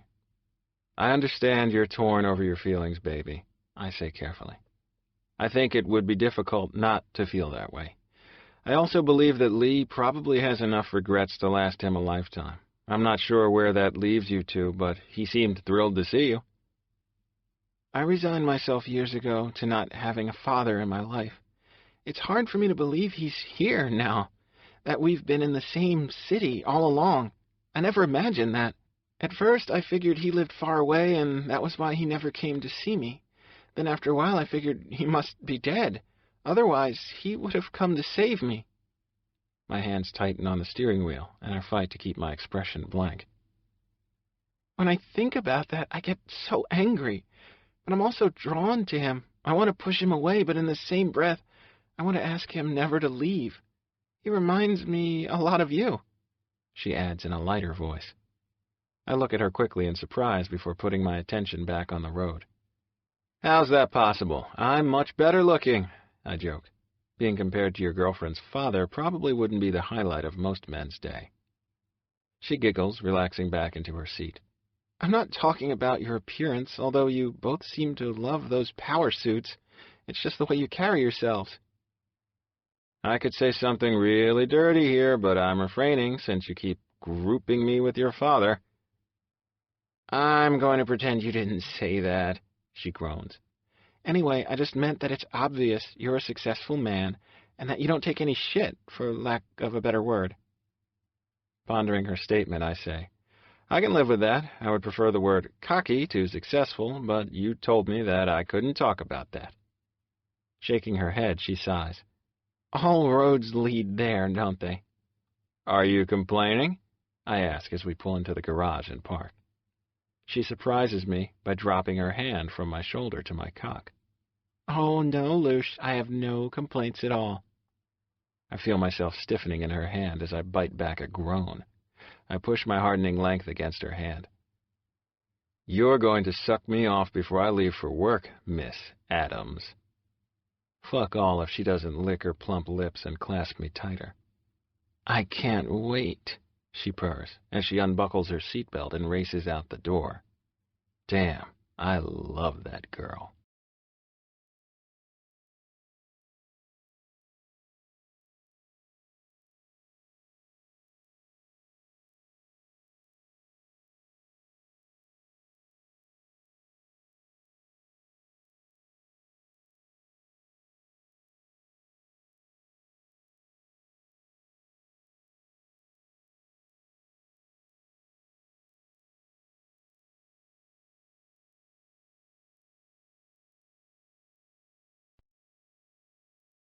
Chapter 9. Lia. I throw another pair of jeans on the discarded pile of clothing in the middle of the closet. It seems as if almost overnight I can no longer fit into anything but my yoga pants, and they are getting tight. My panties are also too small and ride uncomfortably up my crack. I solved that problem earlier by snagging a pair of Lucian's designer boxer briefs. I pulled the extra fabric in the waist together and secured it with a rubber band. Even my breasts look as if they are going to explode from the lacy cups of my bra. Dear Lord, what is happening to me? No one who throws up every day should be gaining this kind of weight. I hadn't heard Lucian walk up behind me, so I squeak an alarm when he says, "Did I miss the hurricane that blew through here?" Grabbing a shirt from a hanger, I hold it self-consciously in front of my no longer flat stomach. I can't find anything to wear. I pout. All of my pants are too tight now. Aw, come on, baby. I'm sure we can find something.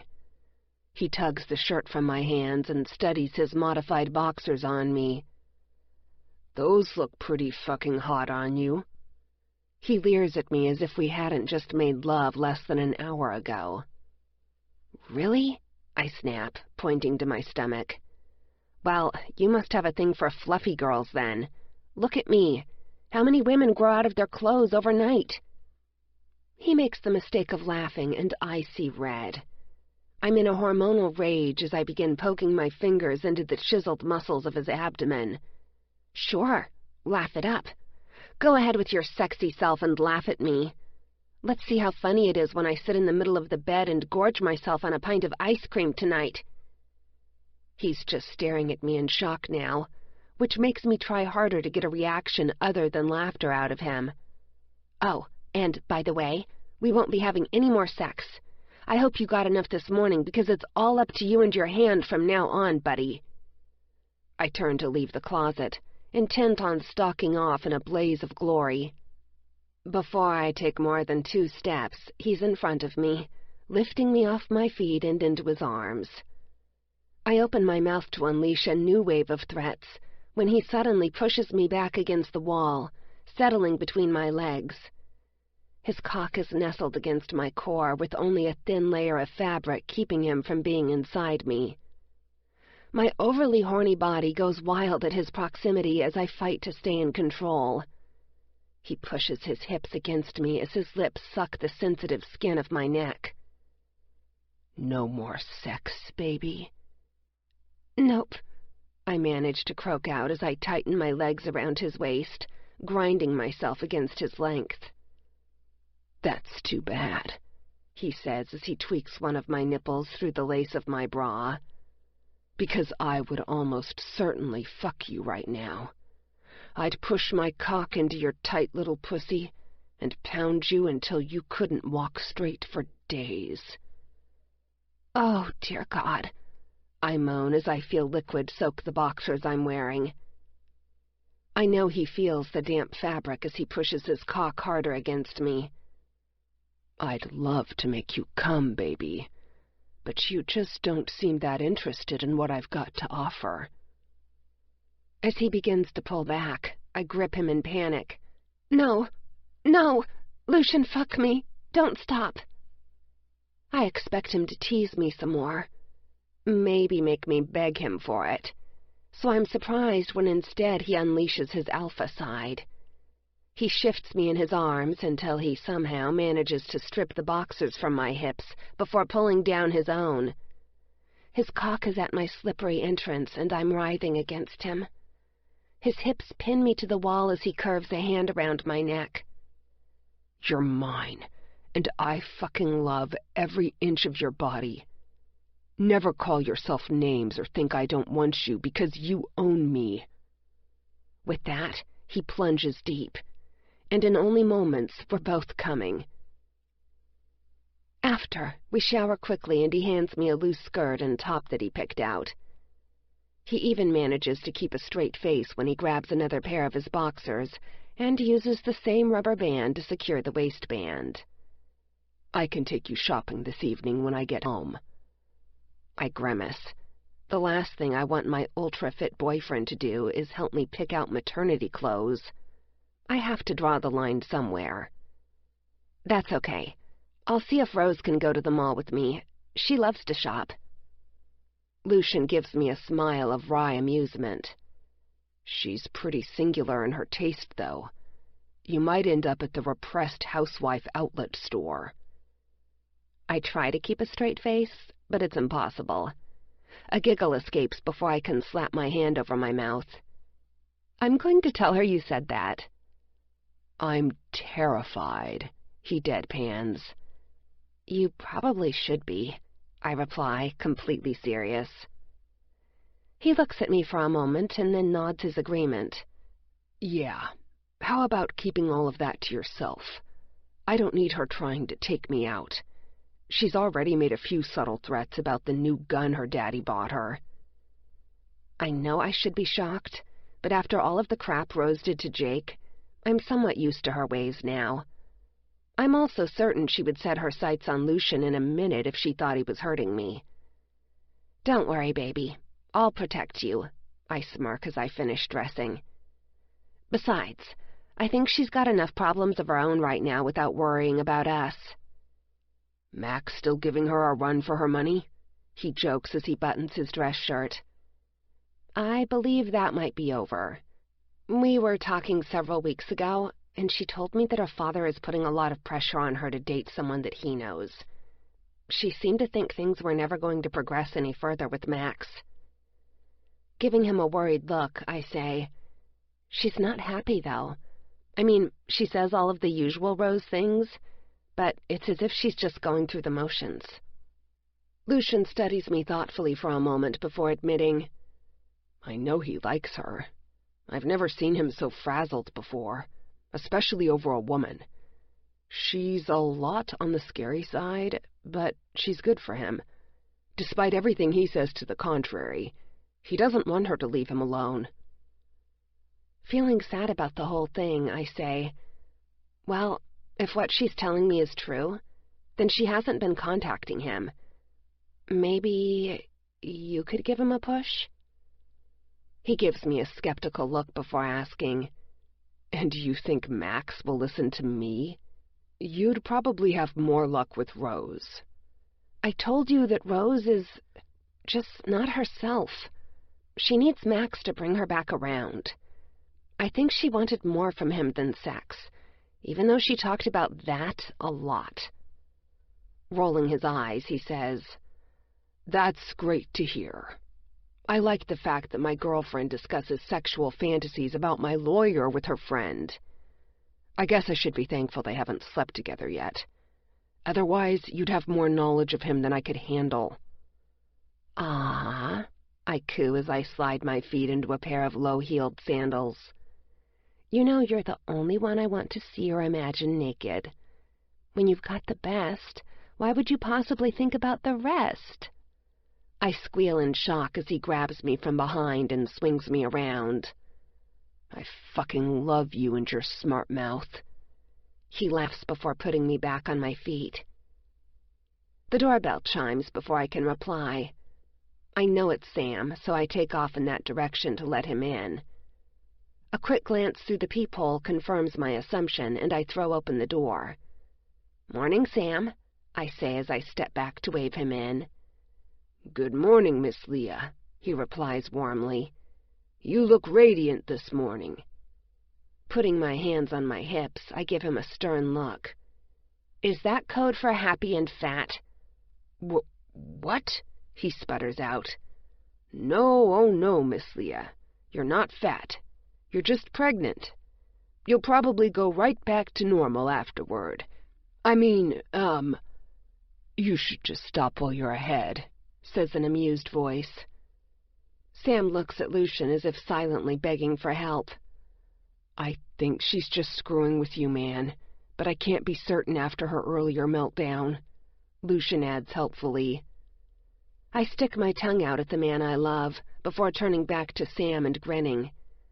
"I'm sorry, I couldn't resist. And thank you for the compliment. Luce picked out my outfit this morning, since I couldn't get anything to work." "You shouldn't scare an old man like that, Miss Lia," Sam playfully scolds. "I was only seconds away from running out the door and hiding." "Sorry, Sam," I say as I squeeze his arm. "How about a cup of coffee to make it up to you?" He looks down at his watch before looking at Lucian. "Do we have time for a quick cup?" Lucian inclines his head, waving Sam toward the kitchen. "I need to make sure Lia eats before I leave anyway. We were running a bit late this morning." "I'll bet," I hear Sam say under his breath as I start to line up the coffee mugs on the counter. The coffee pot is full, thanks to the timer, so within moments I have a cup sitting in front of Sam. Lucian is busy making me a bagel with my beloved blueberry cream cheese. I take the plate from him, giving him a smile of thanks. Instead of food, he makes himself a protein shake and sips it while flipping through the morning paper. "So, how have you been feeling, Miss Lia? Is the morning sickness getting any better?" I grimace as I shake my head. It could be worse, I know. At least I only occasionally get sick at other times. Most of it seems to be limited to the early morning. My doctor says it gets better for most women in their second trimester, and I'm there now, so I certainly hope I'm nearing the end. Lucian sits there and chats as if he's in no particular hurry, but I know well he's just waiting around to make sure I finish my breakfast before he leaves. He's become somewhat of an overprotective mother hen. The doctor told me that I needed to drink more liquids to avoid dehydration because of my morning sickness. So now, Lucian hands out water bottles like a drill sergeant. He also makes sure I eat regular meals, along with snacks whenever he's around. I love the man, but it feels like he's constantly stuffing me with food. I force down the last bite of my bagel, and he immediately gets to his feet. I trail him and Sam to the door, where he pulls me into the circle of his arms. He kisses me gently before pulling back and dropping a hand to my small bump of my stomach. "Take care of our baby today," he says sweetly as he strokes me. I lay my hand over his and assure him, "I will. I love you." By this point, Sam is standing in the hallway, pretending not to hear us. The slight smile pulling at the corners of his mouth gives him away, though. "I love you, baby. Be careful today.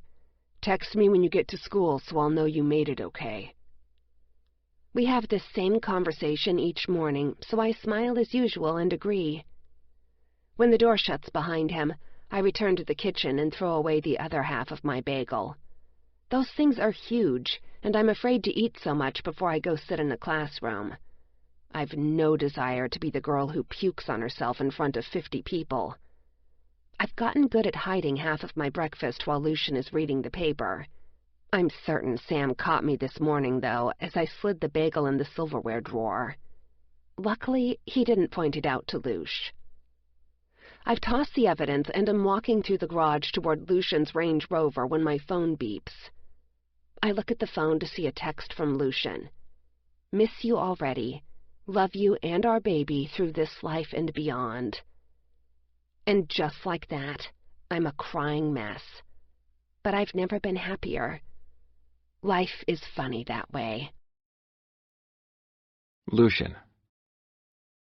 So, how are things with Rose? Fuck, I can't believe this. Men don't go around trying to play Cupid for their friends. I'm only doing this for Lia. She is going to owe me tonight, and I'll find a satisfying way for her to pay me back. Max looks surprised at my question before recovering. What things would those be, Luce? Well, hell, he's not going to make this easy for me, is he? I guess I could offer him a big raise to just date Rose and make my woman happy, but the fucker already makes damn near as much as I do. When he continues to sit there staring at me, I sigh, exasperated. Oh, cut the shit. Are you still talking to her? Giving me a blank expression, he asks, Why would I be? The police haven't picked her up lately, have they? That's generally the only time she contacts me. I'm just going to put this out there, I finally say, tired of this dicking around. Lia is worried about Rose because she's been acting strange. She says her father is pressuring her to date someone that he knows, and Rose is buckling under the pressure. Lia believes that if you'll get off the fence and go after her, all will be right in everyone's world. I have the desire to just flat-out laugh my ass off as Max visibly struggles to hold his composure. It's obvious he wasn't expecting what just came out of my mouth. Luce, there is nothing between Rose and me. Sure, I helped her out a couple of times when she went after her ex-boyfriend with a shovel, a gun, and a sewing machine, but that's all. Anything else is just her imagination. You know, I say conversationally, you're in more denial than I was when I first met Lia. You can lie to yourself as much as you want, but you and I both know that you want her. I've never denied that I'm attracted to her, he says defensively. That doesn't mean anything, though. I have sex with women I find attractive on a regular basis. Life moves on, though, and so do I. I'm not suggesting you're a monk, I snap testily. Damn, talking to him is what I would imagine it would be like questioning some teenage girl who's 2 hours late for curfew. It just appears you have some feelings for this one. I've never seen you in my office rattled over pussy before. Yeah, I know it's a crude statement, but it's true. For fuck's sake, Luce, can you not talk about her like that? I want to grin, I really do, because I have him now. He just played right into my hands with his indignant response. My apologies, I say smoothly, and see his face tighten in recognition. For a lawyer who makes a living out of his ability to avoid being baited, he just fell neatly into my verbal trap. Look, he begins quietly. I do care for Rose. I've never met a woman quite like her. She's not my usual type of woman, though. Disposable, you mean? I ask, without a hint of judgment in my voice. I'd been the same before Lia, so I certainly have no room to talk. Yes, exactly. Rose is aggressive, but she's long-term, whether she admits it or not. I lean back, crossing my legs as I study my friend. He and I have been close for years, but there are periods of his life I know nothing about. Not for the first time, I find myself curious. To me, Max is a man who should be living the picket fence dream. Why he avoids it like the plague is a real mystery. Feeling as if I've pried enough, I say, I'm not going to push you on this because it's none of my business, but just give it some thought. Attempting to lighten the tension surrounding us, I joke, After all, she doesn't do so well with idle time. She's probably looking at 5 to 10 years if her Tupperware order comes in late. Max relaxes in his chair, chuckling in wry amusement. She's hell on wheels. I know grown men who don't have half the balls she has. That's true, I agree. Normally, I'd recommend you run as fast as you can in the opposite direction, but despite all of her gun-wielding ways, Rose is a good person. If I had never met her, I'd believe that just because of the way Lia cares so much for her. How's Lia doing, by the way? Max asks, in what is probably equal parts genuine affection and the need to change the subject. Other than throwing up almost every morning, she's great. She gets more fucking beautiful by the day. It still amazes me that you're so besotted now. Max shakes his head in wonder. I never thought it would happen, but I couldn't be happier for you. She's the real deal, my friend, so don't do anything to screw it up. I won't, I say with complete conviction. How's the detox going? He asks in a low voice. He knows well that I'd never want Cindy to find out. Running a hand through my hair, I tell him the same thing I've told Sam and Aiden. It's been hell at times. Having to downplay it to Lia is one of the hardest parts.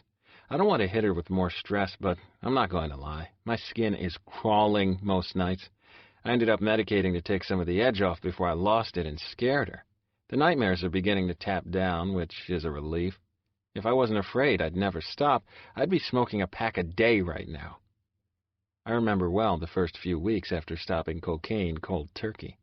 I'd wake in the middle of the night covered in sweat, with my heart racing. I'd sit against the bathroom wall trying to calm myself without waking Lia. If there had been an ounce of coke left in the apartment, I fear I would have caved and used it. The side effects have lessened, but the urge still sits there, just below the surface, as it probably always will. When I look at Lia carrying my child, I believe there is nothing I would do that would take me away from her. Ever loyal, he says confidently. You'll make it, Luce. Of that I am certain.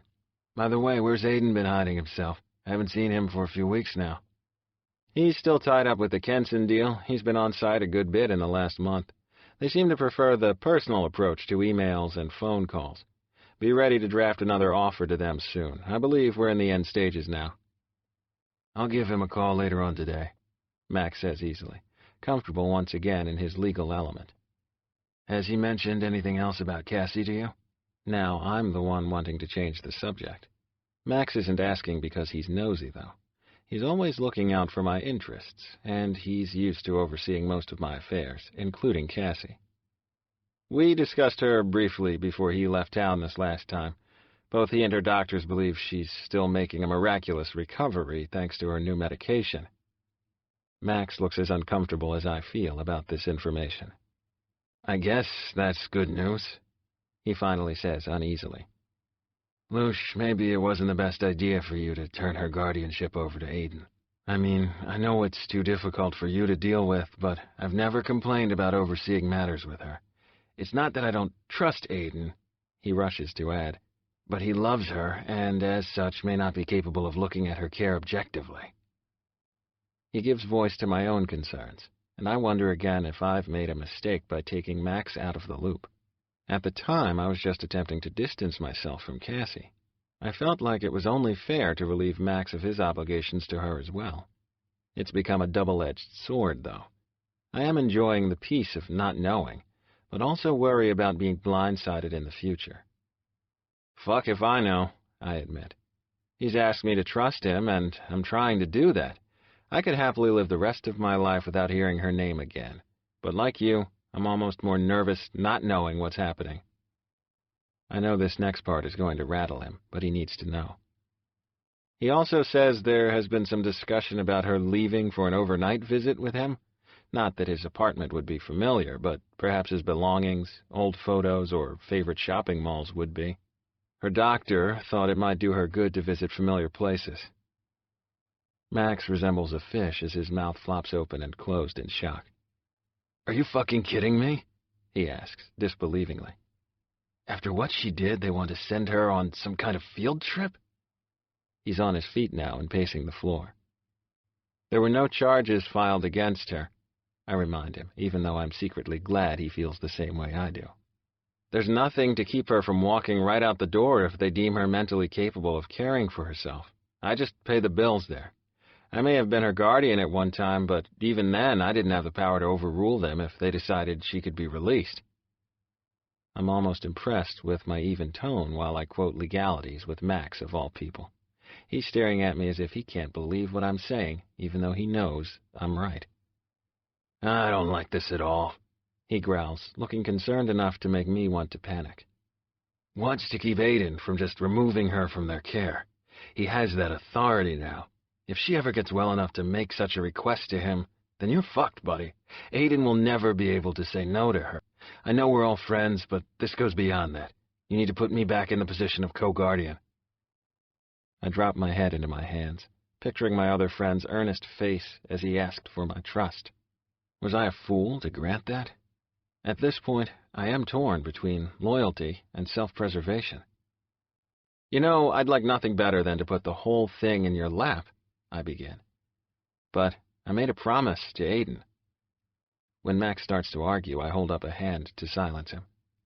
I know you're right, and we should be exercising caution. I also believe that Aiden would tell me before he allowed her to leave the facility's care. I don't think we're in any immediate danger, so I would like to give him what he's asked me for. At least for now. If something changes, then I'll let you know immediately. We'll do whatever needs to be done at that point. I've never been a fan of the watch and see approach, he says reluctantly. Would you at least question Aiden about what's going on with her when you speak to him again? I'd feel better knowing that we're not missing anything major right now.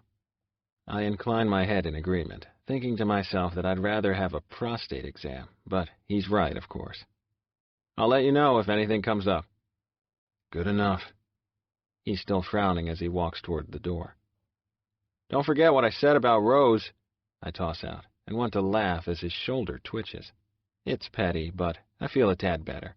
He's ensured that thoughts of Cassie will fill my mind this afternoon, so I might as well give him something of his own to obsess over. And they say women have the market cornered on being vindictive. Lia. There is no way I'm letting you go in there. Rose shudders as I stop in the doorway of a maternity store in the mall. They have nothing but different-colored moo-moos in here. Looking up and down the hallways, she asks desperately, "Where are the cool mommy-to-be stores? This place is like Mommy has already given up." We're both still laughing when a sales associate spots us standing just inside the doorway. "Could I help you ladies find something?" she asks brightly. Yeah," Rose says. "Where are your non-polyester maternity clothes?" "Pardon me?" The sales associate looks from me to Rose in confusion. Rose grabs a purple dress off a nearby rack and waves it in the air. "I'm not letting my friend walk around looking like Barney's wife. I mean, come on. All this dress is missing is that big green circle on the stomach." I can't imagine Rose ever watching the children's show Barney, so I wonder how she could possibly have this knowledge. I have to admit, though, she's kind of right about the dress now that I really look at it.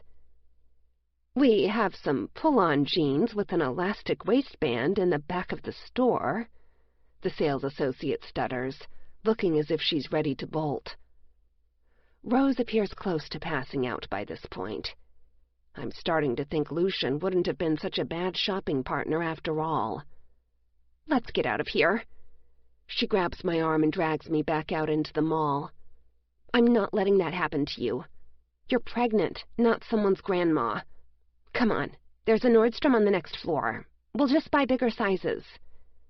Before I know what's happening, Rose has me in a dressing room in her preferred store with clothing hanging from every available surface.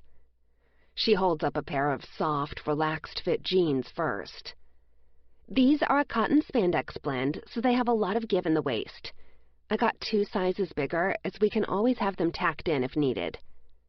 I slide my skirt down my legs, letting it pool around my feet.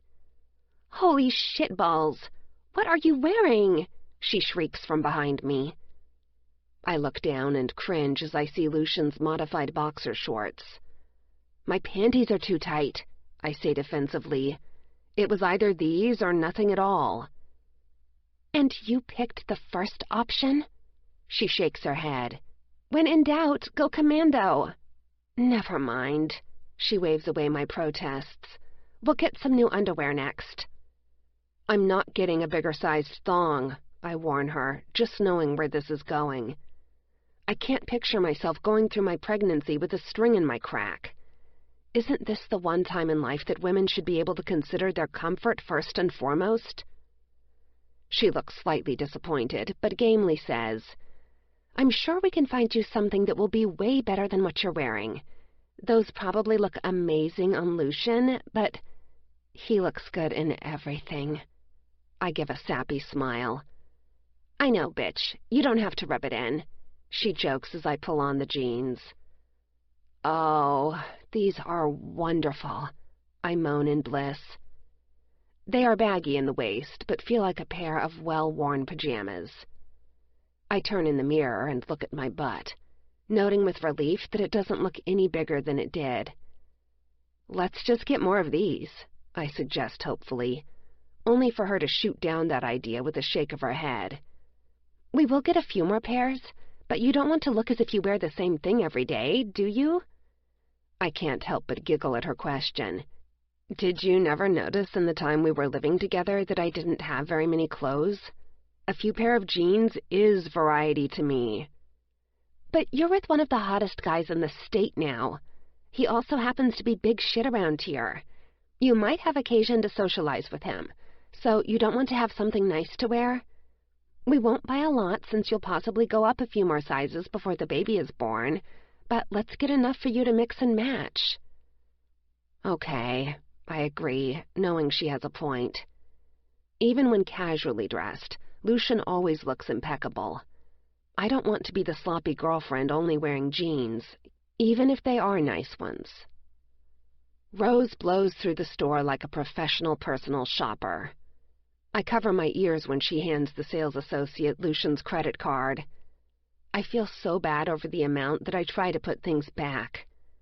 I know money is no object for him, and that one of his suits probably cost as much as everything I've picked out, but it's his money. Even if we were married, I would still feel guilty about spending something I didn't earn. Oh, take that look off your face, Rose scolds as she gathers up some of my bags. If you need to justify the cost, remember you're carrying his baby. You didn't put it in there by yourself. Think of this as dressing your stomach. He should pay for that, right?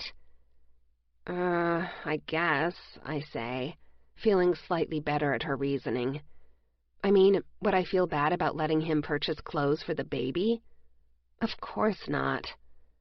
Rose straightens her black pencil skirt and brushes at non-existent lint on her sleeveless cashmere top. She has a cardigan wrapped elegantly around her neck and the ever-present set of pearls lying against her throat. Even after hours of shopping, not a single hair has escaped her chiffon.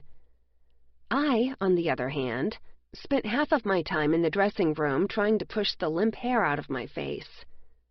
Hey, why don't we pick out a new outfit for you now? I suggest, thinking she should be getting something out of this trip. Rose hands me Lucian's credit card before looking uneasily around her. The whole thing seems strange since she had no trouble at all shopping for me. Oh, I don't really need anything. Ah, come on, I wheedle. This is purely for fun. Let's get you something different than you normally wear. I pick up a pair of black leather pants and wiggle my brows. Now, if anyone could pull this look off, it would be you. I mean every word, too. Rose has a body and the confidence to make a sack look sexy. Instead of smiling, she looks slightly sick at my suggestion. Okay, so maybe she has something against leather. I move on and point to a green top with a plunging neckline, accented in tiny rhinestones. This color would really pop next to your red hair, I say, holding it up for her to see. She seems almost afraid as she stutters. I just received my wardrobe for the upcoming season. I can't purchase anything else. Everything is perfectly matched. This whole conversation is beginning to feel surreal. She looks almost afraid of the clothing that surrounds us. For a split second, though, I see something that resembles longing in her eyes as she takes the top from my hand and places it back on the rack. It would be beautiful on you, I say softly, not wanting to upset her further. There are things I don't understand about Rose, and this is one of them. Sometimes she shuts down over the most innocent of topics. Buying clothes for herself, it appears, is a trigger for her. For all of my whining in the dressing room, I wasn't afraid of trying something new. I was just overwhelmed because shopping for the sake of it has never been something I've had the resources to do. Growing up, I was generally outfitted from thrift stores. I learned that you can wear a pair of jeans every day without drawing too much attention. That is why I tend to gravitate toward them even now. Never buy anything for daily wear that will stand out. Almost as if the whole incident had never happened, Rose smiles brightly, saying, "Let's go grab a coffee. My treat." I I stand blinking for a moment, trying to process her rapid-fire change of subject. When my stomach growls, the decision is made. I follow her from the store to her car, where we stow my purchases. We decide to go to the coffee shop near the school since I left my car there. As we make the trip across town, Rose chats breezily as if she hadn't been close to some kind of freak-out at the mall. I'm beginning to wonder if anyone in my life is well and truly normal.